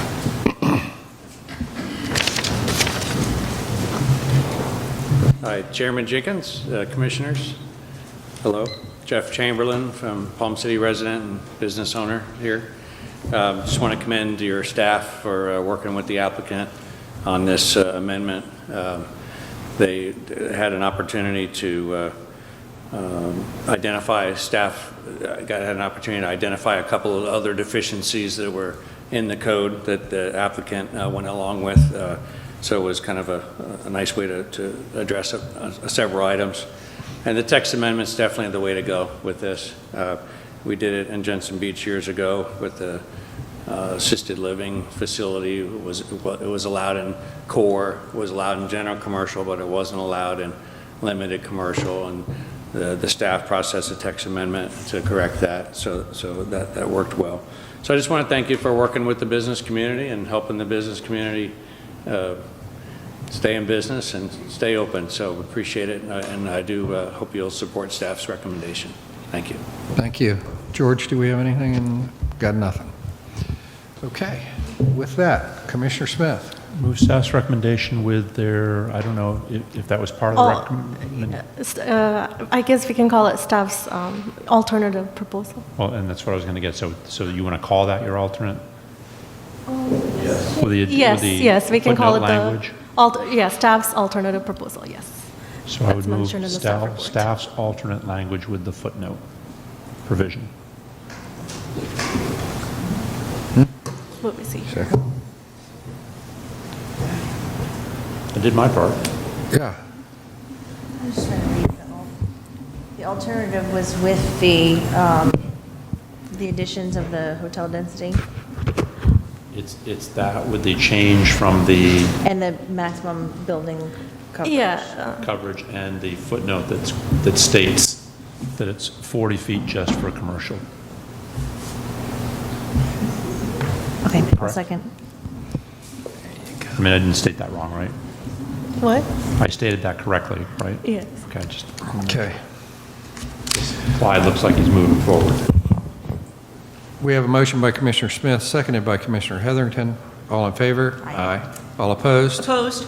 Motion carries 4-1 with Commissioner Hurd dissenting. Thank you. Okay, now finally, public hearing number 1, Ms. Lisa Wixer. The second item on our agenda, we're getting to at 6:17 in the afternoon. About 8, 9 o'clock, 10 o'clock left.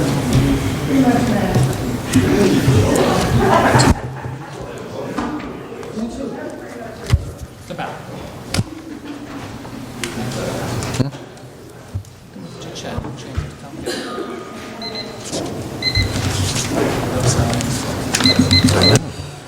Not even second. Make sure you like better ads. Is that thing still over here? Good afternoon or good evening. I'm Lisa Wixer, the county engineer. We're here to discuss an ordinance for adoption, a public hearing to consider adoption of an ordinance regarding streets, bridges, roads, and bridges. This is very similar to the ordinance that we brought forth to you in late August of last year.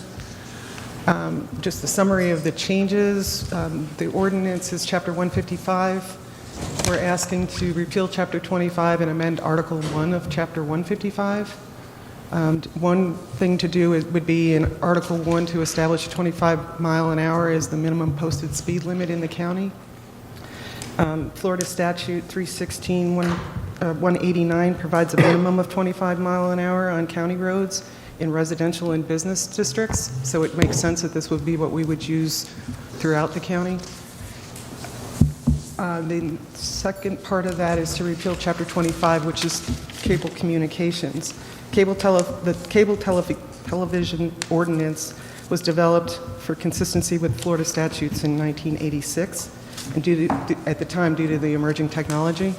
Since that time, the Florida legislature has repealed that ordinance, and so Chapter 25 currently is inconsistent with the Florida statutes. Article 2 is a request to require permits in county rights-of-way, both for permanent improvements in facilities and for road openings. We have been practicing this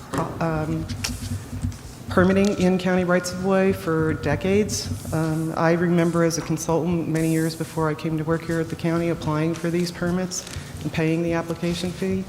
Those application fees were reestablished by the Board of County Commissioners in 2007, so this has been on the books for a while. It's just never, it's not anywhere in the code, so all we're asking is to establish this as a regulation in the code, something that we've just been practicing for, like I said, for decades. There was some concern about whether or not this would have any impact on an individual property owner, residential property owner. I looked back last year, 65% of the permits that we issued for improvement, or where they were for facilities related to a public utility, FP&L, AT&T, Comcast. The other 35% were related to, mostly related to turn lanes or an improvement that was required as a part of a PUD or as part of a final site plan.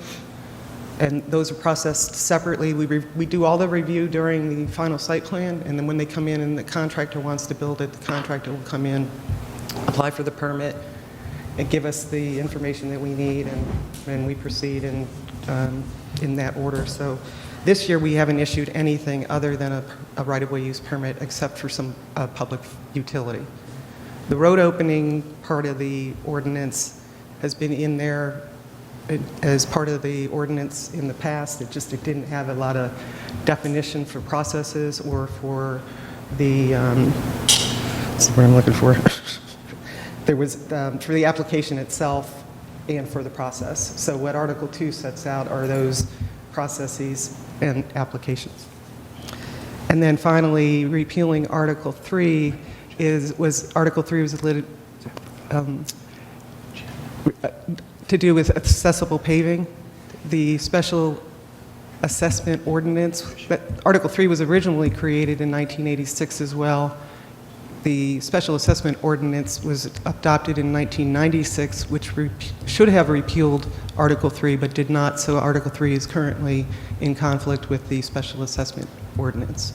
So that's the reason for the request. I do have some slides that show what's in there, but you've seen this before, and it is in the ordinance, and so I'll just take questions if you have any questions in particular to the language in the ordinance.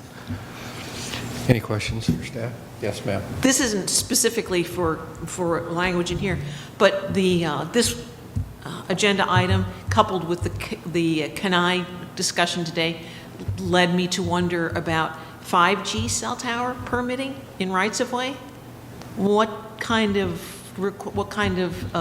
permitting requirements do we have in place to protect for use in our right-of-ways for 5G? Currently, we do not have any, and so Okay. that kind of instigated us looking at this this ordinance and this code and creating it. So the timeframes that we established in there, we wanted to make sure are consistent with the state statutes for review and approval. So if we don't have anything in place, then since we don't have anything in place, can providers use our right-of-way without us giving them permission to use our right-of-way? They have been asking us for permits, and we have been issuing permits for work in the right-of-way, but again, because it's been our practice, not because it's been our regulation. Okay, so is it your expectation that we're going to write regulations? That's what this ordinance provides. Okay. Specifically, where does the word? Well, it doesn't specify specifically. What we didn't want to do is create a Chapter 25 that dealt specifically with 5G, because that technology is now obsolete. So what this does is provides a method and a requirement for what the applications have, and a method for us to process them across the board, whether it be FP&L or a 5G or a hardening or a turn lane or a sidewalk or a landscape bed. We would apply the same rules, and we are consistent with what the Florida statutes have recently adopted for the 5G. So we didn't want to get into the specifics and separating out we just wanted to have the same process apply to everybody. Okay, thanks. Elizabeth Linehan with the County Attorney's Office. The statutes also require that we treat the 5G applicants like we treat other providers who are locating in the rights of way. One of the things that I think is helpful for the 5G that is in here is if they're going to co-locate facilities on utility poles, so existing facilities that are in the rights of way, they have to provide us an attestation by that pole owner that the additional equipment is okay and the pole can handle it and those types of things. That was one of the safety issues that we recognized with 5G coming in because they are co-locating on existing poles. Commissioner Heatherington. What's the process if somebody comes in right now? You said for decades you've been issuing these. So why now do we need to codify this? And currently, whenever you submit a right-of-way permit, do you submit everything in 15535A, so an engineering plan,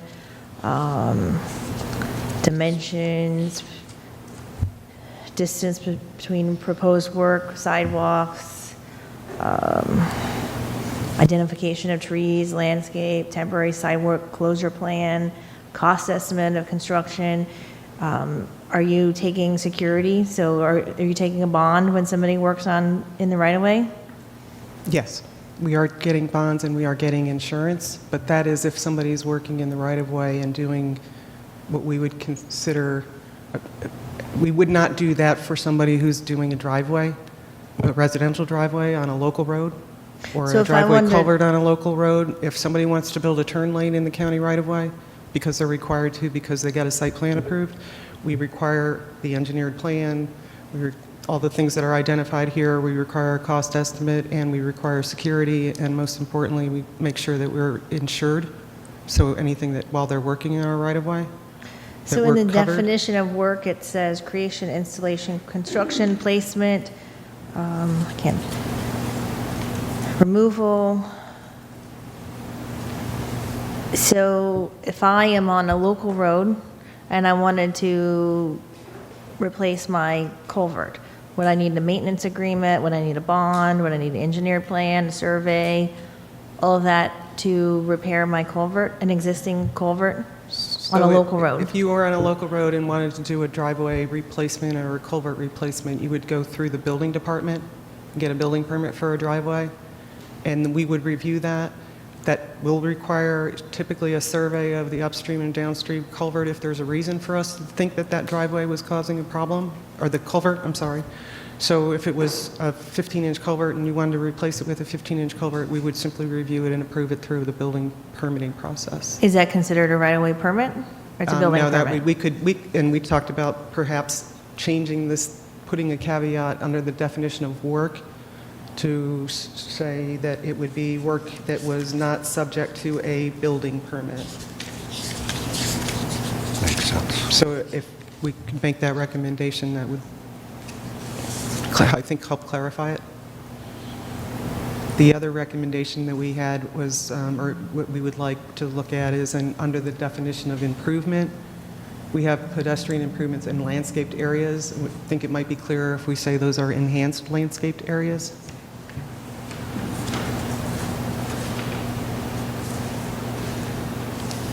There's some formatting that didn't come across, like there should be a paragraph break here. I think we need to add the word maintained. I really am not inclined to support it because I think it's kind of not clear and undue burdensome. So I don't think I'm going to support this one. I have a question. Yes, sir. Ms. Wixer, there were some emails that came from Ms. Barnes. Are you familiar with those emails? Yes. Can you speak to them? There was some concern that she had that this was somehow... Oh, Ms. Lanahan? Elizabeth Linehan with the County Attorney's Office. Yes, we received the emails from Ms. Barnes and Ms. Sherlock, and we've reviewed them. I think Ms. Wixer has covered a few of the comments, so I'll touch on the things that she has not commented on. Some of the comments received were related to definitions. One was that There are no definitions for road or right-of-way, so it's confusing what may be subject to the ordinance. May I stop you just for a second? Sure. Mr. Stokas, do you have an email from Ms. Barnes? Are you going to be reading them? So why don't we allow you to read them first as part of the public record, and then Ms. Lanahan can respond to the actual emails. Thank you very much. Chairman agrees with you. Thank you, Mr. Chairman. Mr. Chair, would you like me to read them? Yes, please. I figured. Mr. Chair, our first email is from Ms. Virginia Sherlock. She writes, Commissioners, please send the proposed ordinance repealing Chapter 25 and the amending Chapter 155, ordinance regarding streets, roads, and bridges, back to staff for redrafting and clarification. This is not an emergency measure. There is no reason to rush it through when members of the public are effectively prohibited from meaningful participation. Having your staff read emailed comments into the record is not a substitute for giving residents an opportunity to address you directly. If, in any event, the proposed ordinance contains inconsistencies, ambiguities, and costly requirements. I cannot detail all the problems in 3 minutes. Please review the email that was sent to you by Attorney Tony Barnes, which contains an excellent analysis of the issues. Although the ordinance does not directly address Palm City Farms right-of-way issues that have been debated for many years, the proposal appears to be an attempt to get a foot in the door to penalize residents who are accused of encroaching on private rights of way. There are problems associated with the proposed ordinance, including implementation of a costly and lengthy permitting process for any work in a right-of-way without regard to the extent or nature of the work. Driveways to private homes almost always cross a right-of-way. This ordinance would require a homeowner to pay for a survey and engineering reports to apply for a special permit to widen, repair, or repave a driveway. And staff's reason for suggesting a speed limit of at least 25 miles per hour on all county roads is very concerning. Staff says the sheriff has historically refused to enforce lower speed limits, which are common in school zones and where children play. The sheriff's failure to enforce the law is not a good reason to change a law. It's your job to determine and establish maximum speeds that ensure public safety on local roads. The proposed ordinance needs revision and input from members of the public who will be affected. Please ask staff to review Attorney Barnes' analysis and continue this item. Virginia Sherlock. Mr. Chair, the next email from Ms. Barnes is definitely going to take me longer than 3 minutes, but I'll read until Taryn tells me to stop. This public comment is from Ms. Barnes. Dear Commissioners, I am writing to express my objections to the ordinance amending Chapter 155, Streets, Roads, and Bridges, and repealing Chapter 25 pertaining to cable communications. According to the public notice that appeared in Stuart News on April 23rd, this matter is set for hearing May 5th, 2020. I ask that my written objections and comments be placed in the public record of the hearing on this matter. Without any substantive explanation or discussion, staff states that these actions are justified because the only provision for issuing permits for work on right-of-ways is in Chapter 25 for communication facilities. As discussed below, Chapter 25 is a critical ordinance that governs and regulates cable communications with rules necessary unique to cable communications. The amendments to Chapter 155 will eliminate the regulatory process for cable communications. Furthermore, the amendments to Chapter 155 are unclear and confusing, creating an incredibly expensive and burdensome process for something as simple as repairing a driveway.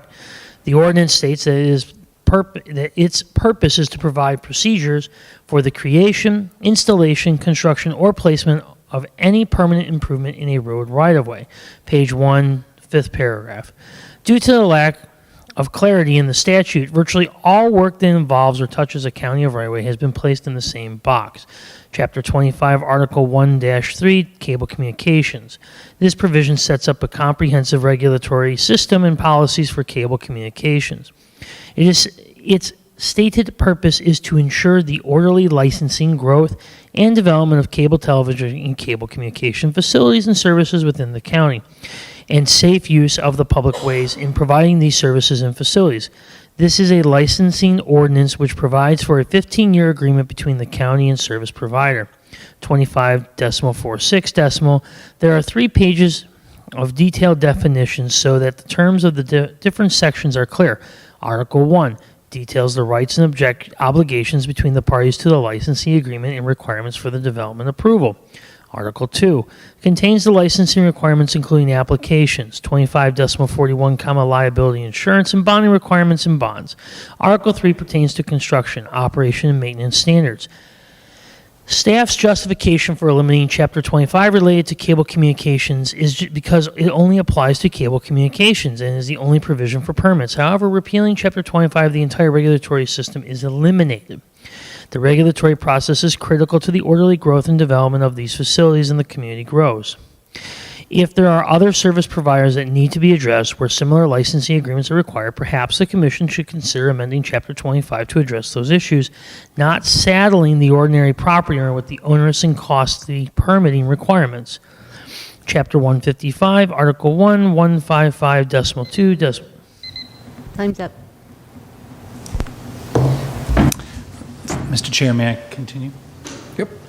Thank you. So, Ms. Lanahan, that was the beginning, the first 3 minutes of Ms. Barnes' email, but you've had the opportunity to read that email in its entirety, correct? Yes, sir.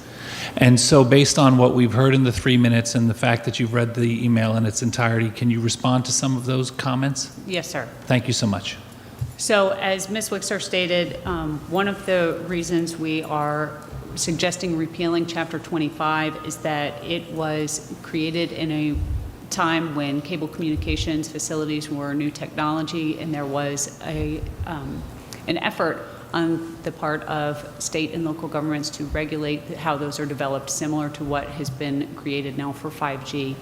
And since that time, cable communications has become more widely used, and in 2007, the legislature repealed that statute that allowed for a method for local governments to enter into license or franchise agreements with cable communication companies, similar to what was in our article or Chapter 25. So we are suggesting repeal of that chapter as it is now inconsistent with state statute. The next comment was related to the lowest allowable maximum speed limit. And again, Ms. Wixler commented on that a little bit, but that is consistent with state law. State law allows for counties to set a speed limit as posted speed limit as low as 25 miles per hour in business and residential districts. It does allow for higher or lower speed limits to be posted in other areas of unincorporated county, but we thought that as that is the residential and business districts are typically where you would want your lower speed limits, that was a good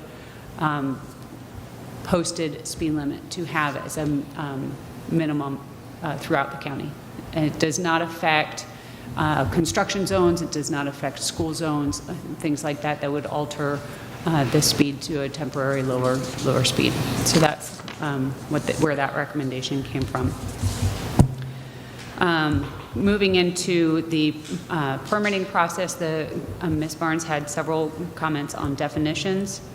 One was related to that there are no definitions for road or right-of-way. So what we did in the ordinance is we defined road rights-of-way, which is the right-of-way or easement for a road, street, or thoroughfare which affords access to more than one parcel of land, whether listed in the county's road inventory as open or not. It does not speak, this definition does not speak to just any path or easement. It is particular to what creates a road, street, or thoroughfare. The Florida statutes dictate how you establish a road. Chapter 336 allows counties the ability to create roads, and Chapter 177 relates to platting as a method for a private community to develop roads. There are other portions of the ordinance when you were talking about what we're doing with those road rights-of-way that state more specifically what they are applying to for each section. For example, we have a section that where a permit is required to construct a new road, street, or thoroughfare in an unopened, platted road right-of-way, and there's a definition for that, or to do work in a county-maintained road right-of-way. So we are showing limited, we're limiting the uses of road right-of-way when we use it throughout the regulations. One of the other comments was on the definition of facility, that it could be interpreted to applying to something like a drainage ditch on private property that connects the drainage ditch to another piece of property. But the definition of facility is specific and to facilities that directly or indirectly serve the general public. It's not for facilities that are on private property that are only to serve that property, or between two neighbors that are an agreement that they've made between themselves to help out. Another comment was on the term that public and private road are used. The use of public roads is consistent with Florida statutes, Section 335.01, which states all roads which are open and available for use by the public and dedicated to the public use according to law or by prescription are hereby declared to be and are established as public roads. The only use of private roads is in Section 155.38A, related to open roads, which states that after the effective date of this article, roads, streets, or thoroughfares, whether public or private, shown on a plat approved by the Board of County Commissioners will be added to the county's road inventory as open roads. The provision, as stated, only applies to roads, streets, and thoroughfares as shown on plats. When a plat is approved by the board, it includes language that either dedicates the road to the public or reserves the road to the private entity owner, typically to the HOA. Regarding the permitting process set out in the ordinance, as Ms. Wickser said, this process has been used administratively by the county for more than 25 years. It's the desire of staff to have this process be legally required rather than just administratively. The placement of these requirements in Chapter 155 is logical, as they are regulations for all work within county-maintained road rights-of-way or to create new road rights-of-way to county standards. The provisions related to the work in Chapter 25 are broadened here to incorporate all improvements, not just to cable communications. In this Chapter 155 was already established as streets, roads, and bridges. The process applies to the construction of culverts and driveway connections within county-maintained road rights-of-way that are major collectors that would not go through a building permit process or that were more involved in and also included running of electricity or other utilities. Many times, residents will apply for a building permit to construct a driveway. We already talked about some modifications that we could make to the definition of work to make it clear that this would only apply to those things that weren't covered by a building permit. The process focuses on county-maintained road rights-of-way, as those are what make up the roads, streets, and thoroughfares that are constructed to county standards and that the county is invested in maintaining. The permit is a means for the counties to protect the county's investment, ensure proper protections to the road right-of-way. At this time, staff is not recommending a permit requirement for other road rights-of-way, as the county is not spending county funds or staff time to maintain those other road rights-of-way. It's up to the county in its provision and regulation of county roads to determine appropriate maintenance levels and schedules. Signed and sealed surveys and construction plans, sidewalk and maintenance of traffic plans, cost estimates, and right-of-way maintenance agreements are only needed when applicable. And typically, the process takes 4 to 6 weeks. The last comment was regarding the process by which a road may be designated as an open road in 155.38. There are a couple different methods that are included in that section. This section does not provide for different standards, but recognizes there are 2 different ways to accomplish the same end. During the platting process, the property owner who is platting the property is required to either construct the platted roads to county standards or put up security so that the county can construct them to county standards. So when we approve the plat, we're suggesting that those roads automatically be entered into the county inventory as open roads, as we have assurance that they will be constructed to county standards.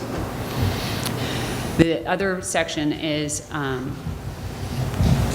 in Section B, is to accomplish the same goal by having the county engineer enter in reviewing the plans for a previously platted road that has not yet been constructed.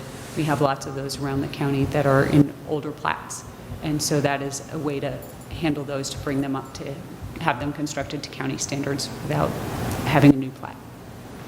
Thank you very much. I think your detailed analysis of that email and those comments shows that we have taken them very seriously, the public comment. Ms. Wixer, one final question.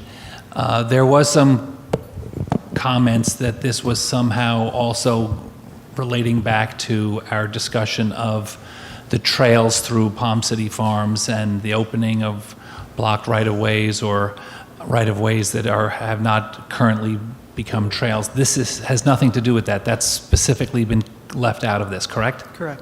Thank you.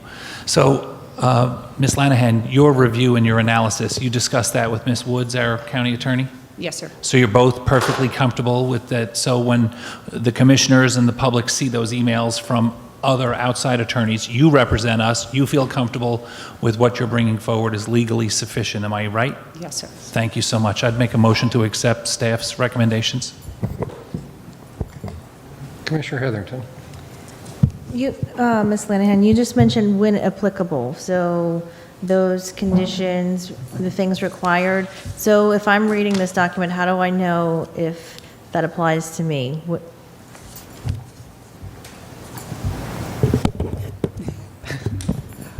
That's through the application process.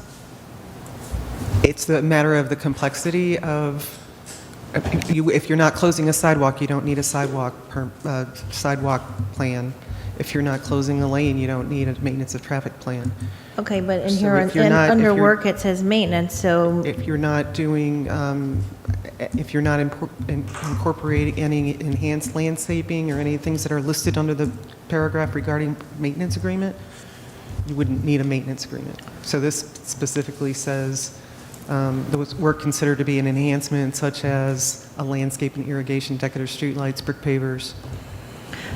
but under work, it says replacement or maintenance. So if I'm maintaining my ditch, do I need a right-of-way permit? No. But where would I, so how would I know that as the average person? Most people do that, and we either identify that they are maintaining a ditch that's not been maintained, and we work with them aside from the permitting process, or we find that they are actually not maintaining, they are reconfiguring a ditch or putting in a pipe that has not been permitted, and then we work with them, and right now we don't have a code that we can come back and say you needed to get a permit for this work. And those are issues along our major corridors. We've talked about Citrus Boulevard or Martin Highway, or Cove Road, where we do have significant drainage issues, where we want to make sure that those are maintained in accordance with our standards and that somebody's not putting in a pipe that's too small or that they're not.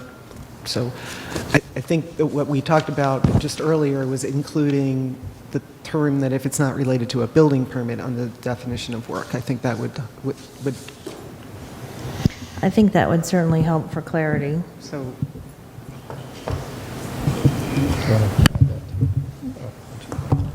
Yeah, I'm just more clarity on this one, and also, so if I'm doing some irrigation maintenance in the county's right-of-way, do I have to have a right-of-way maintenance agreement with the county?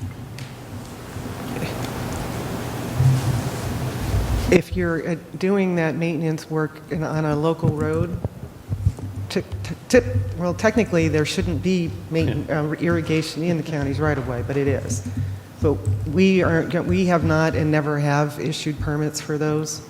And if you're maintaining it, we've never done anything. The only time we've touched those in the past is when we've done our own work in the neighborhood restoration projects, or if the county is doing work on the roadside and there happens to be an unpermitted irrigation line there, we usually have them remove it.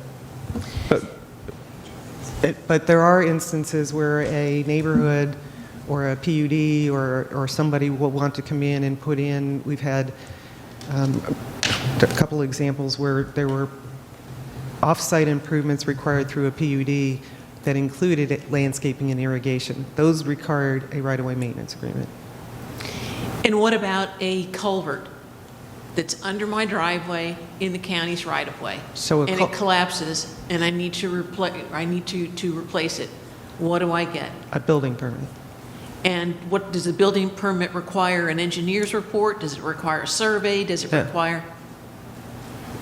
But it does require engineering review and approval. It requires a plan and a review and approval.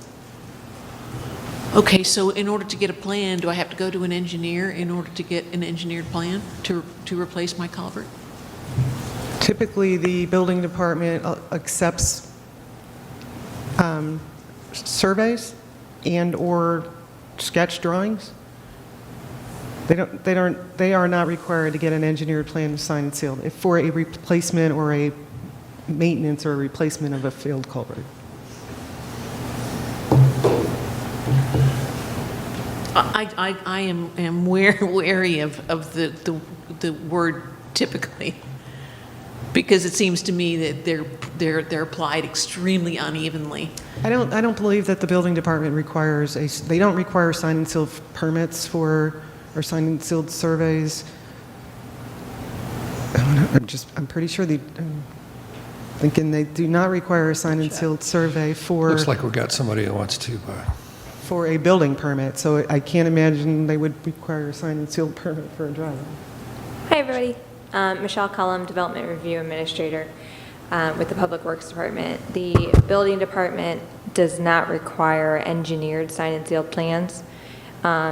Typically, if it is a maintenance of a driveway and they're replacing that kind, they're not improving, they're not making it larger, they are replacing a broken culvert.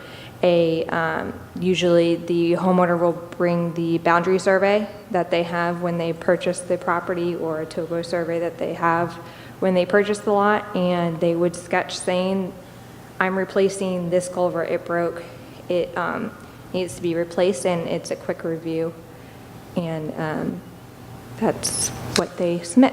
So no, engineer plans are not required. What about if you're replacing your concrete driveway with pavers and you're going through county's right-of-way?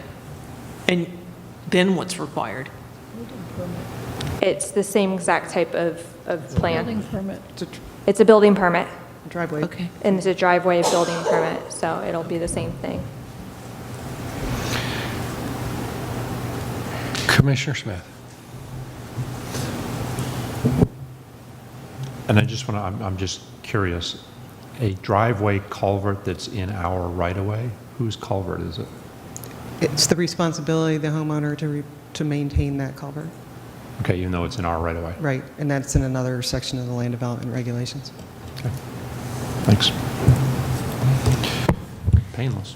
Okay. Did you need me to add something into my motion? I did. Now I've forgotten what it was. If you can add in, I think we have heard a consensus that we would like to add to the definition of work, not the subject of a building permit, just add that to the end. There's also, in my thorough review of this, I have recognized that where in 155.32, we changed in B that it's, we're relating work in a county right-of-way to work in a county-maintained road right-of-way, and that change was not added to 155.34, which requires the permit for that, and I just wanted to make it clear that it's county-maintained road right-of-way. We're not trying to go grab all county right-of-way and require permits. It's just for county-maintained road rights-of-way. So I'd like to add that. And then I found some, like Ms. Wixler pointed out, some formatting and... I would include that language in my motion and allow staff to make some editing, grammatical type of corrections to the document. Commissioner Heatherington. Just one quick question. So what is the current fee for a right-of-way permit? A right-of-way use permit is $910. A driveway permit from the building department is $179.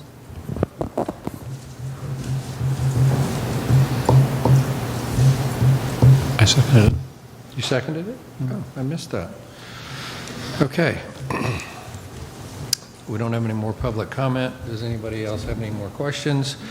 We have a motion by Commissioner Campy, seconded by Commissioner Smith. All in favor? Aye. All opposed? Motion. But She opposed. Oh, you opposed, okay. Okay, motion carries 4-1. Commissioner Heatherington dissenting. Okay. Thank you. All right. Now, since we don't have Department 2, because there's no items, we've saved the best for last. Department of, or Office of Management and Budget items which require board approval. Ms. Manning.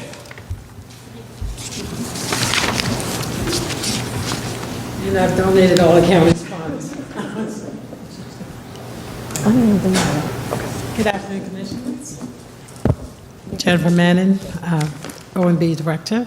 The first item up for approval is permission to apply for the Florida Boater Improvement Program grant. It's for $150,000. They would like to renovate the boat ramps at Sandspits Park and Stewart Causeway.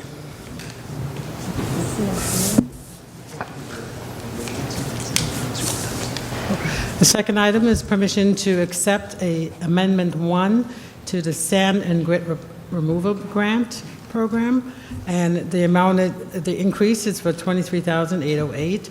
It requires a 50% match. The final item is a budget transfer for the from the Disaster Recovery Reserves Program. We place the funds in reserves, and we need to utilize it for the COVID situation, as well as the storm Dorian, Hurricane Dorian. Okay? Okay, Commissioner Hurd. How was this figure reached? Excuse me? How was this figure reached? Okay. $2,436,000. Yes, remember the prior year, FY18, we placed $2 million in the disaster fund, which we created for emergencies such as the hurricanes. And our fund balance in February, we placed an additional $500,000 in that fund. Since then, we've used money for Hurricane Dorian, as well as using funds for the COVID issues. So what's the remainder in disaster recovery reserves? Well, currently, there's only about 1.7 remaining, and we continue to spend for COVID for the sanitation products Well, how can we remove $2.4 million from $1.8 million? No, what I'm saying is the money was placed in reserves. So we just need to move it out of reserve so we can expend it. And in order to do that, we have to ask the board for permission to remove it from reserve, because we placed it in reserves when we did fund balance. And because we need to utilize those funds, we have to move it from reserves and move it into. So before hurricane season, you're proposing to exhaust our disaster recovery funds? Yeah. And we're hoping to get grants for however, wherever possible. But, we are expending funds for the protection of our county. Well, what are the known unbudgeted expenses that we've spent from COVID-19? For COVID, so far expended to date is $403,000, and we have another $250,000 that's encumbered for other supplies, for medical supplies and cleaning supplies and extra cleaning for the building. This is reserves are so important to us, and we keep chipping away at them and not reserving enough. And now we're not even at the beginning of hurricane season, and we're exhausting our reserves. And you're saying, okay, we've had expenses of $450,000, so we're going to borrow from our fund reserves $2.4 million. I need to know exactly what we're expending it on, rather than just we know we're going to have expenses. So I wanted to get this budgeting transfer taken care of now before I'm not. Commissioner, can I just explain that this is the Hurricane Disaster Fund. This has nothing to do with the general fund, where we're required to have a 10% reserve. This is a separate fund that we established for this purpose. I'm sorry. I still don't understand. You have this is hurricane. Yes. And we're using it to pay for shortfalls from COVID-19? Well, it's not just for hurricane, it's for any disaster that the county incurs. So that was the main idea, because we had Irma and we had Matthew. in the past, few years, and we've had, it takes a long time that we don't get reimbursed from FEMA. So we started reserving funds for disasters, so it helps to mitigate all the expenses. This is not even close to mitigating half the expenses when we have a hurricane event. So we have unpaid bills of $2.4 million? No, this is funds that we place in a disaster account for such events. So if we have a hurricane or like this COVID, this is unprecedented, but I mean, it occurred, and so this is where we look for funding instead of using our operating. Thank you. I'd like to separate these if we can so that I can vote against this one. Commissioner Smith? So what is our reserve policy for disaster? We just created that fund. So there was not, we set up a reserve for funding. So every time we have residual funding that we can place in reserves, we do so. I thought for years we had in our general fund a 10% You do. Yes. reserve for, and we You used do. it for Francis and Jean. We used 8 million or 9 million out of Yes, that sir. for Francis and Jean. And then we went a couple of years where we couldn't quite replenish it as quickly Yes. as we wanted to. So That's correct. Because well, there's two things. One, because it takes us so long to get reimbursed now. They keep changing the requirements for us. And FEMA, when we put in those requests, we're not always successful. So this Dorian, particularly, how much was Dorian by itself? Well, so far Dorian we're still working on Dorian, so the expenditures is only about 400,000 or so. It's a little bit over 400,000. And I want to clarify also is that whenever there's an event and FEMA funds some of it, they only fund at 75%, and the county is responsible for 12.5%, as well as the state will sometimes, replenish 12.5%. So we're always obligated to spend some money out of our coffers. So if we dip into our 10% reserves, which we're trying to replenish at this time anyway, if you remember last year when we did our budget, we put as much funding in to meet our 10% requirement. In our fiscal policy, we also stated that we establish a disaster fund in the event that we have disasters that it helps to mitigate. So how much is in our reserve account today, roughly, for It's close to about 14 million. 14 million? And in the past, before we had a disaster fund specific, we would pull from that 14 million if that's what we were needing to do. That's correct. So if we had spent 6 million in Dorian, we would have pulled that 6 million Yes. from the 14 Yes. million or 12 million, whatever that was. And if you go back to Francis and Jean, for example, our reserves at that point was about $10 million. It was $10 It's 2004. We were down to less than $1 million because we had to expend all those Okay, funding. I think that's where this conversation just got very confused. It's not as if we have spent down the disaster, the disaster fund, reserve fund for disasters, what we commonly called that in the past, still has 14 million sitting in it. Yes, the 10%. This fund, which is new as of last year, 18, as of 18. fiscal year 18. yeah. is being depleted pretty much down to zero. No? No, at this point, after spending for COVID and some for math and some for Dorian, we still have $1.7 million. Yeah, and I would recommend if you're uncomfortable moving the whole budget portion for the reserves, just move the part that we need. Okay, I just think it got very confusing because we used the reserve fund in the past for hurricanes. Right. That's And then we correct. just blended into a conversation very quickly of 2.4 million coming out of our reserves, out of the disaster fund, leaving nothing or almost nothing. Yeah, but we're not utilizing all of it because we're moving it into an expenditure account because in June, our hurricane season starts. So, yeah. If we were to have a hurricane that had impact, and let's say it was an $8 million impact, regardless of whether FEMA pays us back this year or 5 years from now, the reserve policy we have set up, you would kick in to that 14 million Yes. to pay out the 6 million. Yes, sir. Yes. So we would clear, yeah. I just, that just wasn't really clear, I think. Yeah, I apologize. We were just trying to get ahead of our curve here because when we started incurring the COVID-19 expenses, we were hitting a specific line. So the departmental budgets weren't getting I just think it double got hit. confusing term between the disaster fund, if that's what we're calling it, the hurricane disaster Yes. fund. It is and it isn't. Right. We have, one is called restricted reserves, which is the one that we're required to have 10%. The other one is called a disaster fund. Right, but we have historically, up until 18, Yes. used that That restricted is fund correct. to deal with our, whatever crisis we dealt with at the day. That's correct.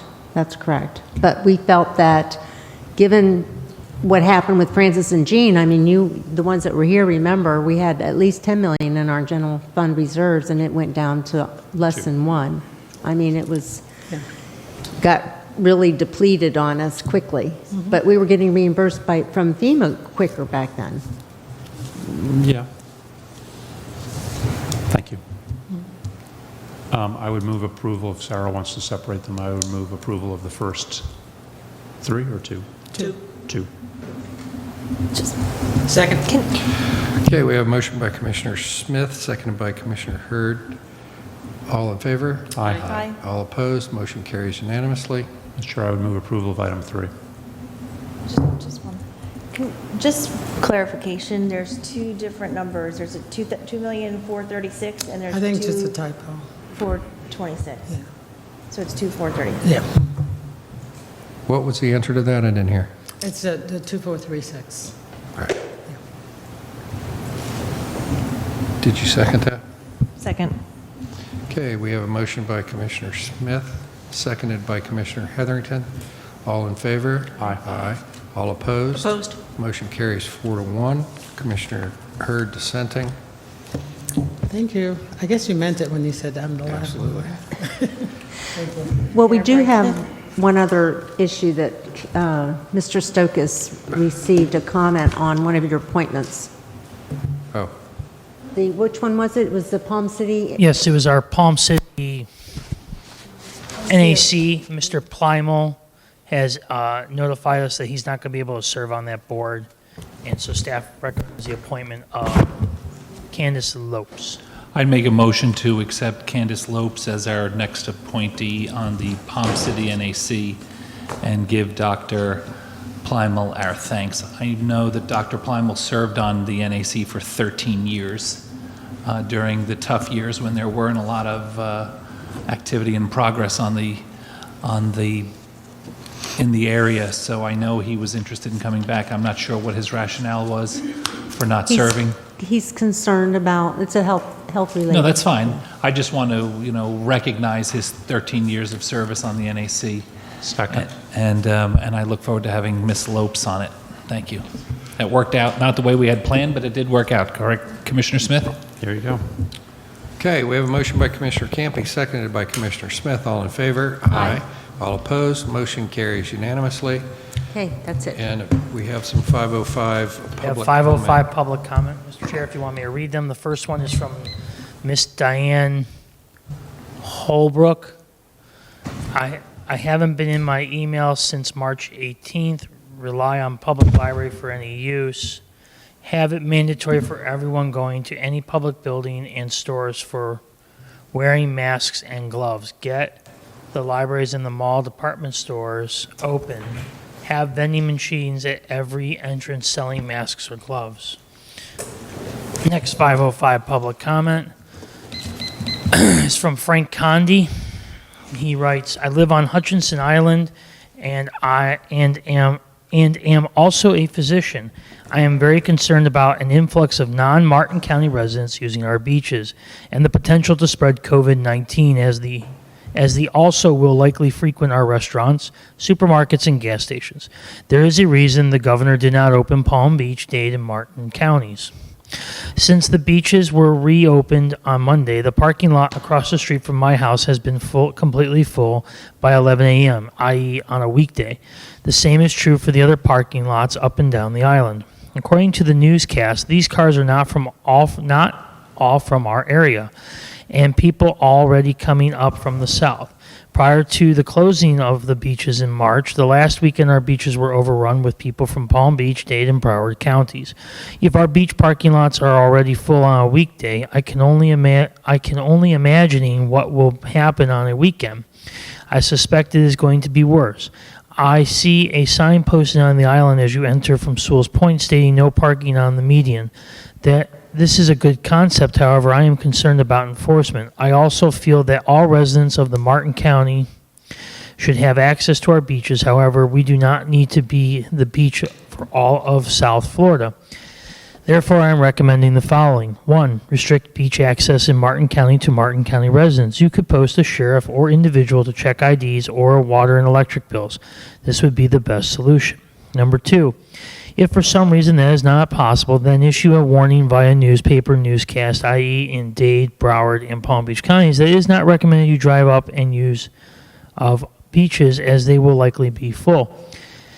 To enforce this, there needs to be deputies posted at each beach to prevent parking outside the beach lots, and vehicles who park on medians should be towed at owner's expense.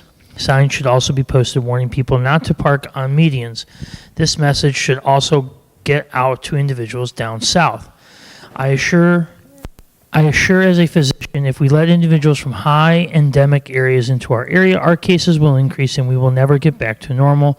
It will likely necessitate a further shutdown and step backwards. Next public comment is from Miss Suzanne Hilton.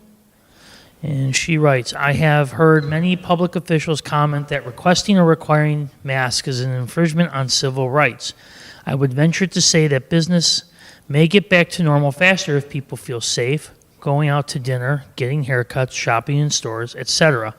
I, for one, would hesitate to go to a business that did not exercise the precautions of masks for employees. I would choose the business that did use masks over one that did not. It will not kill us to wear masks for a month or so. It may kill us not to. And that, Mr. Chair, is all the public comments we have at this time. Okay, and with that, we've reached the end of our meeting. Our next regular meeting is May 19th. May 8th. I'm sorry. I had one. I just had a brain pause. So today, in your presentation from the Corps and the Water Management District, we also had a departmental presentation from Ecosystem Management. I don't know if you had a chance to look at it, but I was going to offer possibly we could do that at the next meeting. It's just an informative, and the next meeting we were also going to do the CIP. So it might dovetail nicely with that discussion. Okay. Good. I'm sorry. That's okay. Okay. May 8th, 15th, 22nd, 29th are our special COVID-19 update meetings, and with that, we are adjourned.